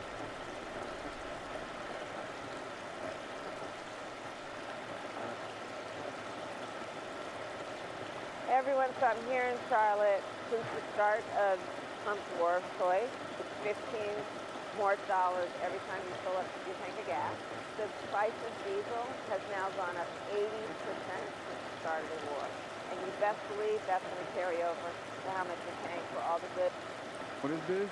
Can you imagine being a 4-year-old Jewish child excited every morning to see Elmo, and then your parents are watching the news and you hear that Elmo said you should die? What? I mean, this is from before, right? Like, this is from July 14th, 2025. I don't even know what fucking Elmo was up to back then. But that is hilarious. Oh, Pete Hegseth quoted a fake Bible verse in Pulp Fiction during a Pentagon sermon. Ameri-Christianity was a 21st century syncretic religion based on elements of Christianity, liberalism, Roman paganism, and the Marvel Cinematic Universe. It's centered around worship of a holy trinity consisting of Donald Trump, the state of Israel, and interracial cuckold pornography. Oh my God. Oh my God. Oh, this is when Elmo's Twitter got hacked? Is that what it is?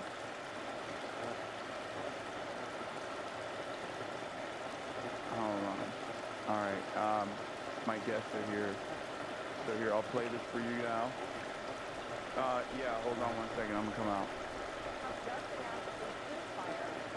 Israel and Lebanon. He did so on Truth Social. And the president said the leaders of both nations agreed to a 10-day ceasefire starting at 5 p.m. Eastern today. If it holds, and that's a big if, it could lead to a broader peace deal between the U.S. and Iran. He also says he'll be inviting the Israeli Prime Minister Benjamin Netanyahu and the Lebanese President Joseph Aoun to the White House. I want to get straight to CNN international diplomatic editor Nick Robertson, who is in Islamabad, Pakistan. Nick, what does it say to you? Yeah, it says a number of things. Of course, the Pakistani lead negotiator, the most powerful politician in the country, Field Marshal Asim Munir, and the Interior Minister, have been in Tehran over 24 hours now, meeting with top Iranian negotiators. We don't know how those talks have been going, but we absolutely know that Iran had explicitly said it wanted a Lebanon ceasefire between Israel and Hezbollah to be in place and part of the bigger ceasefire picture. So what does this do? This gives the Pakistani negotiators some leverage at the table with the Iranians to get them to soften some of their positions. Because when J.D. Vance left Islamabad just a couple of days ago, early Sunday morning, he said the United States would put its best and final offer on the table. The ball was in the Iranian court. They needed to soften their position. That was the implication that the Pakistani negotiators have been there trying to make that happen over the past 24 hours. But I think one of the key takeaway here for the Iranians will be that President Trump played such a prominent role, as we've heard about this ceasefire in Lebanon as being on, as being off, that the Lebanese president wouldn't have a conversation with the Israeli prime minister. It took President Trump getting involved, picking up the phone, calling folks, and of course the Iranians will have been aware of President Trump's involvement. And there's a huge amount of distrust between Iran and the United States at the moment. So the Iranians, left the talks here, disappointed, feeling that the goalposts have been moved. So they're going to be looking at what President Trump has just done in Lebanon and trying to interpret that and trying to understand, is he also going to be as serious and as committed to meeting some of our aspirations, some of the Iranian aspirations about a long-term ceasefire. So I think that President Trump's high-profile involvement is also signaling. It's not just the event itself, it's that signaling that's going to be critical for the Pakistani negotiators in Tehran with the Iranian leadership right now. Let's go to CNN's Jeremy Diamond in Jerusalem. And Jeremy, there's reporting of some real frustration among that security cabinet in the sense that this ceasefire was announced before they officially voted on it. Just walk us through the reaction in Jerusalem and what this means in terms of any action from Israel over the next 10 days. Yeah, well, President Trump's announcement of this ceasefire in Lebanon, effectively, between Israel and Hezbollah, although it is officially between Israel and Lebanon, came as Prime Minister Netanyahu was convening a conference call with his security cabinet to discuss this very ceasefire proposal. And so what's clear is that President Trump very much seems to have been the responsible party here in forcing this ceasefire through. It came amid, days of mounting pressure from the United States towards Israel to agree to a ceasefire. You'll recall, if you think back to a week ago, we were looking at a situation where President Trump was urging Prime Minister Netanyahu to scale back strikes and then ultimately beginning to pressure him for a ceasefire. The Prime Minister, though, has been resisting calls for a ceasefire. It was as recently as a few days ago that he insisted that, the fighting was very much continuing in Lebanon, that there is no ceasefire in place, and Israeli officials telling us that Israel would only conduct negotiations with Lebanon, quote-unquote, under fire. But clearly the pressure here came to a boiling point, where following the initial meeting between the Israeli and Lebanese ambassadors to Washington at the State Department, it became clear that there was real momentum here towards having negotiations between these two countries. And from the Lebanese point of view, they were insisting that a ceasefire needed to be in place in order for those discussions to develop. In fact, it was only today that we saw that after the notion was floated of a call. Okay, I think we set it up. I think I set it up perfectly, but I'll fix it in a second. Yeah, we got two shares. Hold on, let me. Did you send me can you send me the thing on Discord? Yeah, the link on Discord. All right, hold on, everybody. Okay. Yes, not one but two guests. I know, exciting. Hold on.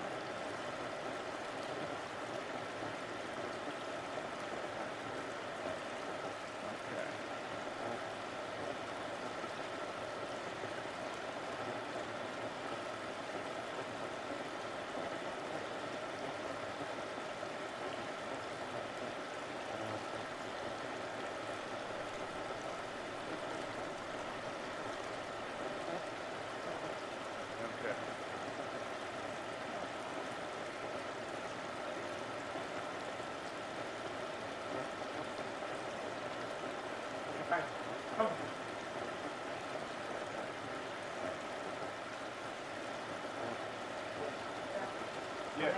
Hi, everyone.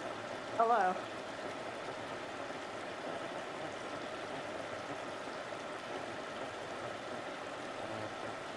Oh yeah, we're live. We're on right now. Oh, we've been on, yeah. I've been. Yeah, chatters are saying the War and Peace Report. Yeah. Democracy Now, the War and Peace Report. That's right. You know, there was just a big fundraiser for WBAI with the film, and pizza, Two Good Pizza sponsored the pizza party before, and we were coming up with names, the War and Pizza Report. Hell yeah. Okay. I love I have that. a little gift. Oh wow. Okay. Oh my God. No way. I have so much. I have a lot of Democracy Now merch. I get the fundraising email all the time. So thank you. This is amazing. I love this. Oh, nice. That's good. It's perfect. Thank you so much. And all I was going to say is if you don't mind speaking as close as possible to the microphones, the SM7Bs, they're very, they have like a sensitive noise gate in order for my chatters not to hear my mouth noises. But ladies and gentlemen, great honor to have Amy Goodman and Carl Deal here today on this wonderful day. I'm a huge fan, as you guys already know. I have the clip somewhere. I'm going to pull it up right now. Well, we know you're huge. Like, how tall are you? I'm 6'4". Okay. Holy cow. Yeah. I'm mesmerized by your audience here. Yeah, Check it there's out. around 40,000 people watching right now. So, live people watching. But here, I'm gonna start off the broadcast by showing the first time I ever saw Amy in the real world, because I've been listening to your voice for years, every morning on Democracy Now, as you tirelessly engage in the work of advocacy and doing investigative reporting for years and years, offering a voice to the voiceless. You were a very inspirational figure for what I do as well. And you know, I'm eternally grateful that you're here. And thank you, Carl, so much for being here as well, and also doing this documentary that we're going to be talking about.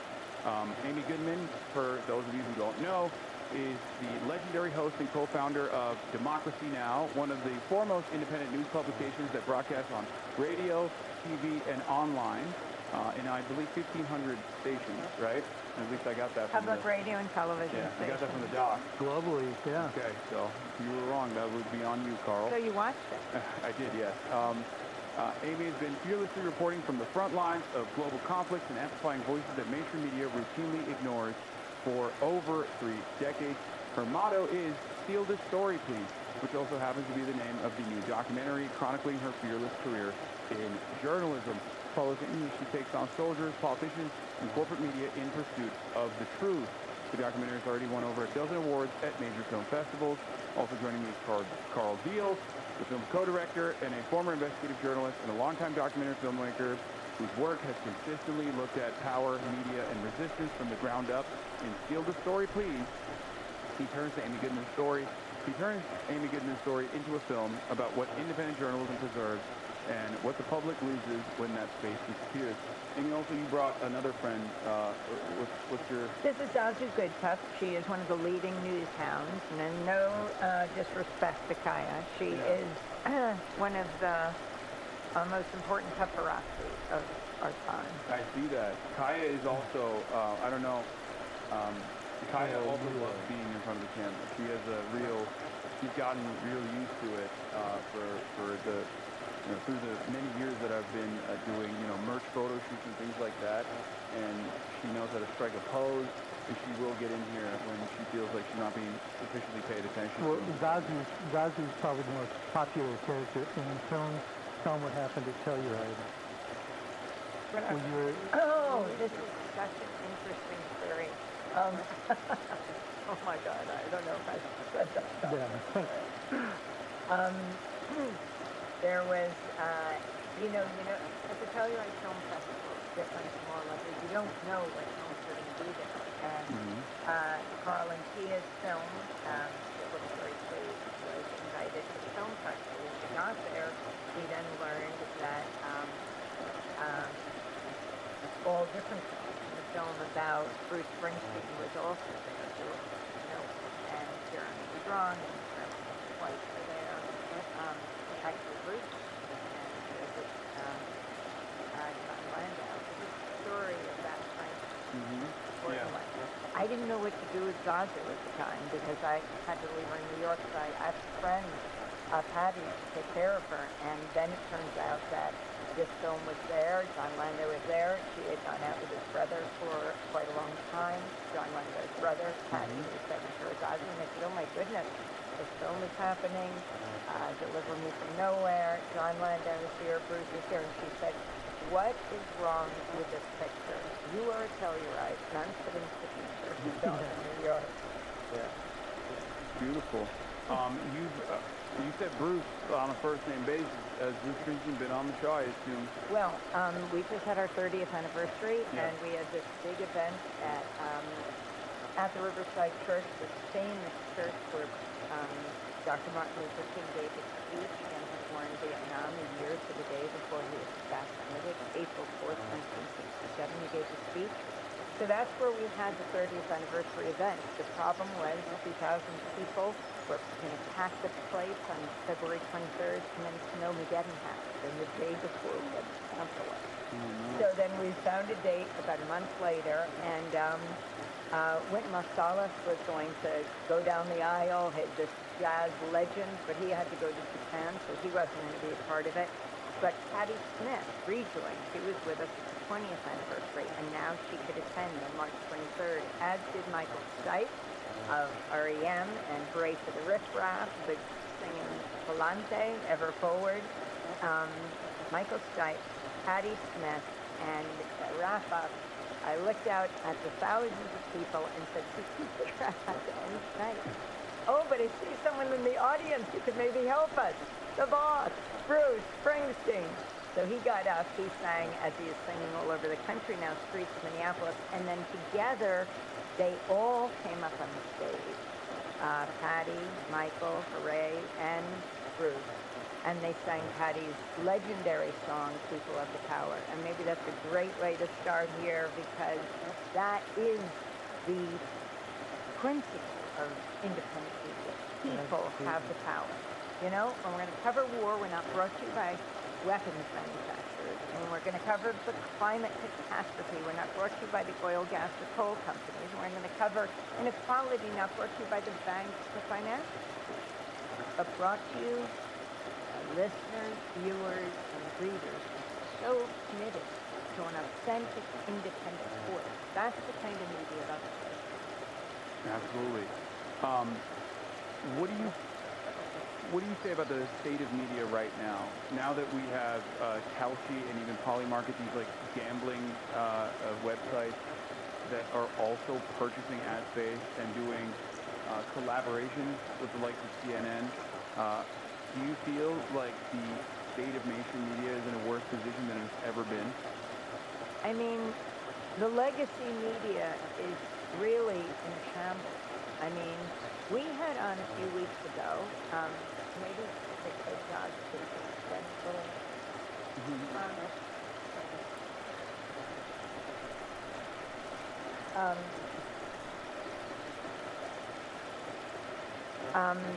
we had on a Washington Post reporter, and she'd done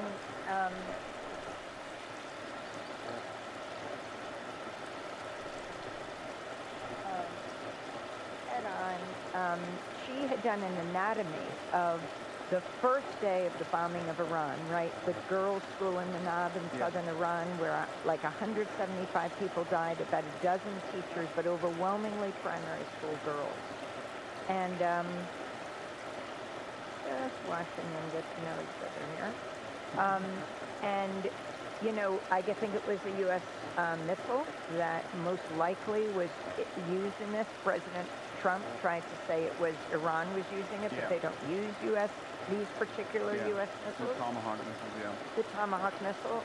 So she had done this really explosive expose, but she wasn't doing it for the Washington Post because she had just been laid off, as had hundreds of Washington Post journalists, right? Jeff Bezos, who founded Amazon, owns the Washington Post. They developed their motto, democracy dies in the darkness. under Bezos, but that's exactly what's happening now. They laid off almost their entire Middle East department, their division of reporters, as U.S. and Israel attacks Iran. And this is extremely serious. What is happening to the media? The corporate mergers, you have CBS and you have, Skydance merging with Paramount, owning CBS and 60 Minutes, and how did they get approval for this corporate merger? So President Trump sues CBS for 60 Minutes editing of a Kamala Harris interview. You know all this, and I'm sure you've talked for hours about it. I don't think it would have stood up in court, but it wasn't worth it to CBS to fight this. Instead, they paid Trump $16 million. Which supposedly goes to the presidential library. Why? They had much more to make in a $6 billion merger between Paramount and Skydance that had to be approved by Trump's FCC, and that's exactly what happened. And now Paramount is making the move to take over Warner Brothers Discovery, and it'll be HBO, CNN, already owns CBS. So that's where Carl could pick it up, because Carl Deal and TLF have joined 1,000 other directors and Hollywood stars, and we'll take it from there and challenge. He's such a great host. Such a great news host. He immediately threw it to the guests. You can just go back and take a nap if you want right now. Yeah, we got the real pro. We got the real pro in here. Yeah. No, I mean, it's true, though. But the narrowing of the mainstream media through all these mergers and stuff does create space for voices like yours to sort of, proliferate. And there are all these different ways that people are consuming news now, and it's finding stuff. I mean, I think in a lot of ways, what Amy's been doing for 30 years and what Democracy Now! Does is sort of help widen that landscape a little bit at the same time. No, absolutely. So the mergers are screwing everything up. I mean, like Amy said, there's been this movement now called block the mergers. Everybody thinks this is a done deal, but it's not. Yeah. I mean, Paramount, it hasn't been approved yet. And once it does get approved, the states can also get involved and try and stop it. So, Jane Fonda's one of our executive producers. Rosario Dawson is one of our executive producers. Julie Cohen. Yeah, we've all signed this letter with hundreds of our colleagues. Oh, but no. We've signed this letter to let people know, and they're trying to bring some attention to it, because it not only affects the business, but it affects the consumer and what it is that we have access to, right? Yeah. So, no, absolutely.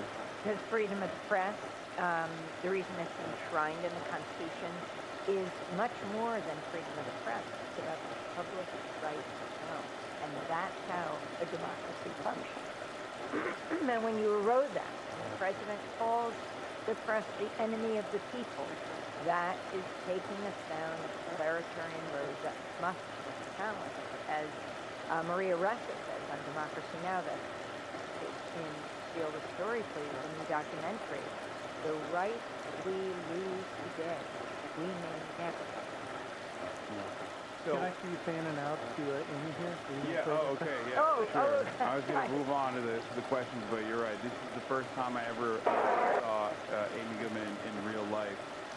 Oh my God. Excuse me. Oh my God, I'm such a big fan of you. And you had no idea who I was. You're like, what is this tall person yelling at me for? Amazing. Can I take a photo with you? Yes, you can. Oh my God. Oh my God. We're live right now. Oh my God, chat. I don't even know if this is Hasan. Hasan. Oh, you guys have? You guys know who I am? Oh my God, that's crazy. You're amazing. I love you. I love you so much. I love all of you guys. You guys are incredible. Thank you. Hi. Of course. Hi. Hasan. Sharif. Nice to meet you.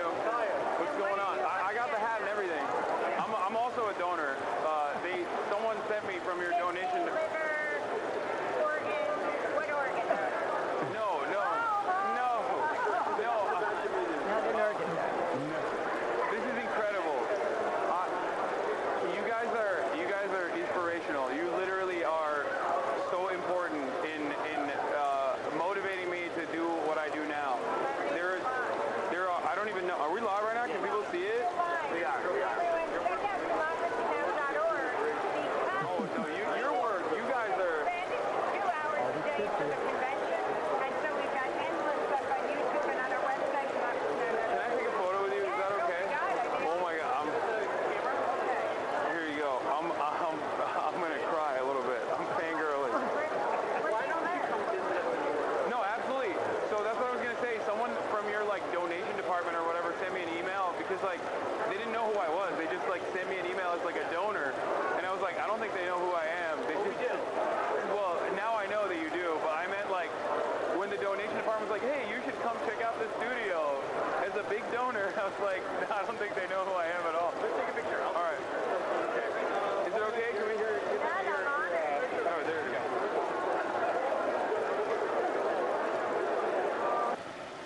Yeah, that was our first interaction. And you know, that's amazing because I'm with all my colleagues there, and it's really a brain trust with democracy now. Hanim Massoud almost played on the Egyptian basketball team.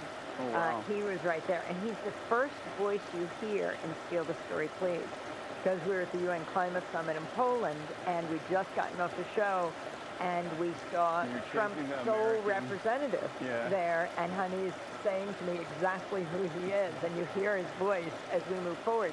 And then there's Nermeen Sheikh, who is the co-host on Democracy Now! In the white jacket. And next to him is, there's Nermeen Sharif Abdel Qaddus. He's right there. And, you know, Sharif is now at Drop Site News. He's behind. And in the documentary, there's this whole part at the Republican convention in St. Paul where it was John McCain and Sarah Palin. And there were mass protests against the war in Iraq. And Sharif and Nicole Salazar went to cover it, our two of our producers, and they immediately got arrested, and Nicole was slammed to the ground. And so I was on the convention floor, and you know, because you've been inside and you've been outside, it's hard to get to the convention floor. Finally, I got there. I had to ask a bunch of questions. I got a call. Sharif and Nicole have been arrested. Oh my God, we go racing out. We get to that corner. I try to ask for a supervisor, police officer saying, we need to have those two reporters released, but instead they dragged me in and they arrested me. And interestingly, after hours, we were all brought to separate places, but there was such outcry that we were released. I went back to the convention center and someone to interview me, I think it was in the NBC Skybox. And at the end of the interview, when the camera was turned off, the reporter said, I don't get it. Why wasn't I arrested? I said, oh, were you covering the protest too? And he said, no. I said, oh, okay. So I said, I don't get arrested in the convention center either. We got to be here. We got to be in the corporate suite to find out who's funding this. And we have to be out in the streets where the uninvited guests are. And that's what it is to have a media that is independent, that is not there just to bring you the voices of power, but is there to bring you the people, as Nermeen says, that are outside the frame, and not only get them inside, but center them. Yeah. And look at this respect that you're getting here. I mean, I don't think Hassan's not talked for this long. I mean, no, of course not. I had a somewhat similar experience. I covered the protest the first day of the DNC. I was outside. I was at the protest. And then I covered extensively the uncommitted movement on the last day. And I was actually invited. I took advantage of the influencer route. And I was invited by I remember that. Yeah, the creators for Kamala, and they actually were pretty good at like finding a space for myself because they couldn't like figure out exactly what I was doing. So I took advantage of that, like they didn't understand what like quick streaming is, and they ended up giving me this like massive box seat that was even better seats than like CNN that they paid like hundreds of thousands of dollars to be able to get. But they revoked the credentials that I had on the last day because I had, I interviewed the uncommitted movement and then also was, creating a big fuss about not having a Palestinian speaker and how this was a major point of contention, how this was going to lead to real issues down the line for Harris's electability. And they revoked my press credentials in front of a New York Times reporter who was actually covering me in real time in front of 70,000 people. And I had to go and cover the rest of the the event from my hotel room. It made it impossible for me to be there and continue doing And how do you live coverage. think your coverage changed from that front row seat to being in your hotel room? Which was better? Oh, I don't mind doing it from the hotel room at all. It didn't, like, my commentary didn't change at all. Well, I had to whisper because, like, someone, I was yelling a little too much in my hotel room, apparently. Because when I heard Kamala Harris talk about, you know, how she was going to commandeer the most lethal military, I was like, oh no, this is like disastrous. Like, this is disastrous, the pro-war commentary coming from the Democratic president, like the Democratic president's defender. This is not going to be received well. Of course, none of those warnings were heard. But yeah, I had someone down the hall come in, knock on my door, and be like, "Listen, I really, you know, I like your commentary, but you got to keep it down a little bit." So I had to whisper, yell for the rest of the night. Yeah. But I want to start off by asking the question. I think I might know the answer to this as well, because it's like something that I also embody. Why do you encourage others to steal your story? I think of an exclusive as a failure, because just us having it, well, what matters is people talking about it everywhere. That's when people can decide what they want to do about it. So in the documentary, Steal the Story, Please,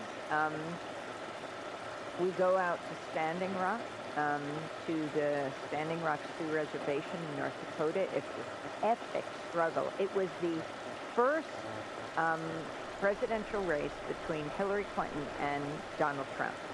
And April 1st, the unofficial historian of the Standing Rock Sioux, LaDonna Grateful Allard, invited people to come because the Dakota Access Pipeline looked like it was going to be built, and they were afraid about it polluting the Missouri River, I think the longest river in North America, right next to the reservation. And she said anyone who would come could stay on her property, set up your teepee or your tent. And she thought a couple dozen people would come.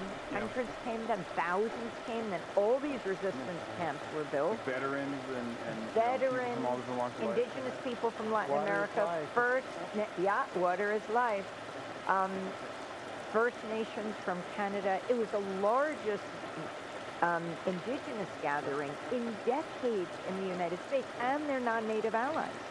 And so we were covering it from afar. It came from New York, Labor Day weekend, and we covered a group of people that went onto property that they said was their burial ground, and the judge was going to rule on whether it could be excavated a few days later. But they were shocked to see bulldozers there already beginning the excavation. And so girls, women, men, boys stood in front of these earth-crushing machines. It's very dangerous. I mean, we know what happened to Rachel Corrie March 16, 2003, 3 days before the U.S. invasion of Iraq. She was in Rafah. She was in Gaza. She's standing in front of a pharmacist's home about to be demolished. The home, she stands in front of it with a bright fluorescent vest. And she was crushed to death, so I was very aware of that. And I see these women and girls standing in front of it. It was scary.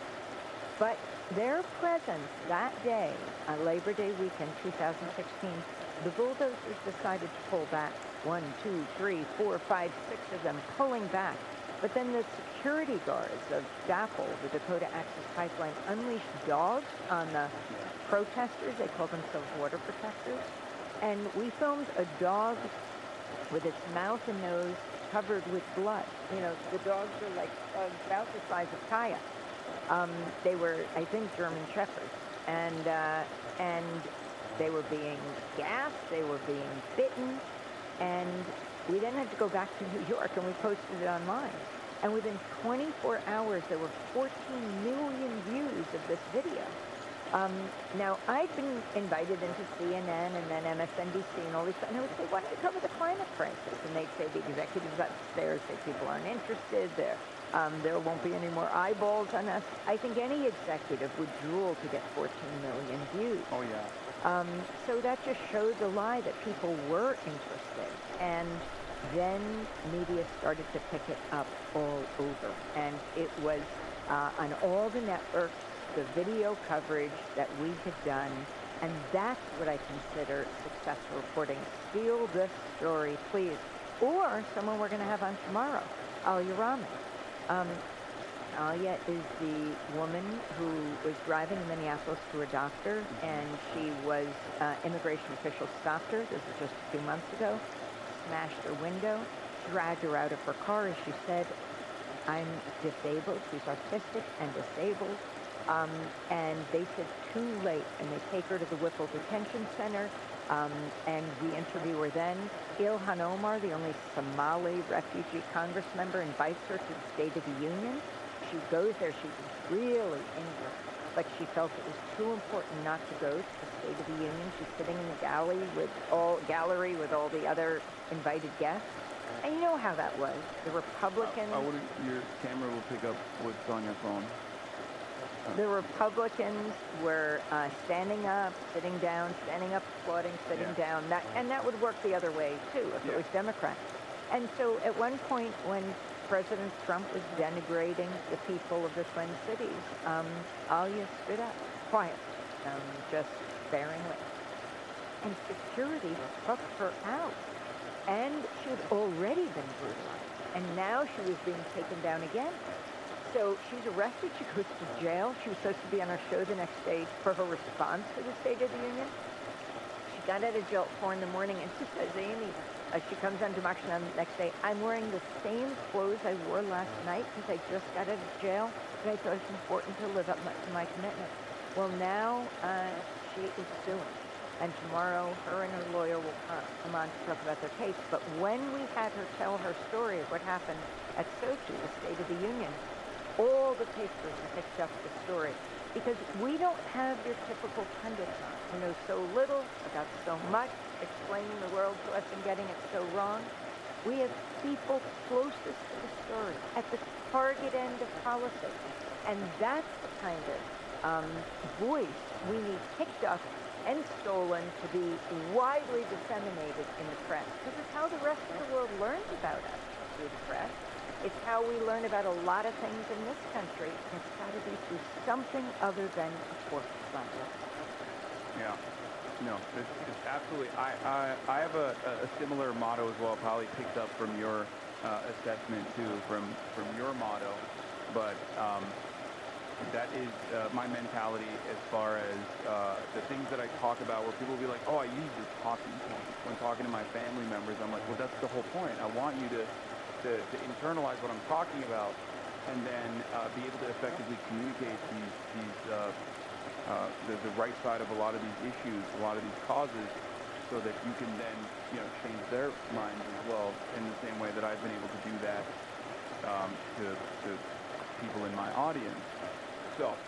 Now I have a question. All these people that are writing in, which this is amazing to see all the emojis and the words. Yeah. If anyone's in the Los Angeles area, one of the things that we're doing as Tia and Carl take the film around, it just opened in New York and now it's in Los Angeles at the various Lemleys, is doing fundraisers for independent media. And of course, I got my start at Pacifica Radio, founded in 1949 in the Bay Area. We're going to do one for KPFA this weekend. But tomorrow is the big day for KPFK, because, of course, you live in KPFK land. You live in Los Angeles. And we're going to be at the Lemley Royal on Santa Monica Boulevard in West LA. And they're having 2 screenings of the documentary at 1:10 and 7:10. We're going to do a Q&A afterwards, and there's a dinner before the 7:10 one, and anyone who wants to come out and see these films, it's a great way to both see the films and support independent media. And you can go to kpfk.org, their website, and get tickets right there. It's tomorrow, that's the 17th of April at 1:10 and 7:10. Is this allowed on your show? Of course. Oh, my God. Support independent media. Of course, if you can come out on Friday for one of those 2 shows too. If you can't, you can still come see the film, because we're opening at the Lemleys. We're going to be in as long as people come, they'll keep playing the film. So And you lots of had a options record. I mean, this isn't my film. This is Carl and Tia's. And Carl and Tia are Oscar-nominated filmmakers who made Trouble the Water about Katrina. Tia did The Janes, won 3 Emmys for that underground abortion network in Chicago.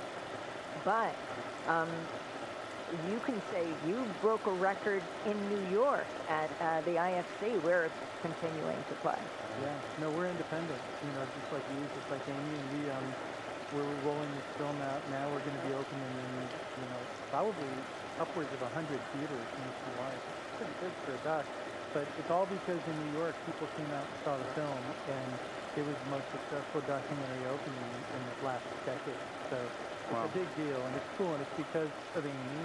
It's because people love this woman, and it's also because people want to hear what she has to say and what the film has to say about the importance of the French media. I mean, look, watching you two here side by side, it's really cool because, you know, you would think you guys do different things because you're completely different, but I can see the same spirit infused everything you do that I've been watching. And you see a similar hat. And it might be the hat. Well, I don't know. I try my best. No, but it's like you don't care about the artifice so much. It's about what's real and your job is to call people out and to ask people questions. It's really that simple. And so, you know, people might think it's rude when Amy, or the president might think it's rude when Amy asks him a tough question, right? Yeah. Like we see with Clinton. But that's just her doing her job, asking the question. And because she's independent, because you're independent, you don't need to stick your head in the sand. You don't have somebody above you telling you that we're going to lose advertising if you don't step into line. Yeah. So it's really important. More access journalism as well. I feel like that's become the normal state of affairs in legacy publishers, where they're too afraid of not being invited to the press pool. I mean, it's accelerated even worse under the Trump administration, especially the second time around, where they were demanding that the Pentagon press pool sign loyalty pledges to never release any information that the government could declare classified. That they had to get pre-approval before they report on anything from the Pentagon side. That's just not journalism at all. You're becoming a stenographer for the state. I call it the access of evil, right? Trading truth for access, and it's not worth it. Politicians need journalists more than journalists need politicians. It's not worth asking softball questions. To stay there and ask the soft questions. Either ask the hard questions or do something else. Yeah. Do you feel like there are still people that are carrying on that spirit? I mean, there's obviously independent media outlets. One that you guys also work with quite frequently is DropSite. There's now Zeteo as well, and many others. Are there some that you feel like are not getting the same level of attention? Well, you know, in the documentary, you see Jeremy, and where Jeremy Stahill, who co-founded with Ryan Grimm DropSite News, he gets his start at Democracy Now! And then Jeremy goes on to co-found The Intercept, and then goes to DropSite News. And then you've got Dave Isay, who ends up doing StoryCorps, which is really actually very important. It's a cultural commentary of our time, just people interviewing each other, grandparents, grandchildren, and the Smithsonian is picking up all that. Sharif Abdel-Qaddous, his work is absolutely critical. He started at Democracy Now! He was going to be a corporate banker, and then he went a different route, and that was right before he saw an ad at Democracy Now! Some professor sent it to him, or a friend, and it was right before the U.S. invaded Iraq. And because he spoke Arabic, we were at DCTV, which is closest national broadcast to Ground Zero, and that's part of the film. But within a few weeks, John Alpert, a great filmmaker and journalist who runs DCTV, asked Sharif to come with him and the Renault brothers to Iraq. The Renault brothers were Craig and Brent Renault, a dynamic filmmaking duo from Arkansas. And they would go on to make many documentaries. Sharif spent that time with them, and then Brent became the first Western journalist to die in Ukraine. and Craig, his brother, to honor him so that we don't forget his memory and his great work, did the documentary armed only with a camera, The Life and Death of Brent Renaud, and that went on to be Oscar nominated, and I went with them to the Oscars this year, sitting with Brent and Craig's mother, Georgianne, and that work will hopefully continue in all different ways. Okay, Those are good pictures. So I got some Wow, you're exclusives good here. at Okay, I got some exclusives here, and so I'm gonna show them one by one. These are some of these might be never before seen photos, and I wanted to ask you like what's going on in these photos. Wow. I got these from Hasan, you're Jeremy. great. So what's happening here? There's a young Jeremy Cahill He right was there. like 23 or 24. Jeremy used to work as a Catholic worker in New York on First Street and First Avenue, and that's where I met him. I was doing the story, and then he started calling, I want to work with you, I want to work with you, and as he says, it was, yeah. That's a good journalist, though. That's a good reporter. Good journalist. Constantly nagging. As he said, he bothered me so much, saying, I need to work with you, that he said he thought I would either take out a restraining order on him or give him a job. So finally he came to WBAI, that's Pacifica Radio, that's the KPSK of New York, and we started working together, and then I got the chance to interview Sarah Wiwa. He's a great writer. Actually, he wrote a soap opera in Nigeria, Africa's most populous country. It features greatest oil, the most oil in Africa. And he was not going to forsake his people, the Ogoni people. They were taking on Shell, which had crisscrossed Ogoni land with pipeline. Yeah. And he started to talk about it everywhere. And the difference between him and activists inside Nigeria is Ken had the wherewithal to take the shot, and that was very threatening to Shell, because he was taking the story to the Western nations where people would push back. An activist called us in New York, said, Ken Saro-Wiwa is in New York, and come into WBAI. This is before, this was right at the beginning of Democracy Now!, and I was on a show called Wake Up Call. And I said, I'm so sorry, we are totally booked today. I didn't know Ken might. And he said, but he's only here for this morning. I said, 2 minutes. He can come in, he can say what he's going to do. Classic. And as he started... The credits are rolling. No, but this was at the beginning. As opposed to the end. You're right. As the credits are rolling. Yes, I love people that get every into time. that. But at the beginning, as he started talking, and I said to him, he said that the oil companies like dictatorship because they can crack down on the people who protest with despoilation of their mangrove forests. And he said, I am a Marx fan, which was to say the least killing. He left our offices. We at that point bumped everyone else on the show to hear what he had to say. And he would go back to Nigeria. He would be executed with 8 other minority rights activists. And I mean, Tia and Carl show this section in the film, and it just chills you to the bone. He was killed, and we went to investigate another story that we learned about on the way to Nigeria, which was the Chevron Corporation in the Niger Delta. And we went through the nooks and the crannies of the Niger Delta. Jeremy and I, with a number of Nigerians who took us there. And we learned of the killing of 2 Nigerian activists and the jailing of many others.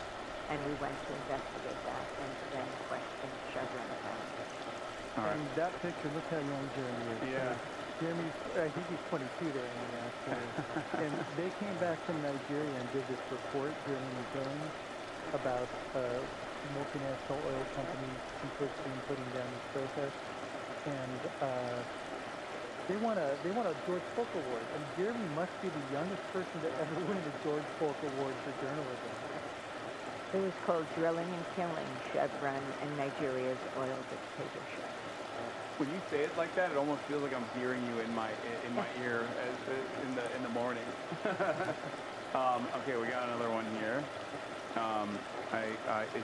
It might be. And as you look for these pictures, I just want to remind people if you're in your LA area, I love your emojis, but I want to see you in person. So if you're here tomorrow on the 17th, 1:10 or 7:10 at the Laemmle Royal. And by the way, the other thing, because we have to look at the whole constellation of independent media, these independent art houses around the country, I especially appreciate these theaters after the pandemic. You know, media was so important, Pacifica and public radio and television during the pandemic, keep us safe at home, but we can all engage in a dialogue from the safety of our isolation. But now there's nothing that compares to people being together. We just got word from Tia Lesson, the co-director of the film. She's at the Full Frame Festival. Maybe one of you guys in North Carolina listening, in Durham.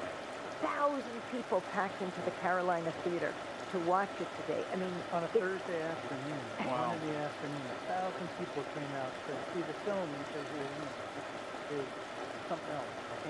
And what's really cool about this film, I got to say, because I produced the Morris film, and we've been around a little bit, and when you get an audience, you can tell when you have an audience on your side. You get instant gratification here because you're getting these constant feeds. Yeah. When somebody's looking at it on their telephone, they could be, you don't know what they're doing with it. But when you see it in a theater, and with this film, it really feels like you're at a No King's Rally. The sound is really, really good.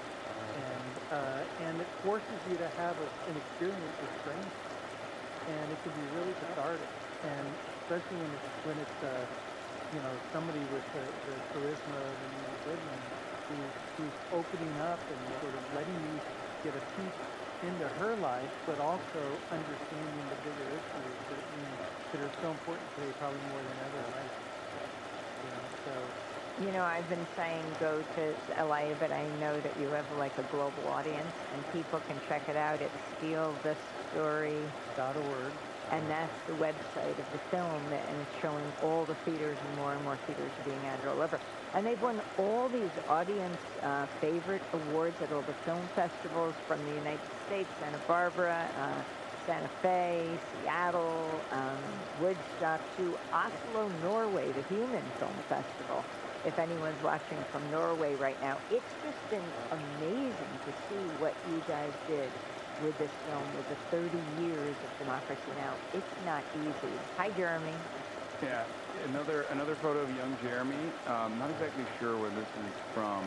It looks like an amphitheater, but this one, I personally, this is my favorite. I just recently came back from Cuba, and I saw this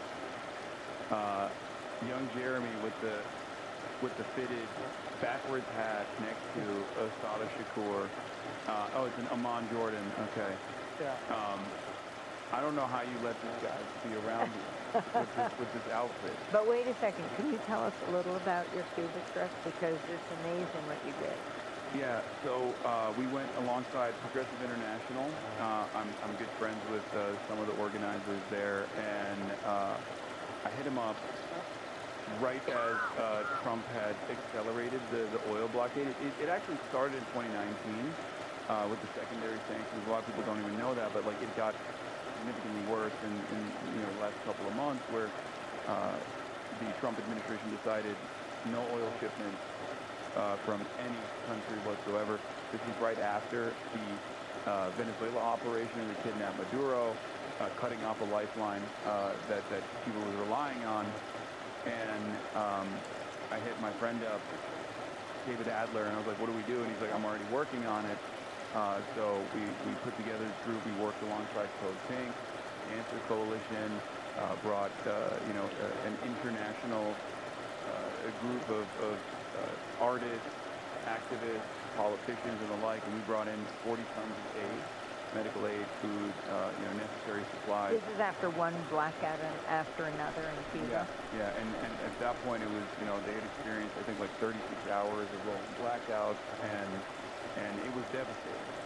I had talked to Ben Rhodes prior to going, to get a feel for what it was going to be like, and he said to me, like, you're going to be very sad when you see it.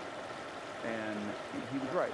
I was very sad when first I was taken aback by how beautiful the island is, but then I was very sad about all this poverty, and then I got very angry because I was like, we're doing this to this country of 10 million people that's unfortunately 90 miles off of our coastline. And I say unfortunately because I feel like we've never allowed this island nation to breathe, and we've limited so much potential that Cuba has, and all for an ideological purpose. At first, you know, because there was a lot of industries that Cuban Americans owned that I guess the American government was not fond of the seizure of.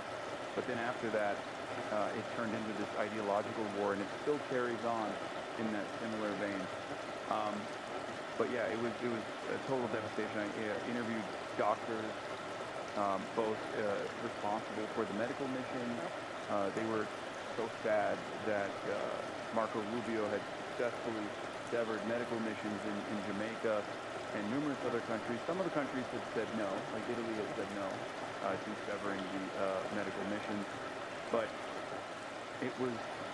I was in Haiti after the earthquake, and the number of Cuban doctors who were there helping. I mean, some whole hospitals were run by Cuban doctors. Yeah, it's I mean, yeah, they're tremendous. The Cuban government, I believe, sends more doctors to poor countries around the world than the G7 nations combined. And I think Marco Rubio said he wanted to have them investigated for human trafficking. Yeah, that's... we tried to send doctors to New Orleans after Katrina. Yeah, exactly. And you know, we're denied. So because we couldn't take care of our own, we wouldn't. Yeah, and I guess it's a technically principled stance against any sort of socialized medicine that the American government carries on, where they're like denying other countries. So I was talking to the head of the medical missions, and he was telling me that like they had 100% coverage in Jamaica, and now so many parts of Jamaica we're just never going to see another doctor ever again. And he was telling me like, you know, the Jamaican politicians that responded to this pressure, they can maybe get platinum health care in their countries, they can even fly to America to get this, but like poor Jamaicans that live in the countryside are never going to be able to see another healthcare professional because of this decision. It was devastating. One of the things that I also was shocked to find out about was the resilience of the Cuban people. The amount of biomedical research they've conducted. They've had a lung cancer vaccine since the 90s. America's restricted the distribution of said lung cancer vaccine, even though I think it was a collaborative effort with Colorado University. They have currently they have a diabetic ulcer treatment that is that America is doing its very best to block the distribution of. They were forced to create an indigenous COVID vaccine because the American government stopped Jack Ma's shipment of Sinovac from entering the island. And not only that, but then also the American government created another vaccine hesitancy campaign. We know about the one in the Philippines that was covered extensively. But apparently there was another vaccine hesitancy campaign in Latin America because they wanted to stop the Cuban vaccine from being distributed in Latin American countries. And they created more vaccine hesitancy campaigns in Latin America. And what's really interesting about the ties of, I guess, American empire and how, you know, all of these foreign adversaries that we've designed as enemies collaborate with one another, oftentimes forced to collaborate with one another, is the fact that the American government, alongside Israel, bombed the Pasteur Institute in Iran. That was the institute that was in coordination with, I think, Havana. That was the institute that created that indigenous COVID vaccine that made its way to, you know, Latin American countries. So, you know, all of the death and destruction, the wars of choice that we engage in are not only totally unnecessary, but it's the rank cruelty. And seeing it firsthand in Cuba, like seeing the impact of it on the Cuban population is devastating. Yeah, it is. I mean, that's why it's important to be research. Oh, yeah. That's what journalists do. And it's such an important job and it's such an important service. And, you know, it shouldn't be a business. It shouldn't be dictated by the business interests of the corporation. You know, it's not a new thing, but we just happen to have an openly transnational president who has, you know, pull back the curtain and doesn't even try and hide it. There's a little bit of opportunity there, though. At least in my experience, what I've found is that the way in which Trump communicates the vulgar nature of American empire has been illuminating for a lot of people that may have inadvertently believed in the liberal interventionist attitude, where they thought, you know, sometimes America engages in cruel actions, but it's all for a good purpose.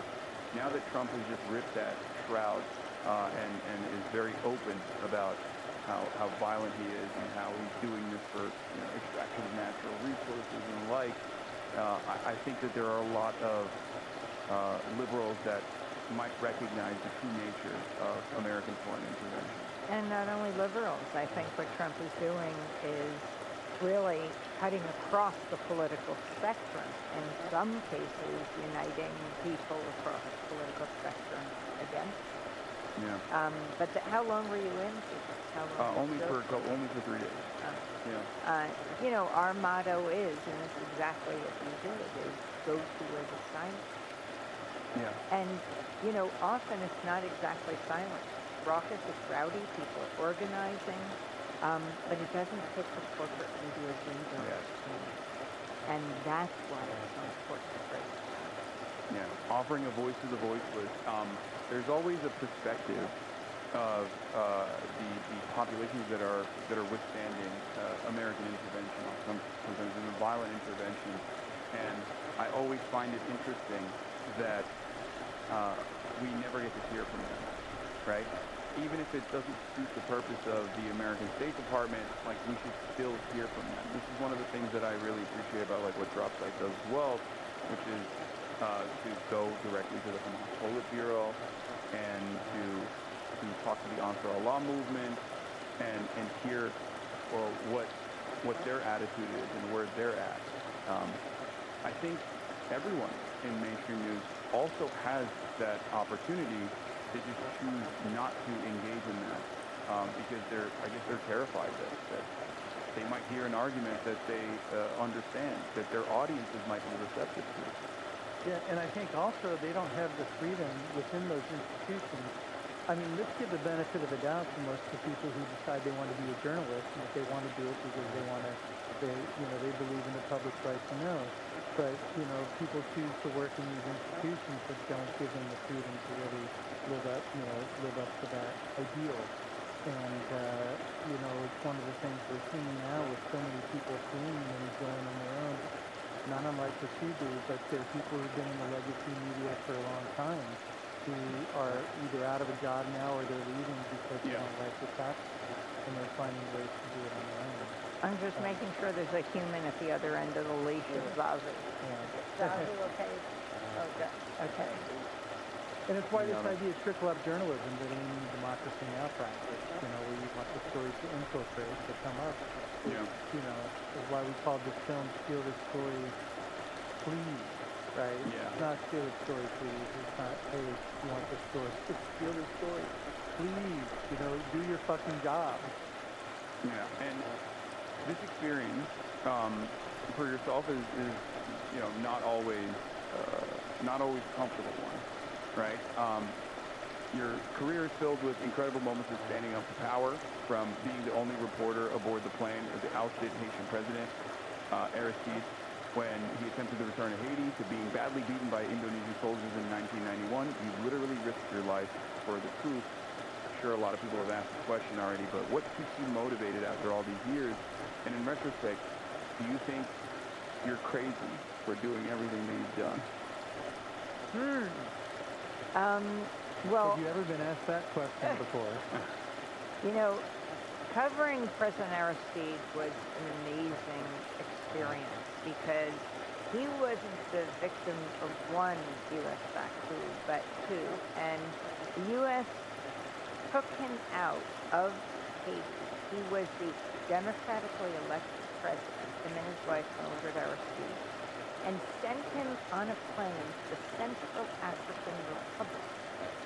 This so enraged Trans-Africa, which is an amazing group that was founded by Randall Robinson, who has since died, that he, Maxine Waters, the congresswoman from here, Los Angeles, a Jamaican parliamentarian, got a plane and went to the Central African Republic to bring him back. He was basically under house arrest there. And I got a call from Randall Robinson, and he said, would you want to cover this? And I said, absolutely, I want to be there. He would later tell me that his wife, that Randall's wife, had said to him, what are you doing? You're a plane, a small plane of black people. This was under George Bush, Rumsfeld, Colin Powell, Condoleezza Rice, and he said, you're a small plane of black people. You could be blown right out of the sky. You have to have someone white with you. So I didn't realize that's when he called me, Randall Robinson. He said, would you like to come cover this trip? And so then when Randall Robinson's wife said, I don't understand, you're going? Did you get someone? He said, yes, I called Amy Goodman. And she said, oh, no, you can get blown out of the sky even faster. But anyway, we all went to Bangui, and they negotiated with the CEASE, the CAR leader who was in power for a year and wanted to look like he had the imprimatur of his country, and they got ARCs back. But as they were coming back to Haiti, Rumsfeld and Powell and Condoleezza Rice threatened them and said, you are not to come back to this hemisphere. To which Randall Robinson replied, whose hemisphere? What are they talking about? They would go into exile in South Africa for 7.5 years. And then I went to South Africa with Danny Glover, who had always wanted to make a film about the Sailor Tour, the independence leader of Haiti, and followed them back in a plane to Haiti when they successfully landed. And the response was enormous in the streets. I mean, that was an incredible experience. From that to, East Timor is a story of epic horror. It's one of the great genocides of the late 20th century. A third of the population was killed by the Indonesian military, which was armed, trained, and financed by the United States. They invaded December 7, 1975. And for the next quarter of a century, they killed off the people. And I covered East Timor, went there with my colleague Alan Nairn, who was writing for The New Yorker, and on November 12, 91, we witnessed and survived a massacre of over 270 countries. We thought our presence as Western journalists would head off the attack because we came from the same country the Indonesian soldiers' weapons came from. Yeah. But unfortunately, it did not head off that attack. But as information came back to the United States, and you see that scene in the film when I'm questioning Mike McCurry, the spokesperson for President Clinton, Congress actually had cut off military training in Indonesia. Was Clinton really going to restore it? And he got angry, McCurry, and he said, the turnip is dry. And what was most interesting about that whole interaction with the White House press corps is that a bunch of the journalists giggled, laughed, and that kind of peer pressure. Who cares? Because we're talking about lives. We're talking about life and death situations. But in 1999, the people of East Timor got to vote for their freedom in a UN-sponsored resolution and a referendum. And 3 years later, they became one of the newest nations in the world. Yeah. So, democracy now, throughout the last couple of decades, has been competing with corporate industry titans like CNN and Fox for 30 years while sustaining itself on a financial model of newer, leaner publications like Dropsite or Zeteo. How do you view Democracy Now's role in this transition towards viewer-supported news? And how do you expect the news landscape to change in the next 30 years? I can't predict how it's going to change, but predict what social media platforms. But what we do is go to where people are. And so we started 30 years ago. There wasn't even the word podcast. We had to figure out how this 69-minute show was going to get to radio stations. So we put it on the Institute. We put it at democracynow.org, and radio stations could take it. Other networks, would pay money to put it on satellite. We didn't have the money. Mm-hmm. But because we established democracynow.org, we immediately, before almost all other networks, had a global audience. And then we'd have, you have the headlines, and then you'd have segment 1, maybe someone in Mexico would transcribe it, segment 2, someone in Montana, segment 3, someone in South Africa. We'd have our transcription coordinator post it online, and we'd have the full transcript. This built the audience, and then reporters could take these voices to the press brief, the Pentagon, or the State Department, or the White House, and these are the original voices, right? Not like those pundits that I was saying before, who know so little about so much, explaining the world to us and getting it so wrong, and asking the president, the Pentagon spokesperson, the Secretary of Defense, and others. Zazu wants to get involved with this conversation too, and might be coming friends with Tyler or not. I was checking her out. So they weren't podcasts, and I was just talking to Amy's colleague Dennis yesterday about this, and they called them I think is it MP4s? RSS-enabled MP3. And that's how stations started taking it, and then that was 1996, and 5 years later, the week of the 9/11 attack, we were the closest national broadcast to Ground Zero. I was telling you, we worked out of the downtown Navy TV where the Renault brothers were. And we just kept broadcasting. The first plane at the first tower, minutes before we went to air. The second plane hit the second tower at 9:03. We were broadcasting at the time 9 to 10, now we do 8 to 9. And we didn't know what had happened, but people started running down the streets covered in ads, and we broadcast for hour upon hour. And then I knew we couldn't see because we were within the evacuation zone. If we left our broadcast site, we would not be allowed out. So we stayed there. There was a hammock that I would try to sleep in at night, walk around near the pile. Everything was covered in ash, and then station after station, TV station, then it was public access. Started asking, we run Democracy Now! Those are TV stations. We're sending up so many video cassettes. I bet half your audience doesn't even know what a video cassette is. And then when we would send out those, the college stations would ask us, and the radio stations, can we run you? Then the CBS station, then the NPR station, all the Pacifica radio stations were running. And that's how it grew to almost 1,500 stations. Also our headlines available in Spanish. We haven't translated that. So many in Latin America, all 50 states. And that's how they stole the story. And that's how, you ask those listener, viewer, reader, supporter. That's who we turned to from early on. But it was global, and that's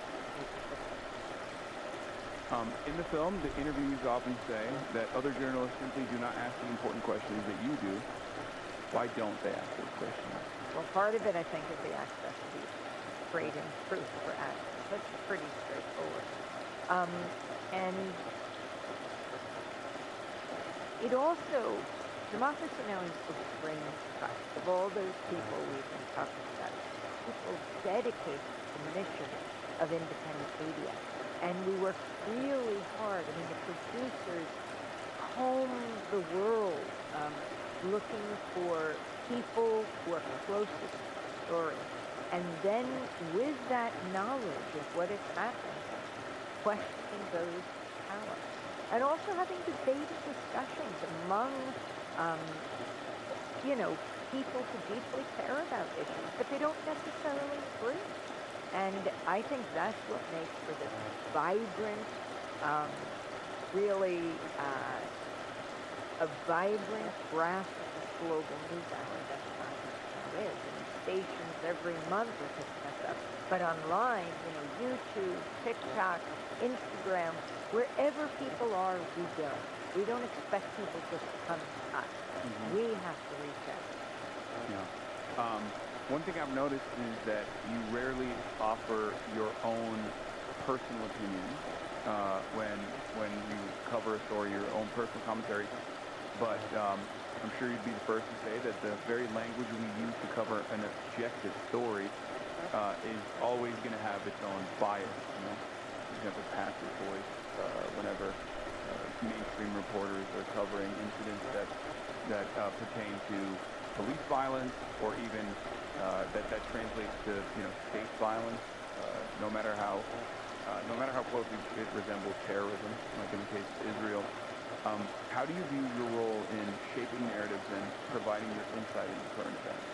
Again, speaking to people closest to the story and hearing their descriptions of what's happening. I mean, the horror of Gaza, tons and tons of terrorists. Most recently this last week, a reporter, and Israel completely admitted, said they targeted. I was just thinking about Rafat al-Adir, because for our 30th anniversary, in addition to musicians, and by the way, I don't know if you knew this. Do you know Peaceful Kingdom by Patti Smith?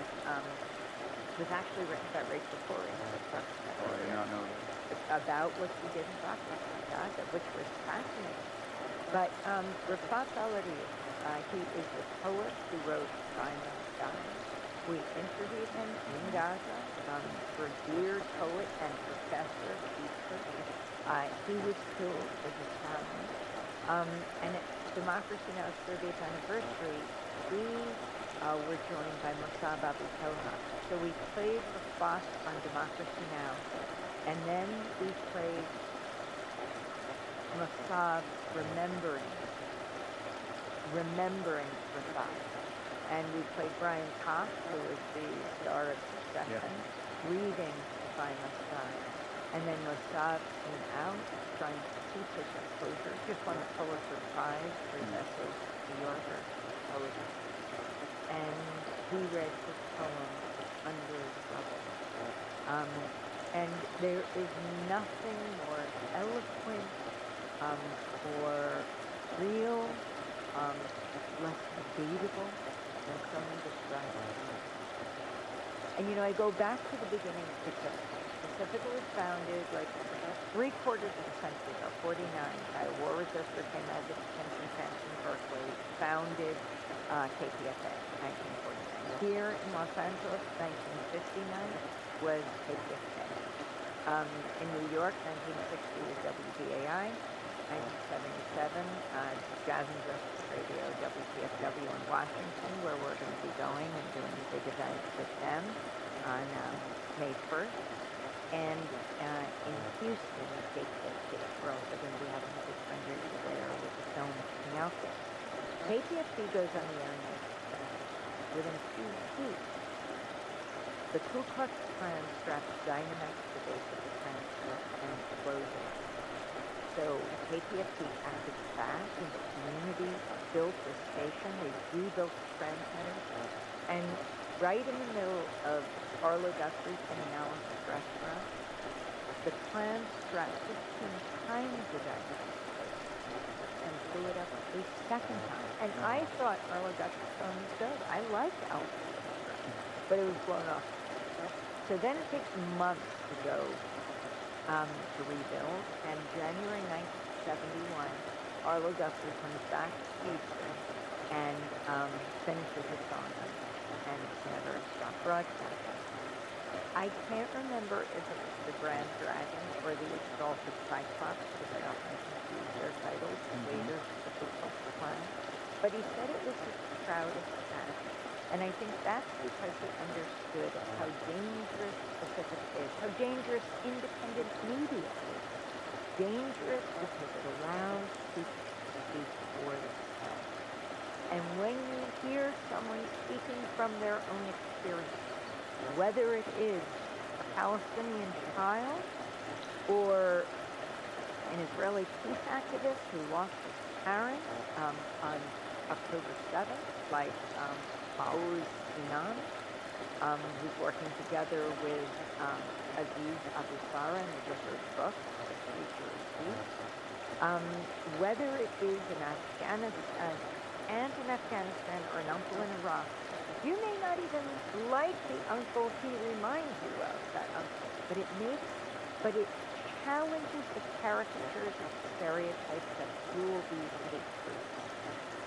It makes it much less likely that you'll want to destroy them when you simply hear the truth. I think the media can be the greatest force for peace on earth.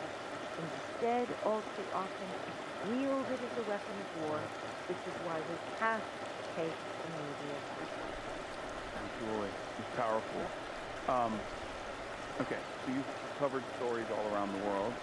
We briefly talked about it, but what was the trip that had the biggest impact on your life? I don't know if it's a corny question or not, but what was the trip that had the biggest impact on your life?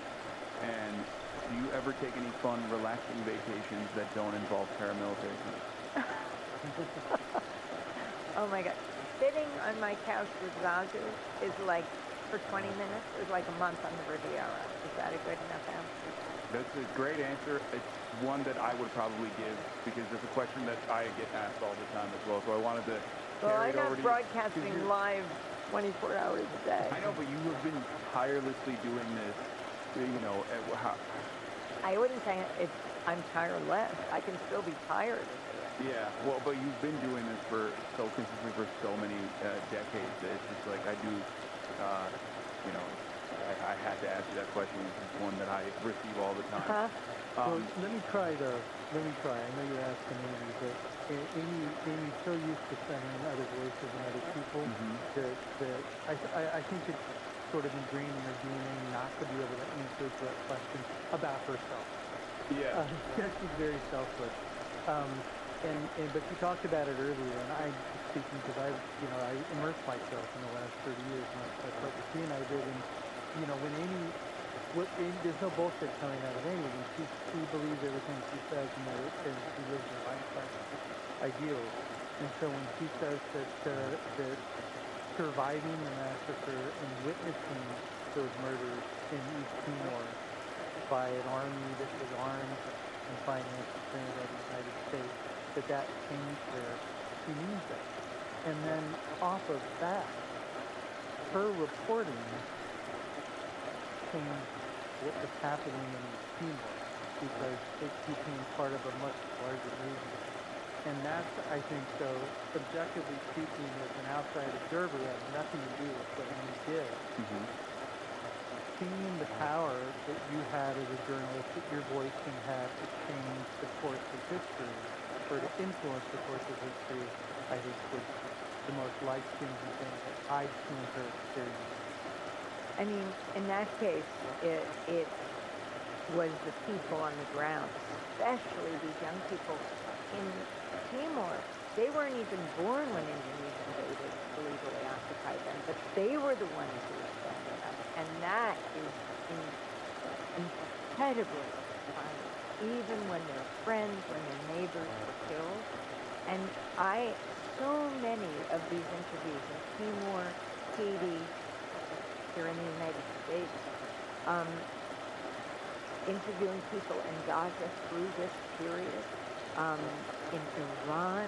I mean, it's amazing to talk to Iranians in the diaspora, Iranians in Iran, but I mean the professors, the artists, the poets, people who themselves have been victims of the regime, on death row in the abused prisons, notorious prisons. But they are saying now, no, this is not going to improve the situation for us and our colleagues, the dissidents, our compatriots in Iran right now. It will harden this regime. This is not what we think will further any kind of democracy. It's just amazing to hear people speak for themselves. And they're the ones who change history. To point a mic in their direction, to shine a spotlight on what they're doing. That's the honor of life. Wow. I wanted to give you a post. We got one right there. Oh, here it is. Here it is. It's such a, you know, the stuff is shared. Yeah, of course. The amazing started street artist who works on all kinds of videos. This is a Barack Obama Hope and Change poster. The Hope and Change poster. Well, he did this. He's also a fan of hers, not of mine. And he also did this post. It's beautiful too. What I love about it here is it's the first thing here, the weapon is the mic. Yeah. And we just went to Shepard Fairey's studio, and we told him we wanted to give this to you. And again, at the top it says, go to where the silence is and stay there. And that's really very much where Carl and Clea ends the documentary. But you have to sign this for oh, okay. Yes, what an honor. I have another question for you. Again, somewhat of a corny one, but you basically interviewed every single person, from Bill Clinton to Noam Chomsky, and some of Jeffrey Epstein's other friends as well. What was the most important interview that you've ever conducted? Oh man. Tough. It's a tough question. I cannot say the most important. Thank you so much. And then look, I have to say, in the background this is when Sharif got arrested, and then I also got arrested along with him. This is the standing rock covering it, and these underneath these, what are called laurels. I'm only learning this world of the film festivals, but they are amazing, these film festivals. And this is not my work. This is Carl and Tia's work. They have won so many awards, grand jury prizes, as I was saying before, and audience favorite documentaries. This is why I want all you guys who are watching and listening right now to go out to your favorite movie theater and either get them to run it or go to the theaters that are running it. And we're here in Los Angeles, really. Well, one is to talk to you and do these fundraisers for the film. Okay. And do you think I avoided the question? A little bit. It's okay. You can do that. I'll have to come back. I have to think about the answer. But I know one thing is I won't choose this one. Because so many are important for so many people. Each story I've described to you now includes so many interests. Whether it is Rafat al-Adir, whether it is covering the journey of President Aristide to Haiti, whether it is talking to Al-Iran, a remarkable woman who stands for so many people who've been brutalized and distracted. It just goes on and on. Carl, I got some tough questions for you too. Don't worry. Every day. Yeah, I'm waiting. Okay, so you took 30 very memorable years of Amy's life and you condensed it into 98 minutes. Okay? What were the hardest editorial sacrifices? And was there anything you cut from the film that you wish you kept in? Oh, yeah. It's a process. You know, what you do is real time. What we do is a couple years of work. And especially when you immerse yourself in 30 years of somebody's career and life, it's really hard. I'd say, in a weird way, Feel This Story Please is also a very personal story for me and for Tia. Because it's a reflection of the things that Amy has done throughout her life that have impacted us the most profoundly, and that sits with us to this day. So I'd say you know, the choices are difficult to make. When we had a hard choice, when we had 3.5 hours of a film, and we knew that we couldn't put out 3.5 hours of a film, you know, we had to impose some process, and that was whatever was speaking most clearly and profoundly to the moment that we're living in now stayed in the film. That. And the other big rule, which has always been a rule, which we learned from Michael Moore, is you never take a laugh. And Amy Goodman is a barrel of laughs. She has so much fun in this life. She's surrounded by so many great people. Amy never says no to an invitation to do something fun, to be out on the town, to be walking on the street, and she's always laughing. And so we wanted to, you know, that appeals to us. She doesn't like somebody who likes to have fun. It finds joy. And it's important for telling the story about a person. Even though the film is admittedly, it's not a much bigger thing than Amy Goodman, but, you know, it makes Amy so relatable. You know, I was just looking at this picture you have up of drilling and killing. Jeremy Scahill and much younger me, drilling and killing Chevron Nigeria's oil dictatorship. I think this was at the, I think this was at the Polk Awards, and they had us do a large poster. But it made me think about the Overseas Press Club, because we had won an Overseas Press Club award for this, and I'm not here to boast about that, but we learned about the ceremony. It was at a Midtown hotel, and we thought, okay, I think it was in the midst of the bombing of Yugoslavia, and we had so much work to do, but we were supposed to go in and collect this award. So Jeremy and I raced over to the hotel, and we couldn't actually afford to sit and have the meal because it was expensive. It was hundreds of journalists that were there. So we went as press covering our own awards. And but what we saw there was Richard Holbrooke. And he was the U.S. envoy on Yugoslavia.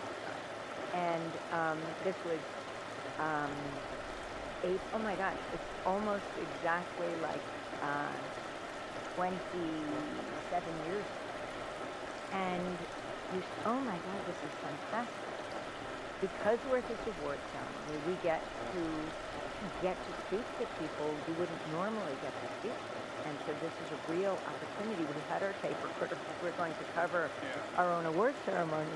So we ran up to Mr. Holbrooke, and we said, he had just given a speech talking about how how NATO had bombed the RTS, that's Radio Television Serbia. They were taking out the body parts of the makeup artists, of the camera people. It was horrifying. This is a civilian site. And so we wanted to ask him a question. And here he is at a prestigious award ceremony, surrounded by journalists. That's right. This was the perfect moment. Yeah. Right before he spoke, we went up to ask him because we thought maybe we won't get a chance to. Actually, he was going into the bathroom, so we were following him to the bathroom. But he said, no, they made a deal here that I would not answer questions. And the head of the Overseas Press Club came over and said to him, what do you do? And so I said, well, we were asking Mr. Holbrooke a question. He's the point person on NATO bombing Yugoslavia. And they said, no, we made a deal. We're not going to ask him questions because he's our keynote speaker. So then we go back in, and they're announcing the awards, and they come to the award that we were winning. And it was one of the network news anchors, and I think it was Tom Brokaw. And he said, and now the Overseas Press Club Award goes to drilling and killing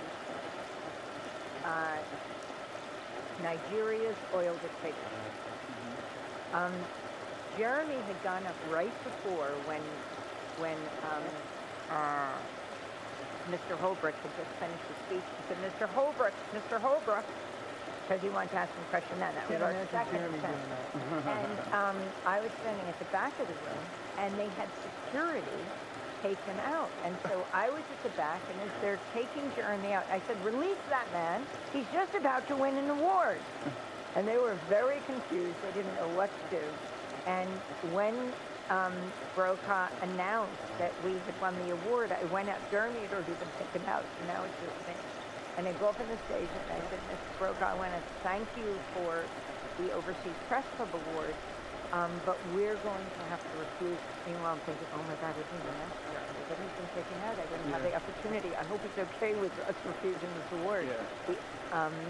And I said, we're going to have to refuse the award because we came to this event which honors the highest in journalism. And yet we were told that a deal had been made, that an agreement had been made with a person who's a key player in the NATO bombing of Yugoslavia, that we're not allowed to ask him questions. So I want to say thank you, but no. Brokaw said, well, that's why the First Amendment is great. And that was the end of that. So when I see that picture of us, I asked Jeremy after, did you mind that I'm so sorry that we're not bringing home this award? And so, given that he is taken out, definitely understood and supported this decision. Yeah. It reminds me of, I think it was during the Columbia campus, student encampments that were taking place.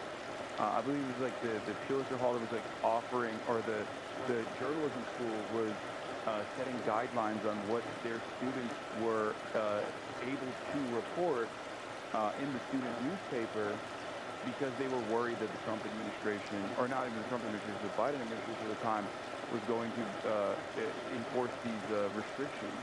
Or was it under the Trump administration? But I just thought that it was very interesting that, like, we're teaching this next generation in an incredibly prestigious university that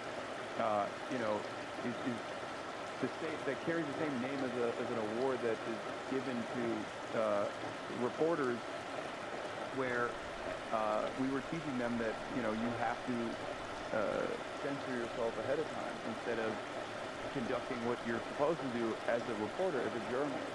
It's a very interesting lesson in, I guess, that hypocrisy that has been going on for far longer.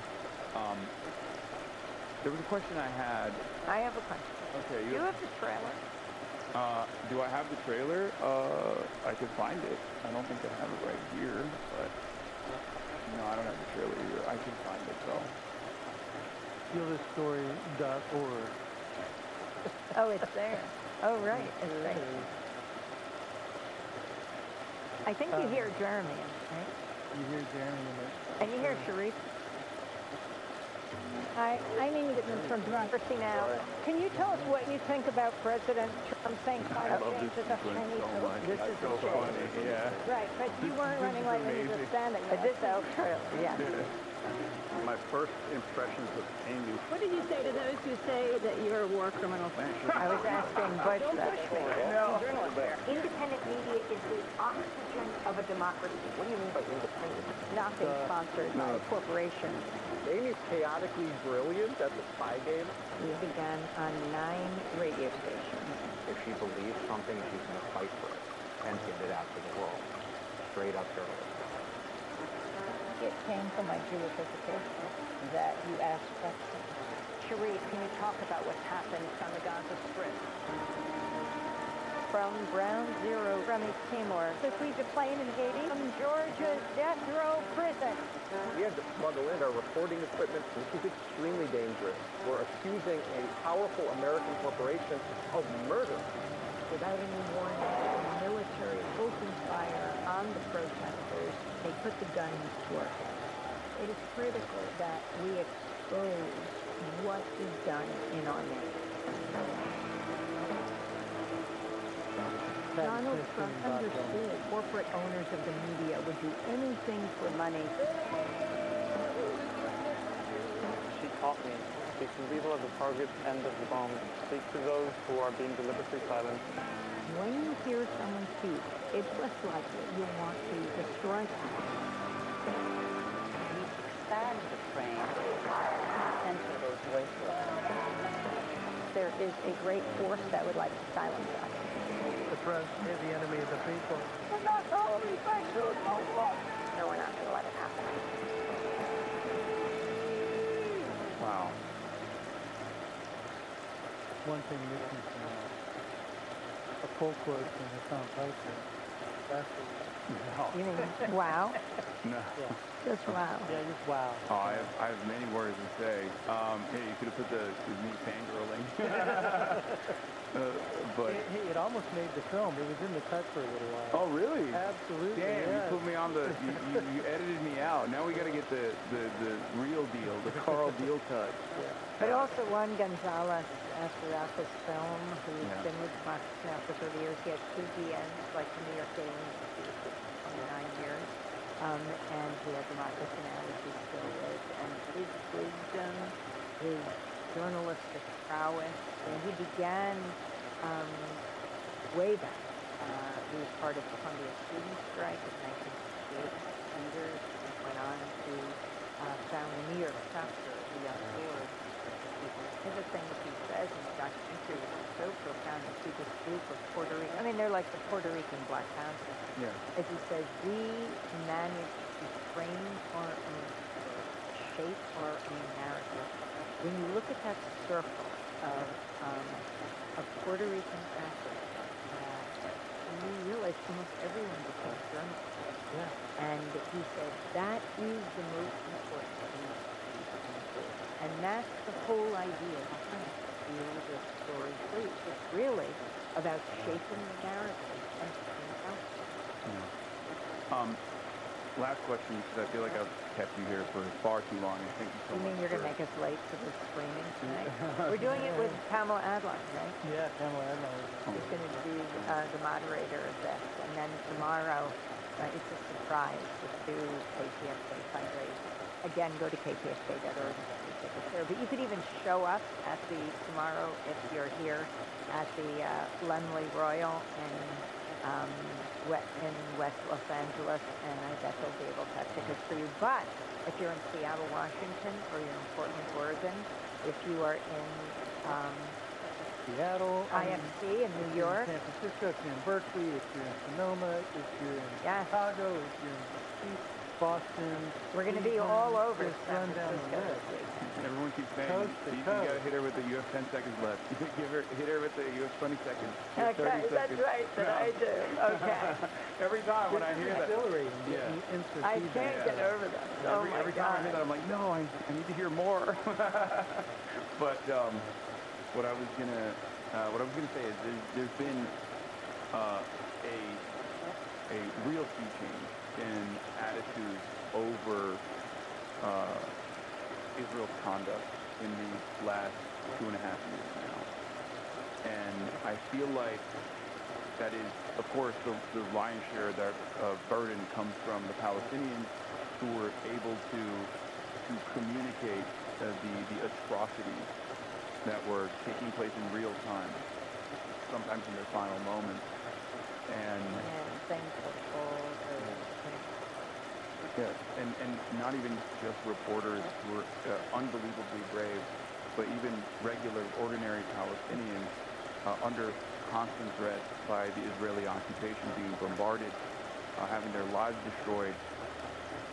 I feel like that was it's like in large part due to their bravery, and also because of the fact that independent media, by way of both social media and places like Democracy Now!, were able to take that footage and try to honor the sacrifice, the martyrdom, honor the work that Palestinians put in to showcasing the reality on the ground. Do you feel like there are lessons that mainstream media could learn from that? How do you feel? I mean, you've covered this issue. You've covered the apartheid for decades. It didn't start on October 7th, as many people might think. Do you see that sea change? Do you feel like it was rapid? Completely. And I mean, I completely see a sea change. Yes, I was there covering the first intifada, and carrying through to today, the strength of voices there and also here. And being a Jewish journalist, coming from a religious Jewish background, my grandfather was a rabbi on my mother's side, and my great-grandfather on my father's side, Jewish rabbi, was a rabbi on the Lower East Side. I also really carefully monitor the Jewish community and see change, especially among young people. Yeah. I know this causes a great and why I've always been amazed at universities going after students who are part of the intent, because so much of what students learn, yes, from their own background, but when they come to college, they take human rights and they learn about what's legal and illegal, international law. Universities should have seen it as such a tribute of the learning and the education of their students. But from my perspective, steeped in the Holocaust, my family was. My grandmother, a woman of 3 centuries, born in 1897 in Rivne, Ukraine. It was Poland and Russia at the time. She lived till she was 108 in 2005. She died in Brooklyn. I was steeped in who died, who lived, what family members were able to flee and what weren't able, and who wasn't able to flee. And I was always struck by non-Jewish people and families who would harbor, put a child in the basement or the attic or in a barn simply to protect the Nazis. And I always wonder, they're called the righteous. Why would they do that? Risk their own family's lives? And we learned a deep, deep lesson through the horror of the Holocaust. And that was never again for anyone, anywhere. And I think it is not only my Jewish education, I think for Muslims, Hindus, Christians, agnostics, atheists, this is a humanistic issue. We cannot afford war anymore. We cannot afford this mass victimization. As reporters, we know no borders, and it is absolutely critical today that these issues be solved on the ground, empowering people to live in a society. Powerful words to end it on. Thank you so much for coming on.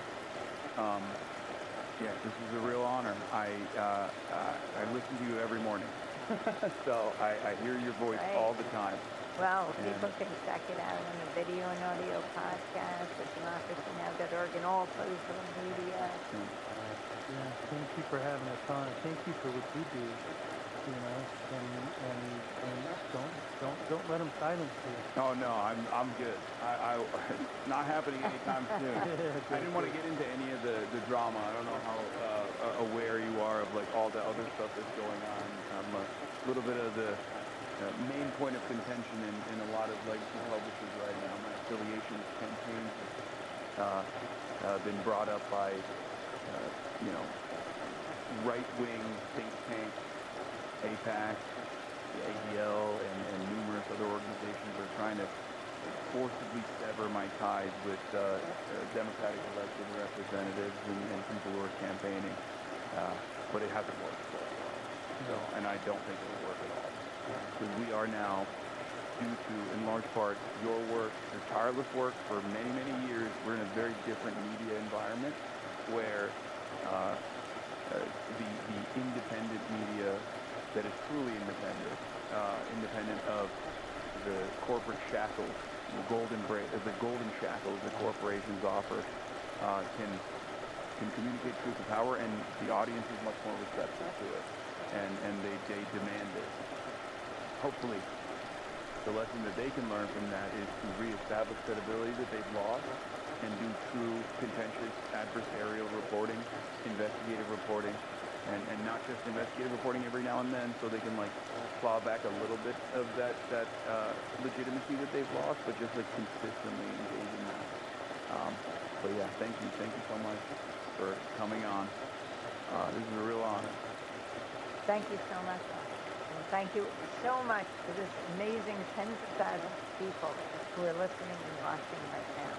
This is what community is. Yeah.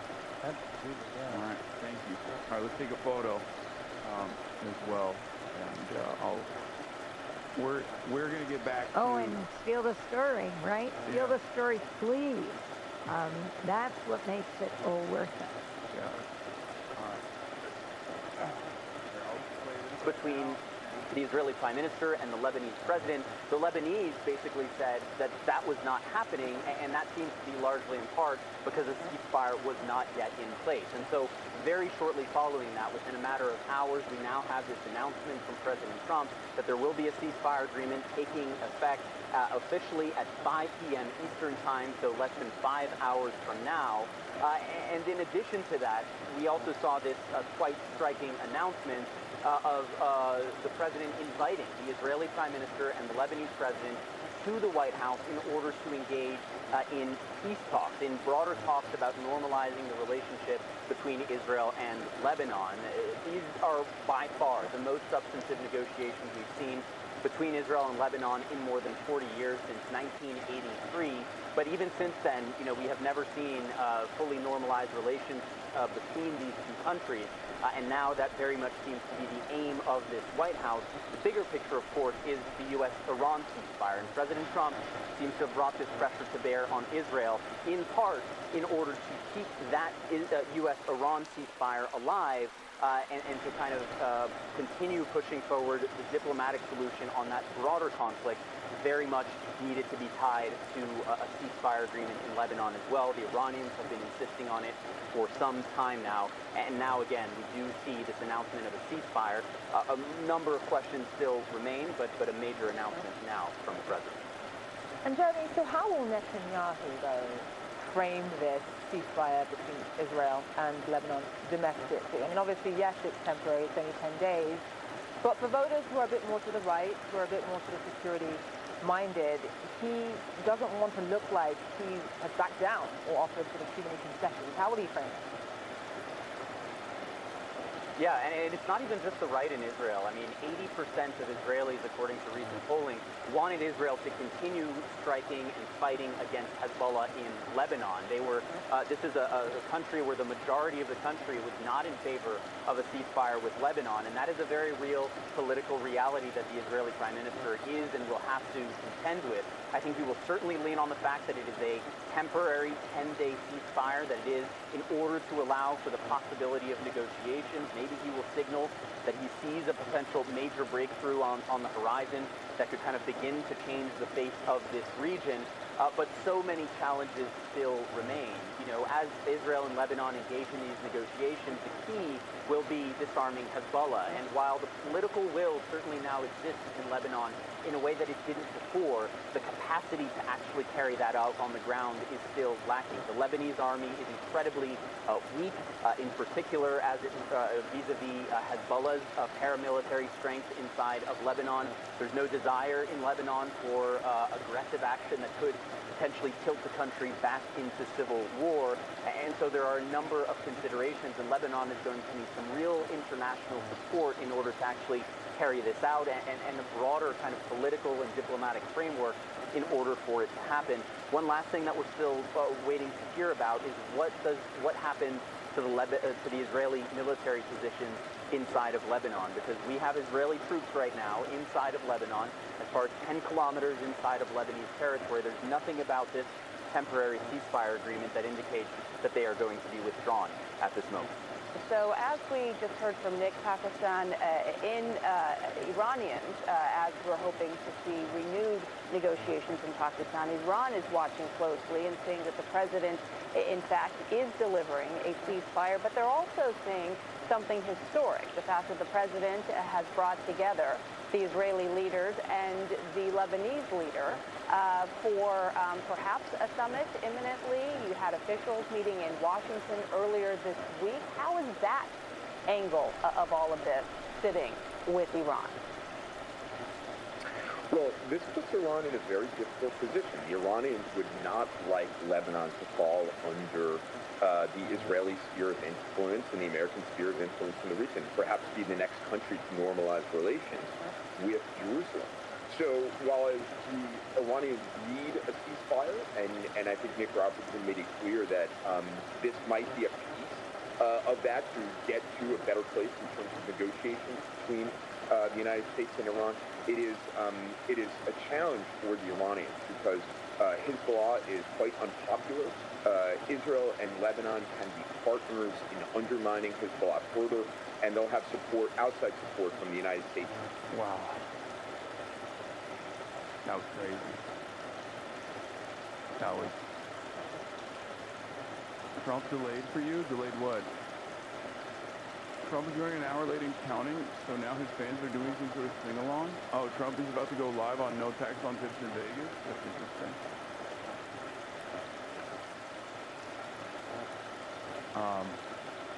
I don't think you get... I'm gonna go tomorrow to the...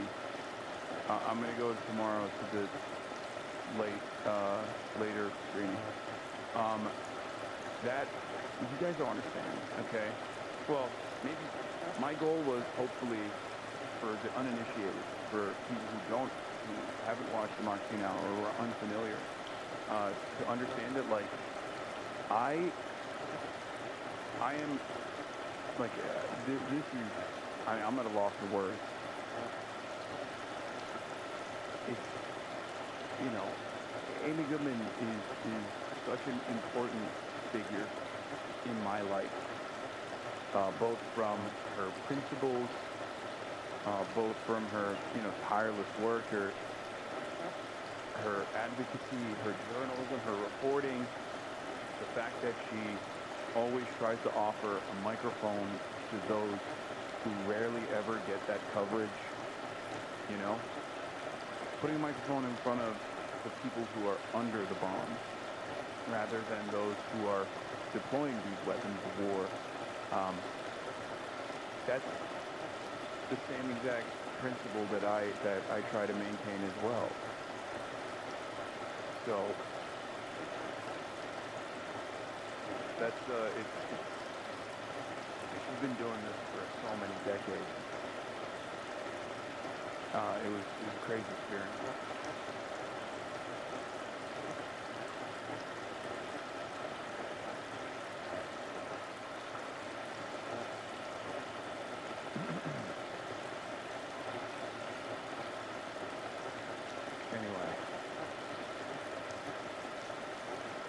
That was crazy.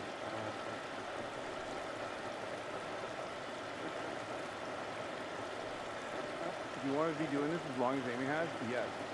I mean, that's the other side of the story that I think is, like, kind of similar. This is her life work. She dedicated her whole life to this, and I totally understand it.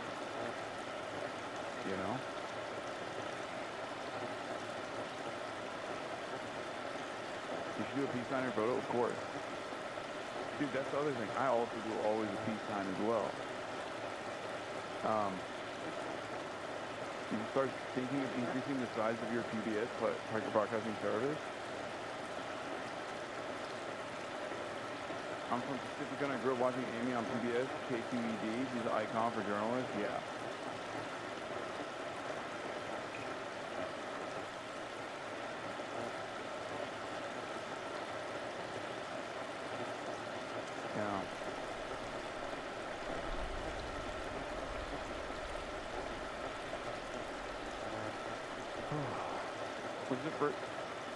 Was this her first time on the stream, or have you been on Democracy Now? No, they've asked a couple times for me to do it, but because they filmed super early for LA time, I haven't been able to do it. And the times where I'm in New York, I haven't been able to do it either, because, I had some other obligations at the same time. but eventually I will, of course. You guys like the personal touch with young Jeremy? He had to ask his mom for these photos.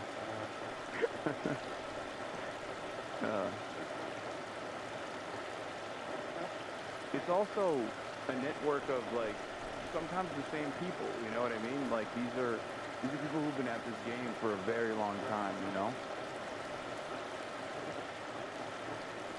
It's just in your Nardwar era, yeah. Every time we gotta drop in a little Nardwar.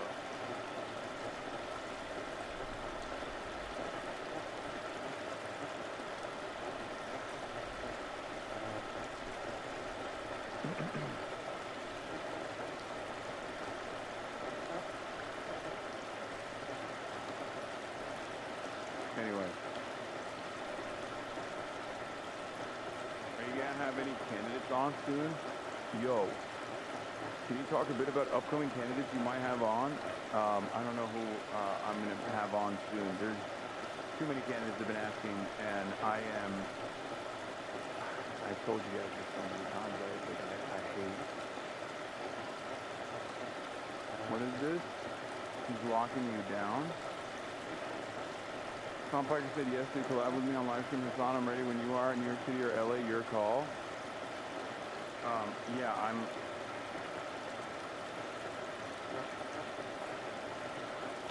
I hate doing Canada stuff, but we got some. I can't tell you exactly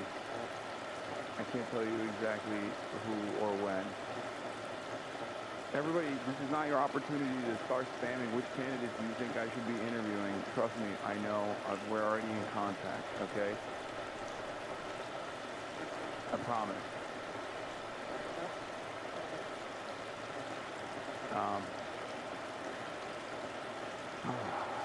Why do you hate it? It's just like, it's not my forte. I talked about it already. It's like, it's not, is that because you lose yours? No, it's not that. I don't really give a shit about that.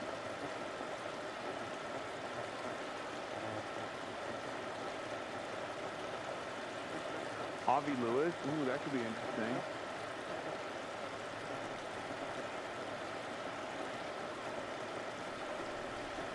Adam Goodman 2.0. Are you going to do any gaming soon? Probably not. Trump is crashing out, launching the 5. Get her off the air. Trump is late. Trump is late to his event where he's supposed to be talking about no tax on tips. And instead of doing that, he's on the plane. Instead of doing that, he's on the plane watching the... Wait, they didn't cover me today on the Fox 5, right? I didn't... That didn't happen today, right? Because that's a big uh-oh moment. They absolutely did? No, they didn't. They probably didn't. I guess he does watch Fox every day, so he might have seen it on another day. But, yes, they're going to clip that. They're going to clip that.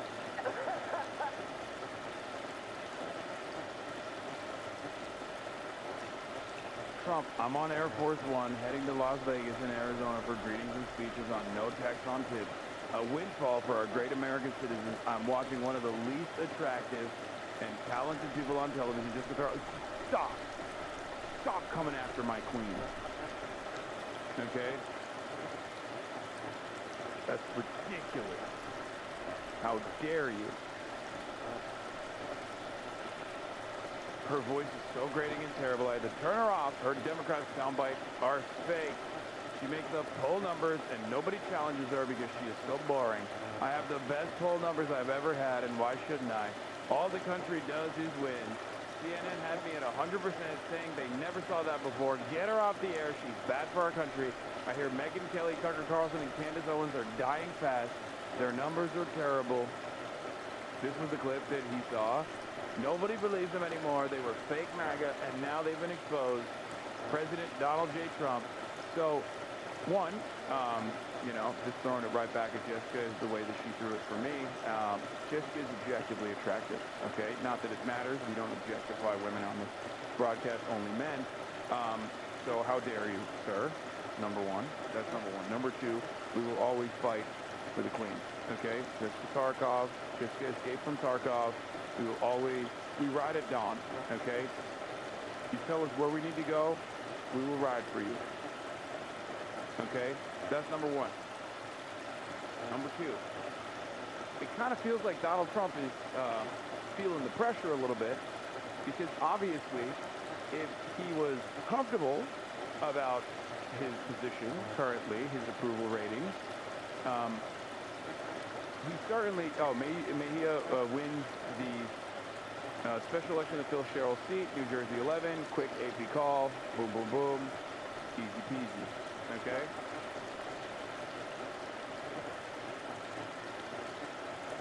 You were on Fox and Friends today? No, I watched this earlier, yeah. Yeah, but not on Fox 5, thank God.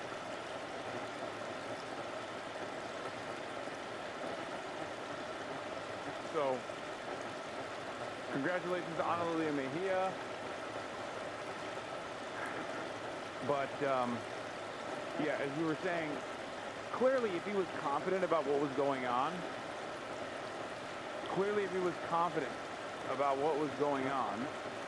he wouldn't be this mad that Jessica Tarlov is saying the truth, right?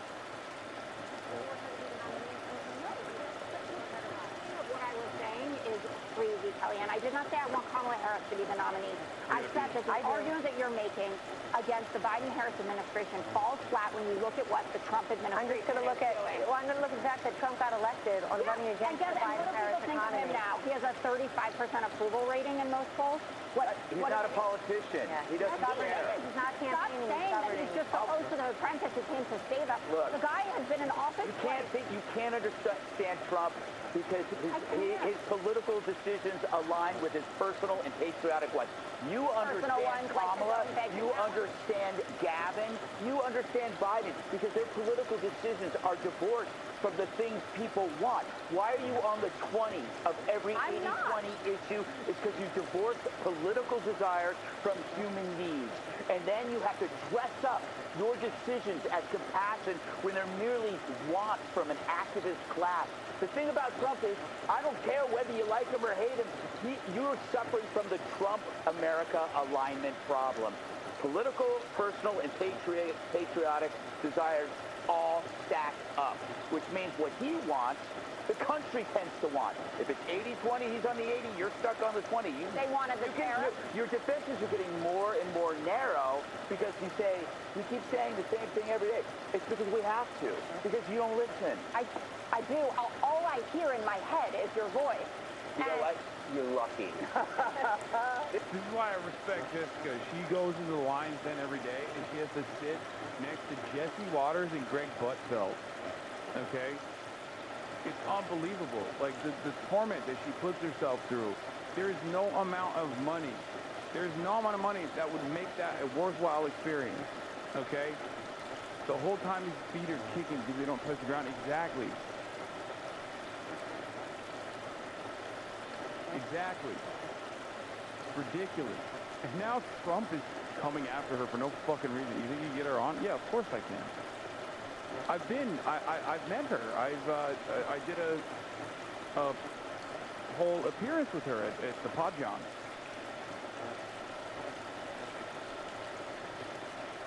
This is the no voice Americans of wanted God. the tariff.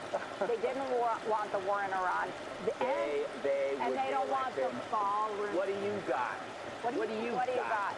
Look at what you have on your side. It is a clown car of carnival atrocity. I can't wait for election.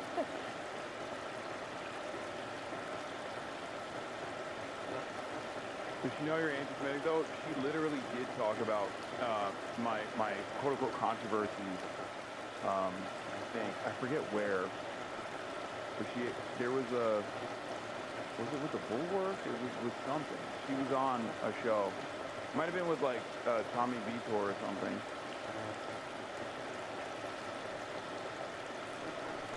I mean, she's also literally talked about my controversies on the show, which is why, you know, a little bit worrisome that Trump is watching and is mad at Jessica. Yeah, but I've met her. I've done a whole thing with her. The legend, Jessica Tarkov. Jessica escaped from Tarkov. New Trump truth about Hezbollah. Okay. What is this? I hope Hezbollah acts nicely and well during this important period of time. It will be an great moment for them if they do. No more killing. Must finally have peace. Thank you for your attention to this matter. President Donald J. Trump. So I don't fully understand. Are we good? Is there... Did he do the boss call? Like, did they lean into Iran and the demands of Iran? Because I just don't believe Israel will ever cease to fire, right? Saudi Arabia and other players like the French. So, dude, I know. Stop. Chatter. I know. The one that's spamming about the fucking pin code. I know, man. Calm down. I saw it. It's gonna be fine, okay? So, perhaps the Iranians will Jesus support Christ, dude. Holy shit. this from a tactical perspective. But over the longer term, I can expect them to try to undermine any kind of rapprochement between Israel and Lebanon. Stephen, I'd like to get your perspective on how this 10-day ceasefire between the Israelis and the Lebanese will affect Netanyahu politically. You know, while in this country, here in the U.S., the number one main political issue, at least right now, there's a lot of talk about gas prices before the midterms. In Israel, the number one political issue is, of course, security. And there's going to be a lot of fear and concern among Israelis. Oh my God, you're mad. You're mad now, okay? You're mad. Wonderful. Your aggravation is totally deserved and normal. I'm aware of everything that's going on, Chatter, okay? Fine, if I'm not responding to you, I promise you I've seen it, right?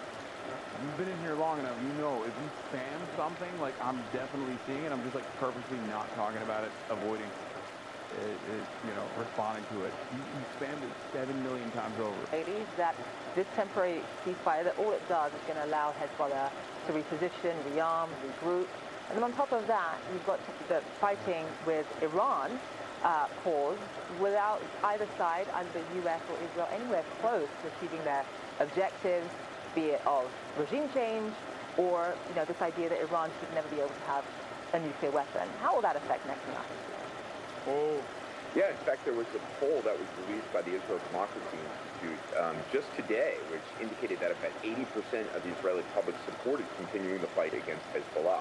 This is sort of the post-October 7th mindset among Israelis, where they don't want to necessarily manage their security threats on their borders. They want to resolve them. And so Netanyahu is clearly being jammed by President Trump. His security cabinet could not come to a decision last evening on a ceasefire, and the president went ahead and announced one anyway. So Netanyahu is already in a difficult political position. His coalition is only polling implied number of seats in the legislature, only about 50 seats if the election were held today, which is far short of the majority he needs to form another government.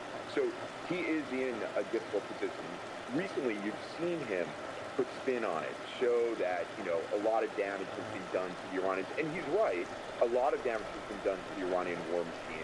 There's been a lot of damage to its proxies, but they have not been able to translate those tactical accomplishments on the battlefield into Israel's strategic goals. And that, I think, is frustrating Israelis, and I think it's frustrating Israelis with Prime Minister Netanyahu.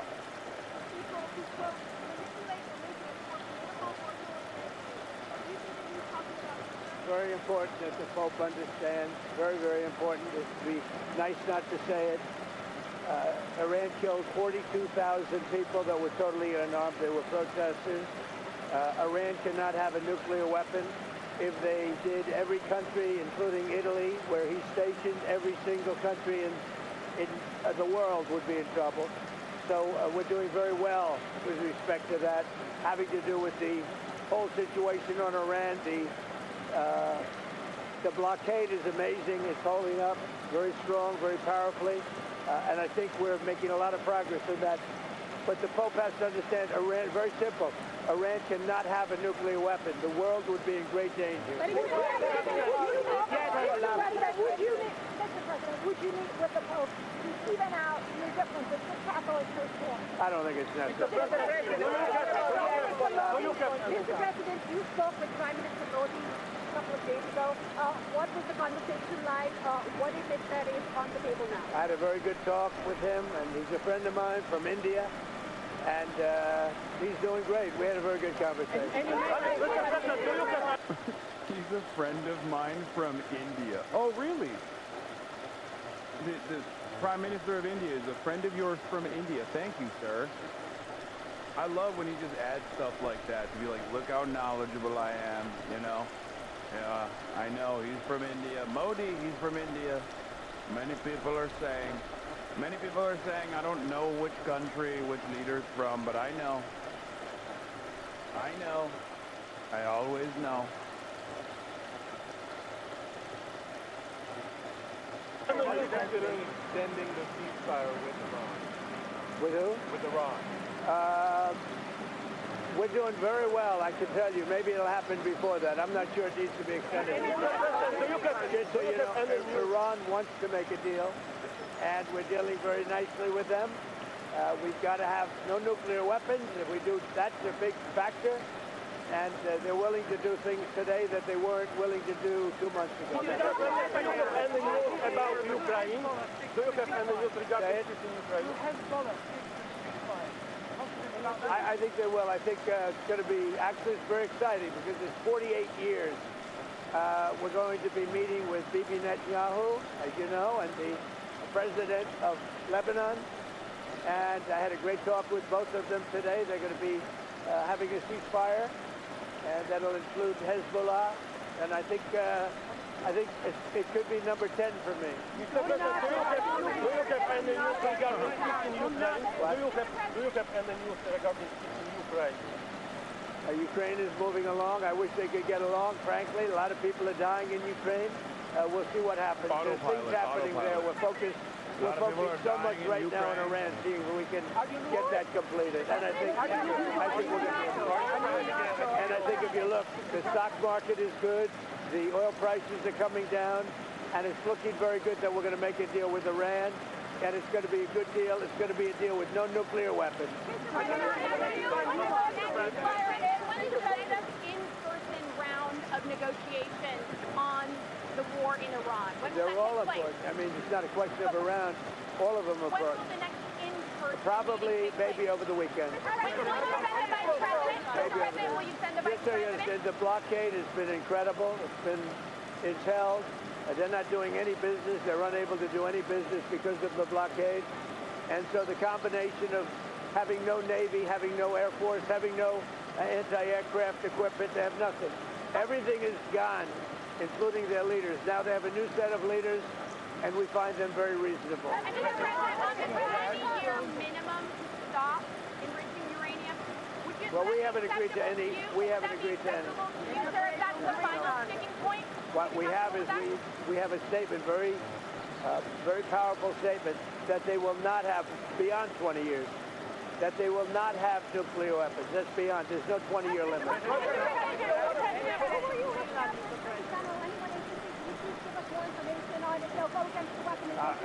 I think that Todd Blanche is doing a very good job from what I'm seeing. All I can say thus far, I think Todd Blanche is doing a very good job. If there's no deal, would you be willing to extend the ceasefire, or will the fighting resume, Mr. President? I would say the fighting. If there's no deal, fighting resume. Okay. And then on gas prices, how much longer will Americans continue to see these high gas prices? Well, they're not very high. If you look at what they were supposed to be in order to get rid of a nuclear weapon with the danger that entails. So the gas prices have come down very much over the last 3-4 days. I know, you know, and that's what ABC says. But the fact is that if you look at the stock market's up, everything's doing really well. And the big thing we have to do is we have to make sure that Iran does not have a nuclear weapon, because if they do, you want to talk about problems, you'd have problems. So very important is that Iran does not have a nuclear weapon, and they've agreed to that. Iran's agreed to that, and they've agreed to it very powerfully. They've agreed to give us back the nuclear dust that's way underground because of the attack we made with the B-2 bombers. So we have a lot of agreement with Iran, and I think something's going to happen very positive.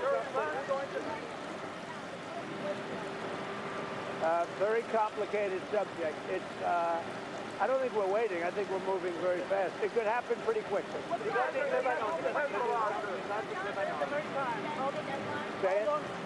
this sustain the blockade on the Strait of Hormuz? The what? How long you could sustain, keep the blockade on the Strait of Hormuz? We're doing very well with the blockade. It's very routine for us. The Navy is incredible.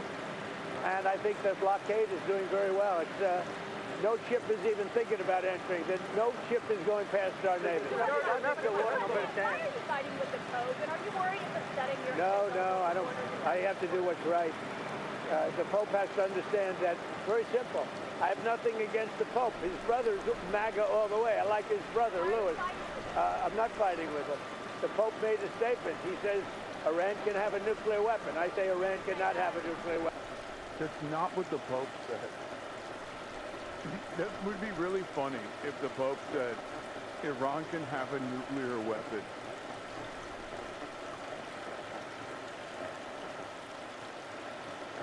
Nuclear Pope.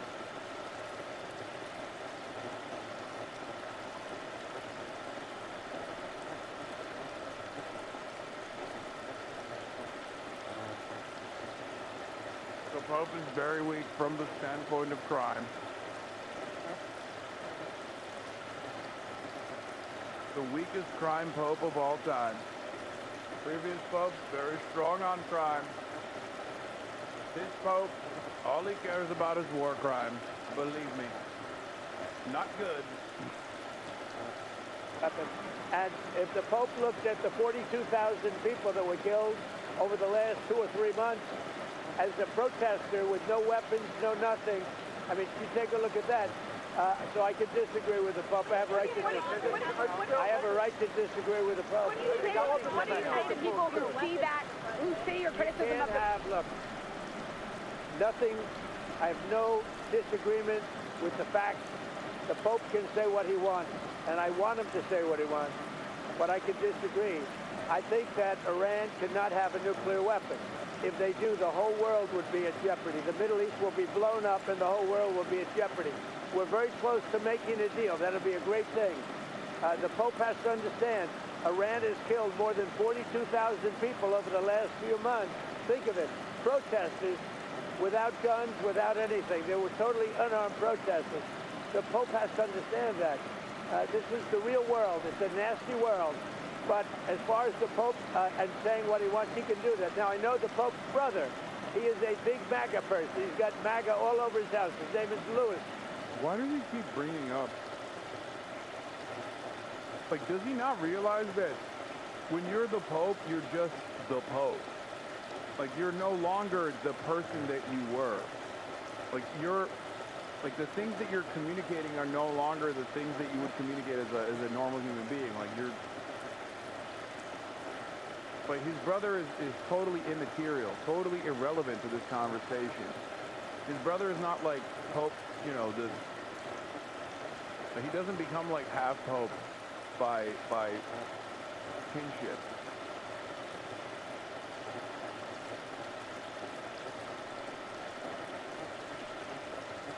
Well, I'll have you know, the Pope's brother agrees with me. It's a crazy statement.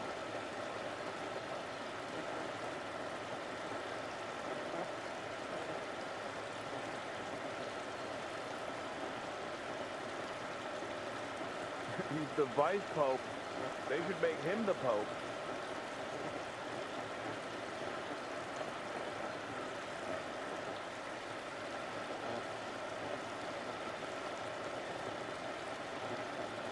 scenario. Like, what about the Pope's, I don't know, fucking girlfriend when he was in high school, you know? Like, who cares? Oh my God, do you think Donald Trump thinks that the papacy is like monarchies? Like, 'cause it's old, so and there's a lot of, you know, funny outfits that you wear and stuff. I just realized he might legitimately think that he could just like replace the Pope with his brother or something if he felt the need to do so.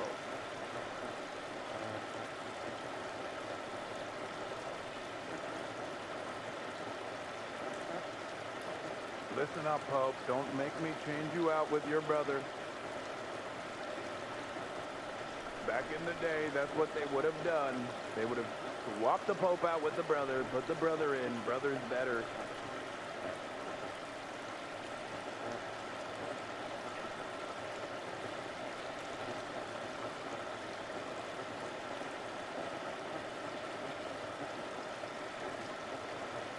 New Pope. He's actually a great guy. And I'm sure the Pope is a great guy. I haven't met him. But I disagree with the Pope. If the Pope would allow Iran to have a nuclear weapon, you can't do that. There are people that are saying that the Pope is bad. What? What? I would like to ask you regarding congratulations for the 10th war. Yeah, it's very exciting. With Lebanon, it's very exciting. I think we're going to have a deal. We're going to have a meeting first time in 44 years. And Lebanon will be meeting with Israel, and they're probably going to do it at the White House. When do you think they would... Over the next week or two. Or the next week, and do you think this agreement can reach... I do. I think we're gonna, I think we will have an agreement between Lebanon, and they're going to take care of Hezbollah. But they're going to be working on Hezbollah right now. But we'll have an agreement between Israel, very importantly, and Lebanon. Would you support our Lebanese army as well? I would, yeah. Iran's going to... Iran's going to execute... Has Hezbollah agreed to the ceasefire? I mean, how do you even... They're all agreeing. It's a very nice little package for about a week. And we're not going to have lots of bombs dropping. And we're going to see if we can make peace between Lebanon and Israel. And that's important of the Pope, President, because there was a group of bishops that did put out a statement saying the Pope isn't merely exercising his opinion, he's preaching the gospel. I mean, what do you say to people that do this? Well, I want him to preach the gospel. I'm all about the gospel. But I also know that you cannot let a certain country, which is a very mean-spirited country, have a nuclear weapon. If they did, they would use it, and I think they'd use it quickly, and they would kill many millions of people. So, you know, the Pope could disagree with me on that, but certainly we're allowed to have that. I'm all about the gospel. I'm about it as much as anybody can be. But I can't allow, as President of the United States of America, I can't allow Iran... I'm all about the gospel. I can be about it just as much as anyone can be about the gospel. ...to have a nuclear weapon. And here's the story. They won't have. They've already agreed not to have. That's good news, and I think the Pope will be very happy. Four more people, including a woman. The Federal Reserve should wait and see about this Iran war before lowering interest rates. Do you agree with that? No, I don't agree. I think we should have lower interest rates. Iran's going to execute 4 more protesters, accordingly, including the first woman protester. What do you tell Iran? Well, tell that to the Pope. What did you say? Tell that to the Pope. You want to patch things up with the Pope? That Iran is going to... Did you just hear that? Iran is going to execute 4 people, including a woman? Bro's beefing with the Pope, man. It's so weird. Bro is straight up beefing with the motherfucking Pope. He's like, tell that to the Pope. That's a good line. Tell him. Yeah. I don't know if we're going to have to, but if we need to, I would do that.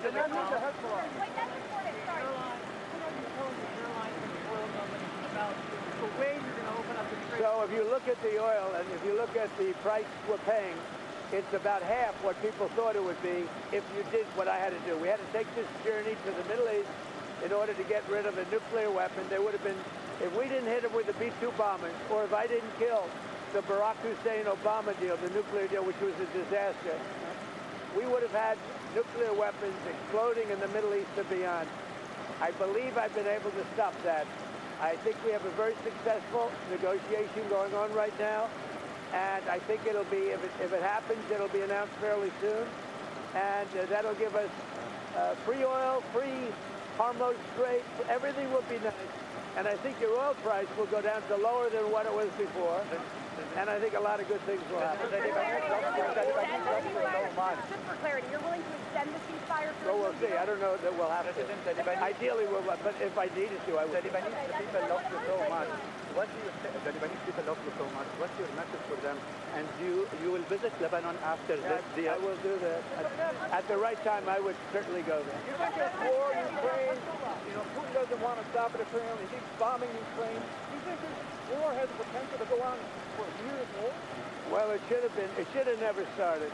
If I were president, the war in Ukraine never would have started with Russia.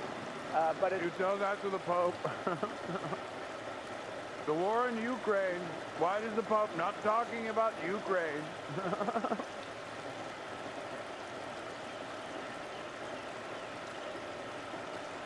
If he's so good, how about he stop that war? It's going on. Hopefully it'll get over soon. Have you spoken with Putin? Came out last week and said she had no links to Jeffrey Epstein. Who did? The First Lady, Melania. She had none. Why did she come out and say that last week? Because the fake news was saying she did, and she had none, and I think that's been proven. It bothered her that the fake news was being fake news, so she just wanted to clarify. Who's taking care of Hezbollah? Do you think that they are trying to feel that they are trying to... We're going to see how it all works out, but they'll be working and coordinating. You know Lebanon, right? So they'll be working with Hezbollah. What? Well, we'll see. I mean, we have a very good relationship with Iran right now, as hard as it is to believe.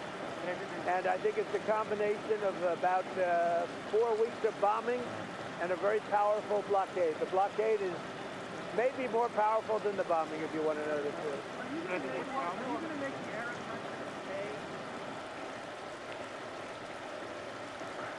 That's...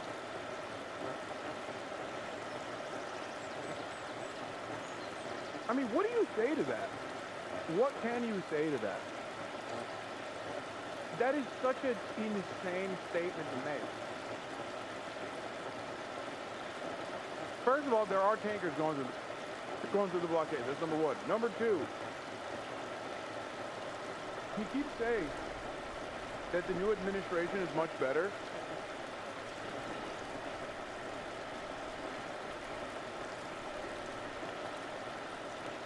When that's not happening. Like the new admin, the new government is comprised entirely of hardliners. Everything he says is the exact opposite of what's going on. As I've said earlier, Donald Trump is the last person to ask about any event, really, because he doesn't know what the fuck's going on. And not only does he not know what the fuck's going on, but he doesn't even know what he's going to say next. I think they'll make that. I think they're going to make that contribution. I think the Arab countries, because we've done a lot, I think they'd make a contribution toward the cause.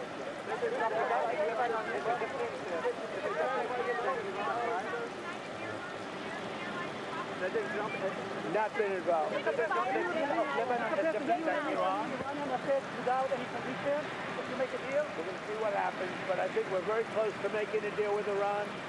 You'll be the first to know, but I think we have a chance. And if that happens, oil goes way down, prices go way down, inflation goes way down, and you're going to have much more importantly than even that. Word.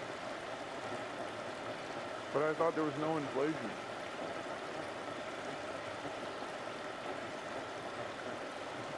I thought that there was no issue. Now it kind of sounds like there is a real price issue here.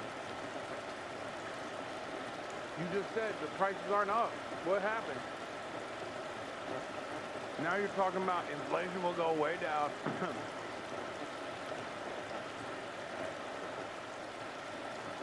Democrat Hallelujah Maya wins the New Jersey special election. Yes, yes, yes. Yeah. One of the funniest things that could have happened is that Saudi Arabia pulled funding from Live Golf, which of course is like the worst thing you can do to Donald Trump. Off topic, took long enough to arrest him. David has been arrested for the murder of Celeste Rivas. Jesus Christ, that took like a year. You won't have nuclear holocaust.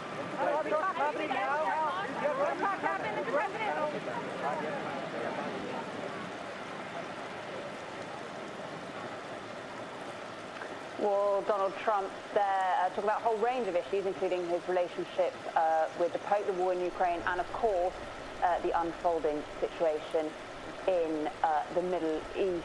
He said that we need to make sure Iran doesn't have nuclear weapons and people that are a lot different than we were dealing with at the beginning. As you know, they're no longer around. They're no longer with us. But we have a very good relationship, and I think there's a very good chance that we're going to make a deal. Also, Israel and Lebanon, I think there's a good chance that they'll make a good deal. So. Oh, he's still answering questions. Any reaction to Russia's overnight attack on Kiev? They killed I think it's terrible. Well, okay, fuck it. All right. All right. Benjamin Netanyahu came out talking about Israel will remain a security zone in Lebanon despite ceasefire, Netanyahu says. Once again, classic case. You ceasefire. What kind of ceasefire means that you still continue occupying the territories? Like, it just doesn't make any sense. Another yellow line, just like in fucking Gaza.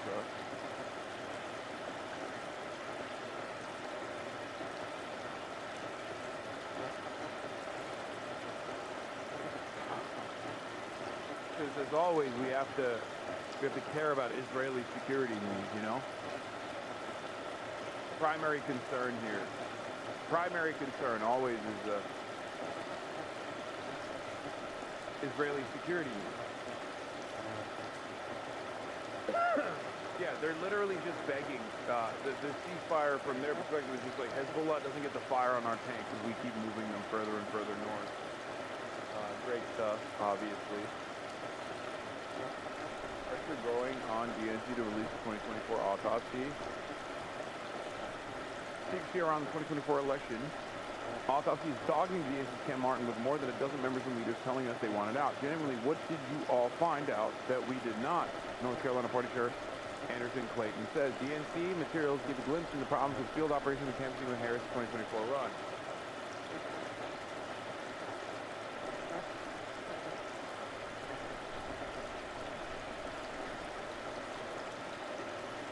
Saw the new Showtime video.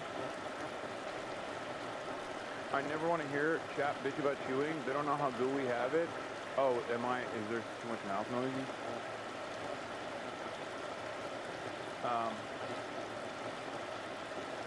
Drop site interviews Hezbollah MD about the ceasefire. Do you have the link? Chatter, do you have the actual short link? Breaking, Lebanese army reports Israeli ceasefire violations. There's a Twitter link. Ceasefire is bogus. Israel, under the 10-day ceasefire agreement, is permitted to carry out strikes in Lebanon as long as it claims they are in self-defense. Article 3 reads, Israel shall preserve its right to take all necessary measures of self-defense at any time against planned, imminent, or ongoing attacks. Planned attacks. Oh, so they can do another a first strike, self-defense first strike, preemptive first strike.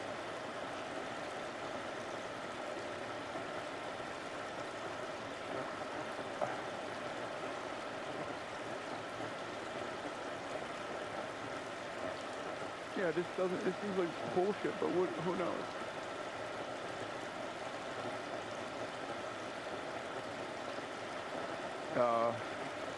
IDF setting up more outposts so their Lebanon. We're behaving just like we did in Gaza, one army source said.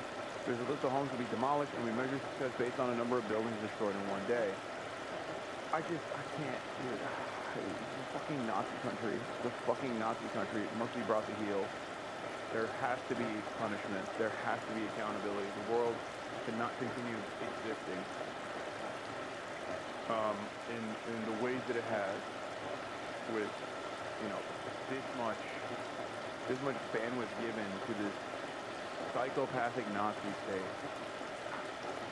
What the fuck are we doing, man? It's just crazy because, like, everyone knows too. There's no defense of this, right? Everyone knows exactly what's going on at this point. Everyone in Lebanon already knew. Everyone in Gaza already knew. But now people in the Western world know too. It's like, oh, here we go again. Another fucking fake bullshit ceasefire where this demon still continues to fire as the other side ceases. No accountability. We're going to send them weapons.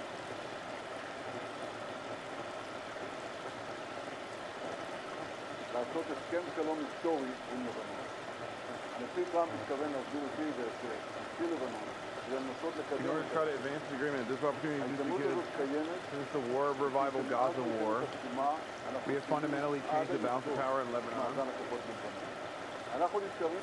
We've remained in Lebanon in a thickened security zone.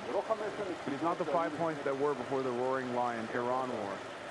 It is a security strip that begins at the sea and continues to Mount Dove on the outskirts of Mount Hermon, a security strip of 10 kilometers, 6 miles in width,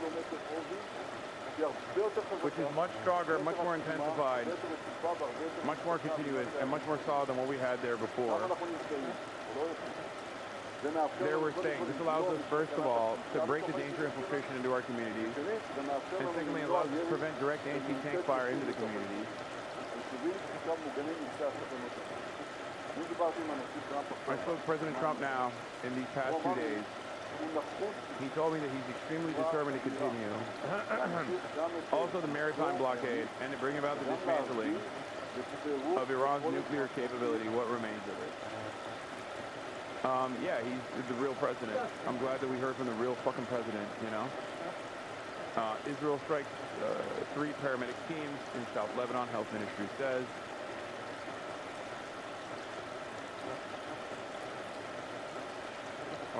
Every time. It's crazy because, like, he just openly says, like, oh no, we're going to keep bombing them. I think it's fine. Like, don't worry. Don't worry, folks. Like, the bombing will continue.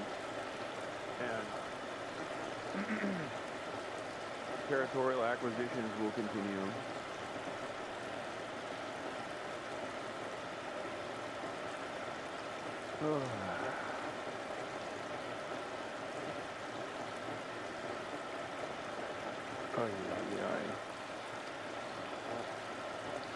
Lebanon has already taken a step in the meeting in Washington. It will not be drawn into another step that would hand Netanyahu a moral victory he has been unable to achieve on the ground in Lebanon.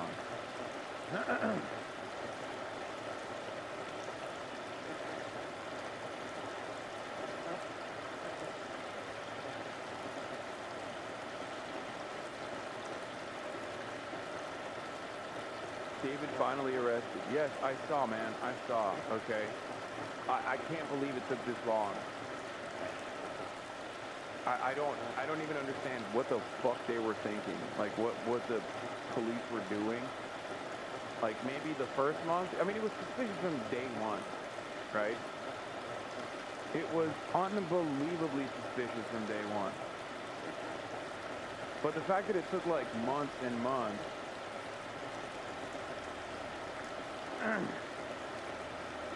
Sorry, hold on. The fact that it took months and months and months is, I mean, it doesn't make any sense. No, it's not that they, it's not that they didn't want to fumble the case. It's been said that cold case files are so because the primary suspect is often a cop. I just don't understand how they just took their ass, they took their sweet ass time. Law enforcement only likes to take cases they know they'll win for sure. No, dude, what the fuck? This is a law. What are you guys talking about? Also, no, that's not the case. Police have a dog shit clearance rate, and no, you're wrong about that. There was plenty of evidence to actually apprehend these guys. I mean, there's plenty of evidence to apprehend him.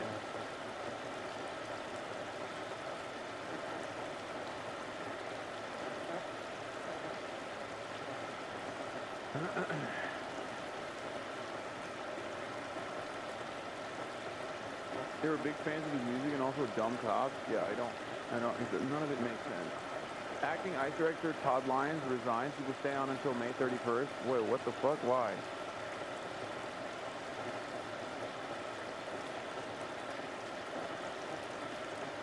He was smart and lawyered up. I think it's largely because of the victim's demographic background. Poor girl, poor Latina girl, from a poor family in like a poor neighborhood. They just didn't give a shit enough, maybe.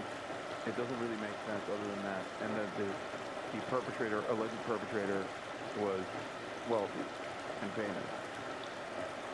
Because I can't see any other reason as to why they would take their sweet ass time like this. It just doesn't make any sense. You know? Anyway. Skip this. A note to the press school. He actually calls press unpatriotic in comparison to the Pharisees. Dude, one of the funniest parts about this Pete Hegseth shit is that, like, apparently he did the Pulp Fiction thing. He did the Pulp Fiction speech, right? Like, as though he quoted Pulp Fiction as though it was like a real part of the Bible or something. Do you guys have a link to that? Pharisees just mean Jews, by the way. He's showing his hand. Yeah, I'm gonna be honest with you, man. I don't think these guys are, you know, I think there's a higher likelihood that they're philo-Semitic rather than anti-Semitic. You know, it still comes from a place of otherizing Jews, but like, these guys literally are operating with the same mindset that like most evangelical Christian Zionists are, where they literally think like Jews are the chosen sons of God, and that and therefore, you know, they have to carry out the extinction of the world.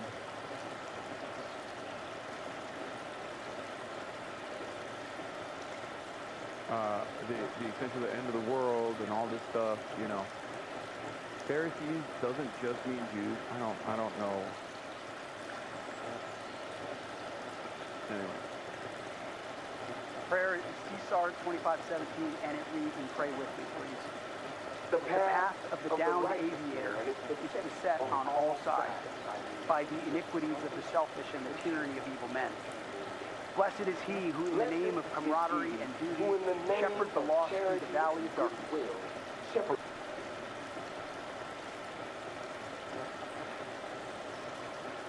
Okay, I don't know enough about Christianity, but that's not a Christian, that's not a Bible thing. Like, that's just Pulp Fiction. So, like, that's not a real quote from the Bible.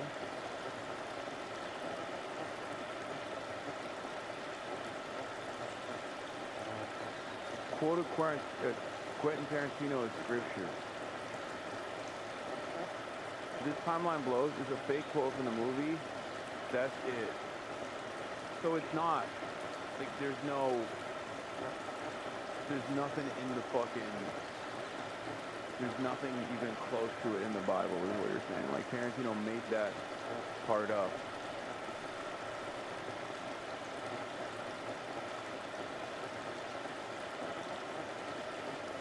Wow. In the movie, Samuel Jackson says he made it up right after that. He is truly his brother's keeper and the finder of lost children. And I will strike down... Look at all these fucking dildos, like, closing their eyes and going, yeah, he's being real godly right now. My goat. My goat, he's speaking the word of God, you know what I'm saying? He's doing the damn thing. That's the word of God. upon thee with great vengeance and furious anger those who attempt to capture and destroy my brother. And you will know my call sign is Sandy 1 when I lay my vengeance upon you. And you will know my name is the Lord when I lay my... That's wrong. There is, in fact, in Ezekiel 25, whatever the number is in Pulp Fiction, but it exists in the Bible, and it's about bowing vengeance to Pharisees and other neighbors of Israel.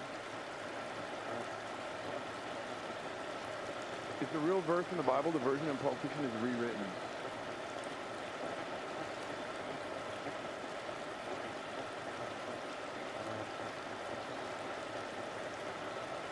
So he took not the real quote from the Bible, but turned around and took the, like, because he's doing a one-to-one with the Clinton.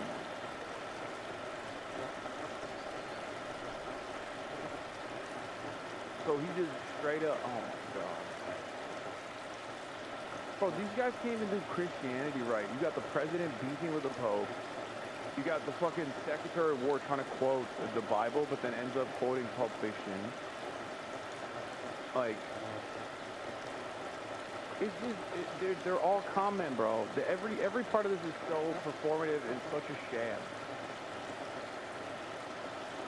And there's so many dumb fucks that eat it up, you know? They're like, well, I don't even care if it's not from the Bible. I love Pulp Fiction. It's great. It's a great movie. Libtard, shut up. To the American media, as I just can't help but notice the endless stream of garbage, the relentlessly negative coverage. You cannot resist them, despite the historic and important success of this effort and the success of our troops. Sometimes it's hard to figure out what side. Oh, he's doing my favorite thing that Trump does too. It's like, oh, if you criticize me, that means you're criticizing our brave troops. No, they're just criticizing you, man. That's a separate thing. Oh, I bet you wouldn't say that to the men and women in service. Yeah, they wouldn't, because it's not about the troops, it's about you. Okay? You're absolutely incredibly unpatriotic. Yeah, anytime you guys do investigative reporting, or not even investigative reporting, you guys don't even do that much. Anytime you fucking... anytime you make fun of me for being a drunk asshole, you're actually calling the troops drunk assholes, okay? And that's really fucked up of you.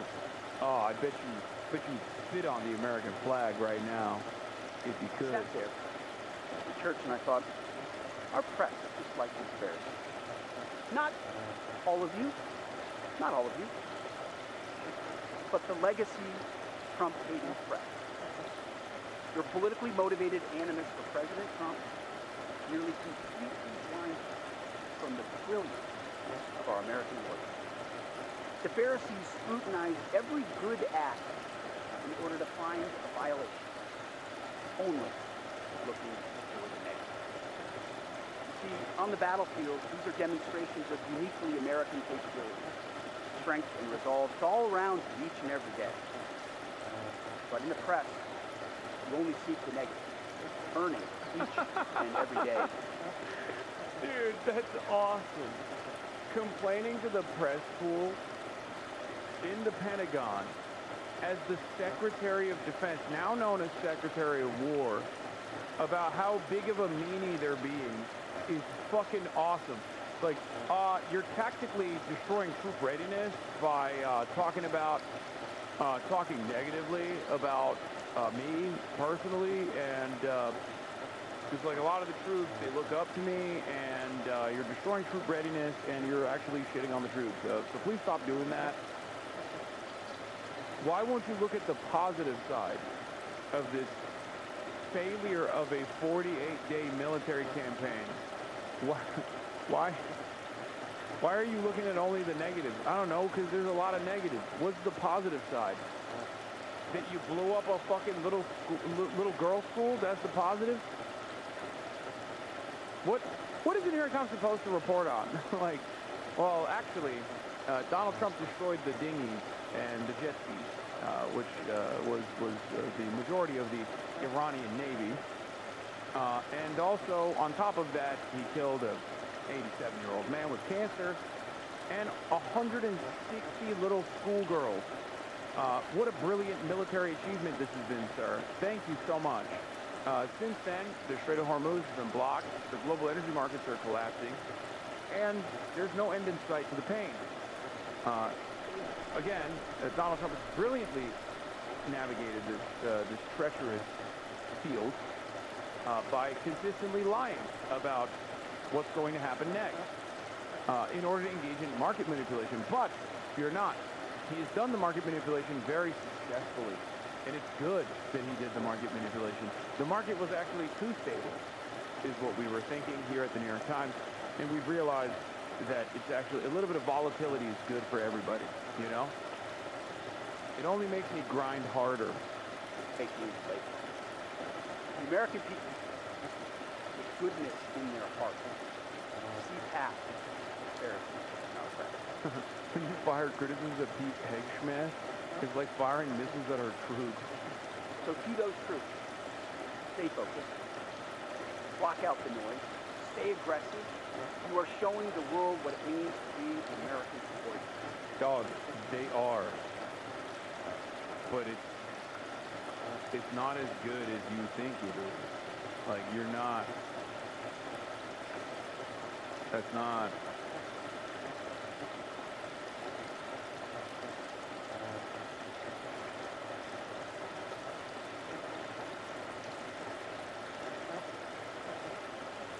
You are making this building and the American people proud. Recognized for 1 minute. In February, the Trump administration, in conjunction with the Israeli government, launched an illegal and disastrous AOC goes nuclear on Trump admin. Okay, let's see. Let's see, let her cook. war in Iran. They provided no rationale for the American people. They sought no legal authority from Congress, and they have since descended our world and our global economy into chaos. And that was just the beginning. Now, President Trump has threatened to use the United States military to carry out acts of genocide against the Iranian people, innocent civilians.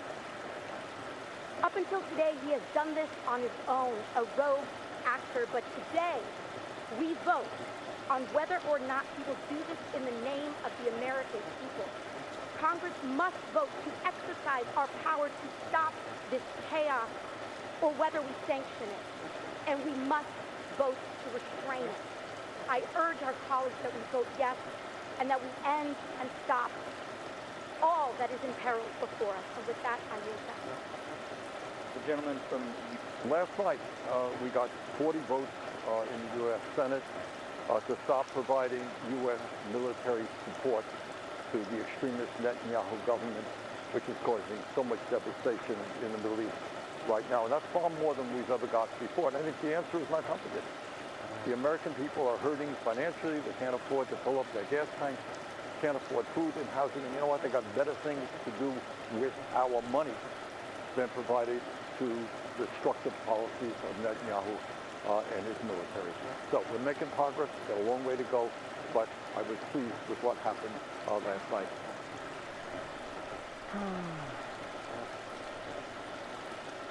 New York City Mayor Zohran Mamdani capped off one of the most impressive rises in modern political history when he was sworn into office in January. The Democratic Socialist became the first Asian American and the first Muslim mayor of New York City. Mamdani is also the city's youngest mayor in more than a century. New level of glaze online. GOP Congressman Troy Nelson says Trump is almost the second coming of Jesus Christ. Let's go. He's almost the second coming, in my humble opinion. I believe that Donald Trump is better than sliced bread. I think he's almost the second coming, in my humble opinion. I think he's done a fantastic job. He's got a very difficult job. Pope's got a tough job. You know, got issues in the church. But Donald Trump has a very, very difficult job. This is the toughest job in the world. When asked about Donald Trump and the beef that he has with the Pope, this guy says he's almost the second coming of Jesus Christ. Bro, Americans American Christians believe in anything but Christianity, okay? It's actually unbelievable.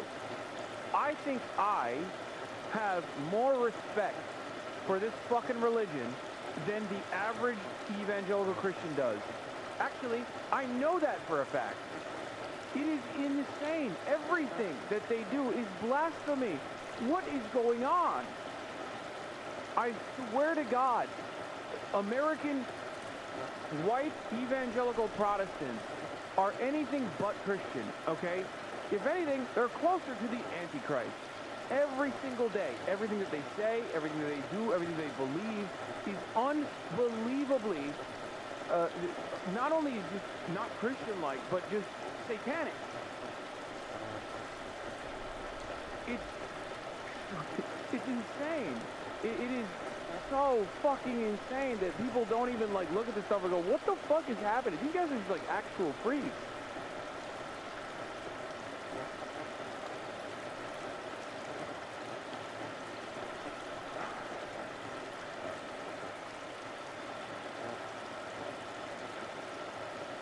I don't understand it. I don't get it. I don't understand it. Like, how do you not call into question these people's supposed beliefs? Ugh.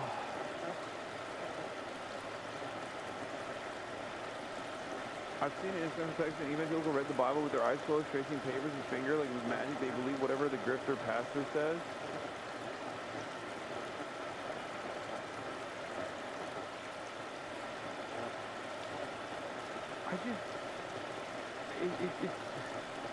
It's so unchristian-like, man. I don't know what else to say. Dude, my dad is a recent convert to evangelicalism, literally grew up with him voting for Obama and him being atheist. How does that happen? What is happening? Is it lead poisoning? To be clear, evangelicals often hate Catholicism and many claim that they're not even Christians. Religiosity isn't just a cultural flavoring for these ghouls. It's a cancer in their minds. Call me a Reddit atheist, but is there a point where the left actually positions itself against evangelicals just in general as a cancer on the nation? I mean, I'm sure there's normal evangelicals out there. It's just their representatives are so psychotic, though. Holy shit. So how's the mayor doing in his first 100 days? We're going to ask him, but first we ask New Yorkers for a letter grade. I guess they're just straight up fungies, right? Like they're like ISIS. But instead of, you know, Toyota Hiluxes, they have F-450 pickup trucks, and it's just ISIS in like much wealthier neighborhoods. So they don't do the ISIS shit that ISIS normally does, right? It is. It's just like they're straight up fucking insane, dude. Like the average evangelical Christian is not that different. Like you put them in Syria, they're ISIS, okay? You put them in an environment like Syria, they're gonna behave like ISIS. They're not gonna be like, oh, we shouldn't be, you know, throwing gay people off roofs or whatever. They're gonna be like, oh, hell yeah, it's time to throw some gay people off roofs. Because why? I don't have jalapeno poppers to soothe my bloodlust with, you know? To satiate my appetite for bloodlust, I could normally go and get a tall Marge at Applebee's alongside $5 jalapeno poppers and watch football on the TV, right? But now I don't have those things. I don't have, my material conditions have deteriorated to a degree where I'm in fucking Raqqa. I'm gonna throw gay people off roofs now. I'm ISIS now. Like that's literally, put them in Syria, and they're ISIS. Here's what some of them said. B plus. Okay. An A. I feel like he's doing an amazing job. You know, I guess it would be like an A minus, B plus, A minus. Give him an A. He hasn't done it. B plus, A minus, bro. What are you taking points off of? Like that he hasn't been able to magically do the billionaire tax by himself? Anything too bad yet, and he hasn't done anything too good yet. So I think the C is perfect for him. A plus. Mayor Mondani got a sense of humor, it seems, joins us now. You haven't done anything too bad yet. You haven't done anything too good yet, so we'll give you a grade. Well, how do you think you're doing in your first 100 days? You know, I'll always leave it to New Yorkers to give me the grade, but I will say that I'm proud of what the team has accomplished over the 100 days. I mean, we saw $1.2 billion secured in a partnership with Governor Hochul to deliver universal child care in our city. We held bad landlords accountable for $32 million, fixed 6,070 apartments, we filled 102,000 potholes, and we did all of this while also returning $9.3 million back to workers and small businesses that have been ripped off by mega corporations. Yeah, that's all the good stuff, Mayor, but people talk about the promises that you made during your campaign. 3 of your signature issues: universal free child care, freezing city rents, making city buses free. Promises haven't been materialized yet because the rent isn't frozen, the buses aren't free, no universal child care. Okay, CBS, chill. Classic.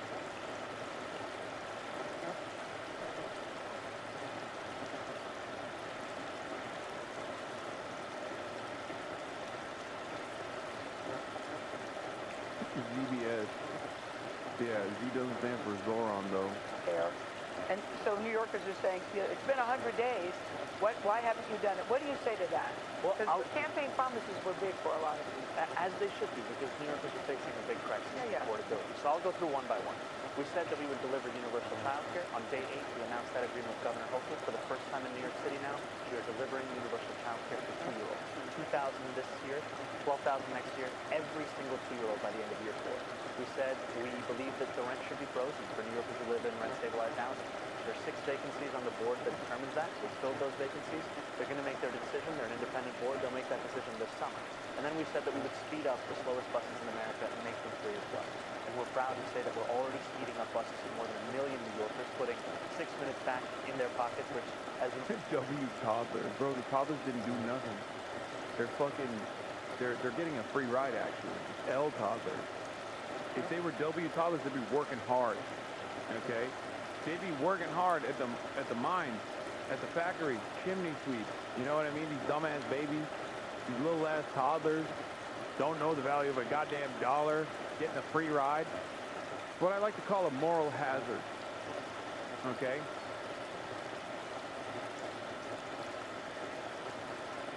Get to work. You know, New York City time is money, and we're working with all... No, I'm not pro-child labor. I'm pro-toddler labor. Okay?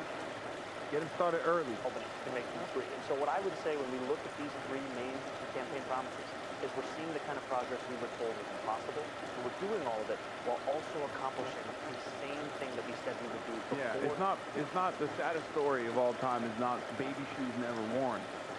The saddest story of all time is baby shoes, no bootstraps to lace. Okay? Right. Lace up those bootstraps and get to work, baby. Even affordability, which is public safety. That is a key part of our agenda. Mr. Mayor, I want to widen the lens a bit. After your campaign win, there were a lot of questions about whether Democrats across the country could have similar success. Do you think it's possible a democratic socialist platform can translate into something that's electorally viable in a statewide election or a national election, given that, according to Gallup, many older and rural voters still have issues with the term, with the label socialist? You know, what I find is that New Yorkers ask me less about how I describe my politics and more about whether my politics includes them.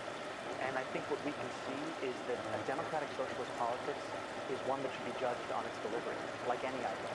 And what we're showing in this city is we can pursue the big things like universal child care and do the pothole politics at the same time that we're showing, and not just filling in the potholes, changing the catch basins, but also repaving over 1,000 miles of roadway. But Mr. Mayor, presidential and statewide elections are often decided in battleground regions that do not look like New York City. Yeah. I'll be honest with you.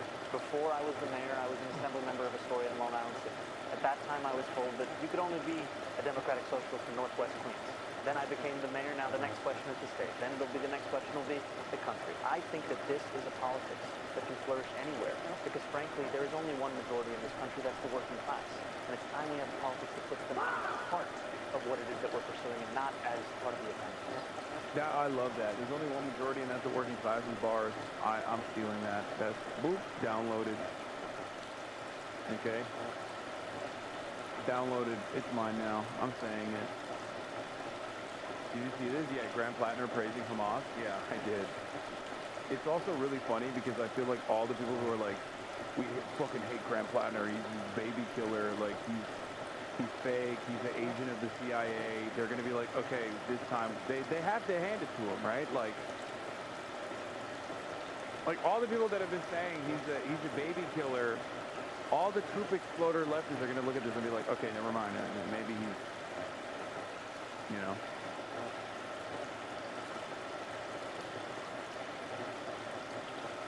Can we talk about act like a chud, think like a woke, man. President Trump for just a second? And specifically your relationship with President Trump. I think you guys raised a lot of eyebrows, and people were like, we weren't expecting that, because both of you seem to enjoy that moment in the Oval Office. What is your relationship with him today? Do you talk to him on a regular basis? I would say the two of us are in touch. We've had a number of meetings now in the Oval Office, and we are honest, direct about the fact that we have many disagreements. There is one place of agreement that we have, which is that we both love New York City. And that's, I think, something that is at the heart of every conversation we have. Is how can we make this city better? Because both of us have said publicly that the better the city does, the better we do. Were you surprised that the two of you seemed to get along well? Because most people thought, no way these two are going to work. No way. I think in many ways it's a New York story of people who have vehemently differing views and have said many things about each other and can also still work together on the points of agreement. You have vehemently different views on the war in Iran. Absolutely. I'm deeply opposed to the war. I think it's something that should be opposed not just on a political level or an economic level, but frankly a moral level. We're talking about spending close to $30 billion for thousands of people an ocean away, while we're told that we don't have even an ounce of that money to help working class Americans across this. Have you spoken to him specifically about that? It's no secret of how I feel about the Iran war. The president and I are very honest about those disagreements, and I'll give you another example. But I know it's no secret that how you feel. Oh my God, they're fucking. Okay, let's be real. That's actually a very direct question, and it's actually a good question. These people remember that they're journalists whenever they want to cook someone. It's so fucking annoying. It kind of pisses me off. I kind of want to answer. I want to answer myself. Like, I personally think it's good that she's grilling him a little bit, but also I feel a little at odds because, like, the reason why she's doing this is because he's going to be dodgy. Because the answer is no. I don't think he's fucking talking to Donald Trump about the Iran war and how he fucking hates the Iran war. That's insane, okay? Let's be real. He's not doing that. That's Trump. He's the president, okay? But they want, it's a win-win. If they get an answer, they can either, if it's a yes, then they can draw a wedge between, drive a wedge between Iran and Trump. That's beneficial for Barry White. If he says no, he looks weak to his base. So that's what's going on. Stop shocking your dog, weirdo. No.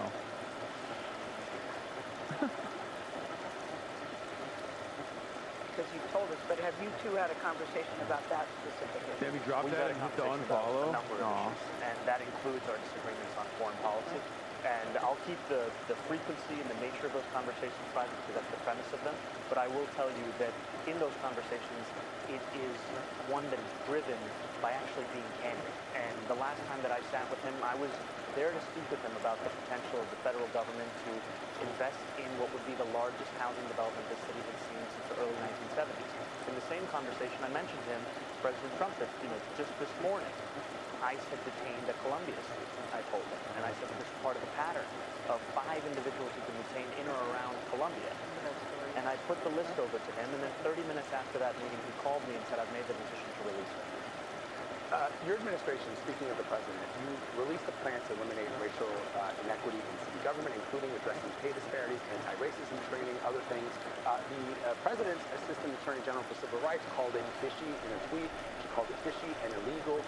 What is interesting about this is your administration is being accused of scrubbing references to diversity, equity, and inclusion in this report. Did you do that to appease the president? What we did is we inherited a report that had been diluted by the prior administration, one that hadn't even been released, had been stonewalled for hundreds of days. And we strengthened that report because, frankly, the truth is, and that many New Yorkers know, that we can't speak about the affordability crisis if we're not also speaking about the way it's been intertwined with the history of racism in this city. The very same neighborhoods that are being hit hardest by rises in rent and affordability are also the ones that have been overlooked by city government time and time again. So we laid out this plan that's both a racial equity plan for how government can do better and also a true cost of living plan. Now, if you have federal administrative officials who are saying that this looks fishy or illegal, I wouldn't trust their barometer of what's fishy or illegal because they've been doing a lot of fishy and illegal things in the name of the law. Can we get your take on the story that's making national news of police officers, the undercover police officers in Brooklyn, in Black neighborhood, who you can see physically beating a man? Turns out this guy apparently hadn't done anything wrong. I want to get your reaction to this and what you think should be done. Democratic mayor in New York City doing opposition media on CBS. What a time to be alive. Yeah. Why even grace CBS with a sit-down if he's on? He's feeling himself. He's feeling himself. It's a flex. It is kind of funny, though, because they would never in a million fucking years do this if it wasn't Zoran. Again, on the one hand, I think this is good. This is good media. This is good journalism. On the other hand, can you ever imagine in a million fucking years any mainstream media outlet talking to a Democrat mayor or a Republican mayor about police brutality like this? Can we get your take on police brutality on this in this instance? Okay? No. They 1,000,000% would never do that. As a matter of fact, if people were bringing up, if there was a mayor that was actually complaining about police brutality, they would be like, well, don't you think some people deserve to be brutalized? Like, here's a case of, I don't know, here's a case where this guy was a really violent, dangerous criminal, and the cops had to apprehend him violently. Don't you think that that's appropriate use of force? It's kind of crazy. Again, they turn into like real reporters whenever there's a character that they want to attack. It's very tough to watch. We say it's disturbing, heads up, very bad, but as mayor of the city, who's in charge of the police department, what do you say about that? It is you and the commissioner, yeah. It is incredibly disturbing, and it is unacceptable. What we are seeing on this video is the kind of behavior that should never be condoned. And I not only have made that clear, the police commissioner has made that clear. It's being investigated as we speak, because as New Yorkers see this is not what it looks like to deliver safety or justice. I know, but you know, whenever we see video like that, that's always the line. It's disturbing, it's upsetting. I think people want to hear, what are you... Oh my God. They're literally holding his feet to the fire. They're like, what kind of reforms are you going to commit to the NYPD? Like, this is, again, I feel like they have turned into journalists. Like, this is Gale. This is a different kind of Gale. Can you imagine? Can you fucking imagine? CBS, mainline, turning around and talking to any fucking mayor or any politician like, what kind of hard line commitments are you offering to reforming these unaccountable thugs of the state? No, it's not the Overton window that changed, Chatter. No, they're doing that because he's anti-cop. That's why they're doing it. They're doing that because they're holding his feet to the fire. It's like when, like the question's like, oh, don't you feel like the things you're wearing are too expensive? Would not be a question you would ask any political commentator except for me. Why? Because from their perspective, that is my worldview. That is like an inherent hypocrisy, right? Even though this is not a perfect analog because there's nothing hypocritical about the, you know, wearing nice clothes or whatever the fuck, as opposed to like, well, being a socialist. But there is genuinely a hypocrisy here, at least, with Zoran not delivering a stronger stance against police brutality, like what the investigations are, what kind of reforms are going to be committed, right? Anything to make you stutter can be clipped? What do you mean?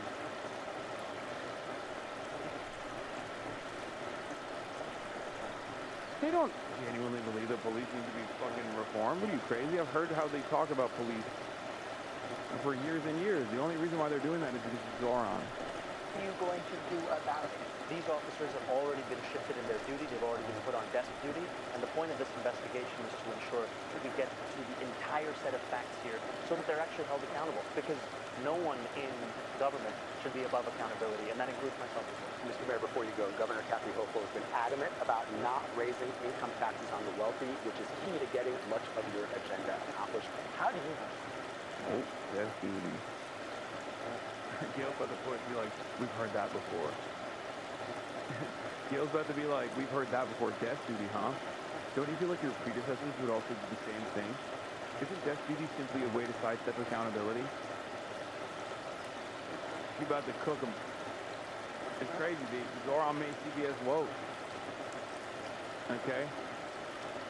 She's out here being like, yeah, this is, you know, Black Lives Matter. She's about to be like, listen, I've been a big fan of defunding the police. Very disappointed that you won't do what's necessary. Everyone knows everyone knows pigs are class traitors, Zoran. It's time to bring this unaccountable, these unaccountable agents of the state to heel. Get her on board what you're trying to do. Well, I'm actually really excited. Yeah, she's about to be like, what's next? You're going to cut the library budget again? Huh? Zoran? Some more homeless sweeps, Zoran? You asked that question just a few days ago. The governor announced that we are going to be pursuing the city's first ever pied-à-terre tax. This is a tax on secondary homes owned by non-New Yorkers that are worth more than $5 million. We're talking about Gail coming out and being like, why won't you commit to supporting armed resistance against the occupied, armed resistance against the occupying state? It's international human rights law, after all. Do you not care about that? It seemed like you cared about that when we were talking about holding Benjamin Netanyahu to account and arresting him. CBS coming out pro-Hamas to cook Zoran would be very funny. Oligarchs from across the world. And these are homes that when they're built, developers even tell local elected officials, don't worry, it's not going to be an increase in city services because no one's going to live. She's like, when are... Gail be like, I'm a prison abolitionist. And as a prison abolitionist, I want you to stay true to your word and abolish Rikers, if not all prisons. Why haven't you released Maduro from prison? We're going to be raising $500 million for the city directly from this new pied-à-terre tax, and it is a clear example of not only a system of taxation that has been hurting working people, but now one that would be fairer by taxing the wealthiest just a little bit more. Still enjoying yourself? I am. It's truly... Would you tell us 6 words? Yeah, I would blink twice. All right. Blink twice. He's not blinking. Thank you for your time. But we're going to tell Bro it. Bro, you even cooked him on the blinking, dude. That's crazy.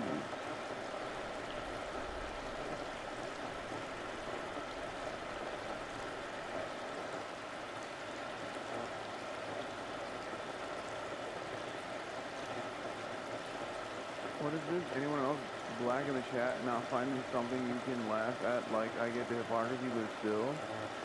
They do Brandon Johnson the same way. He should say something. Actually, it's a good take. Yeah, they cook Brandon Johnson in a similar vein as well. All of a sudden, the media is like the woker. All of a sudden, the media is the woker when they're talking to a left mayor.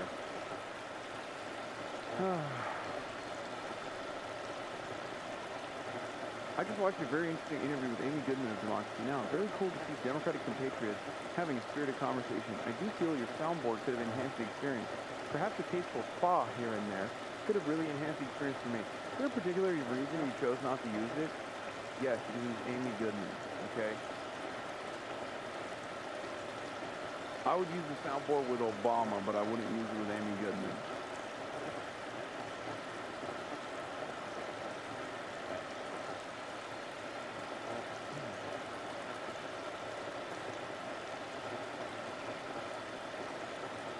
So you admit the board is a disgrace? Got him? Yes, sure. Alright, I'm fucking tired, dude. I traveled this morning, everybody. I apologize for only doing 7 hours and 30 minutes, okay? It's messed up. Messed up, I know. But that is all I got for today.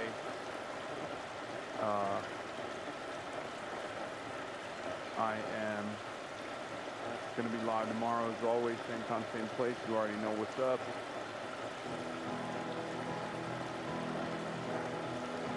Peace, everybody. Love you. Bye-bye. Stunning, refined.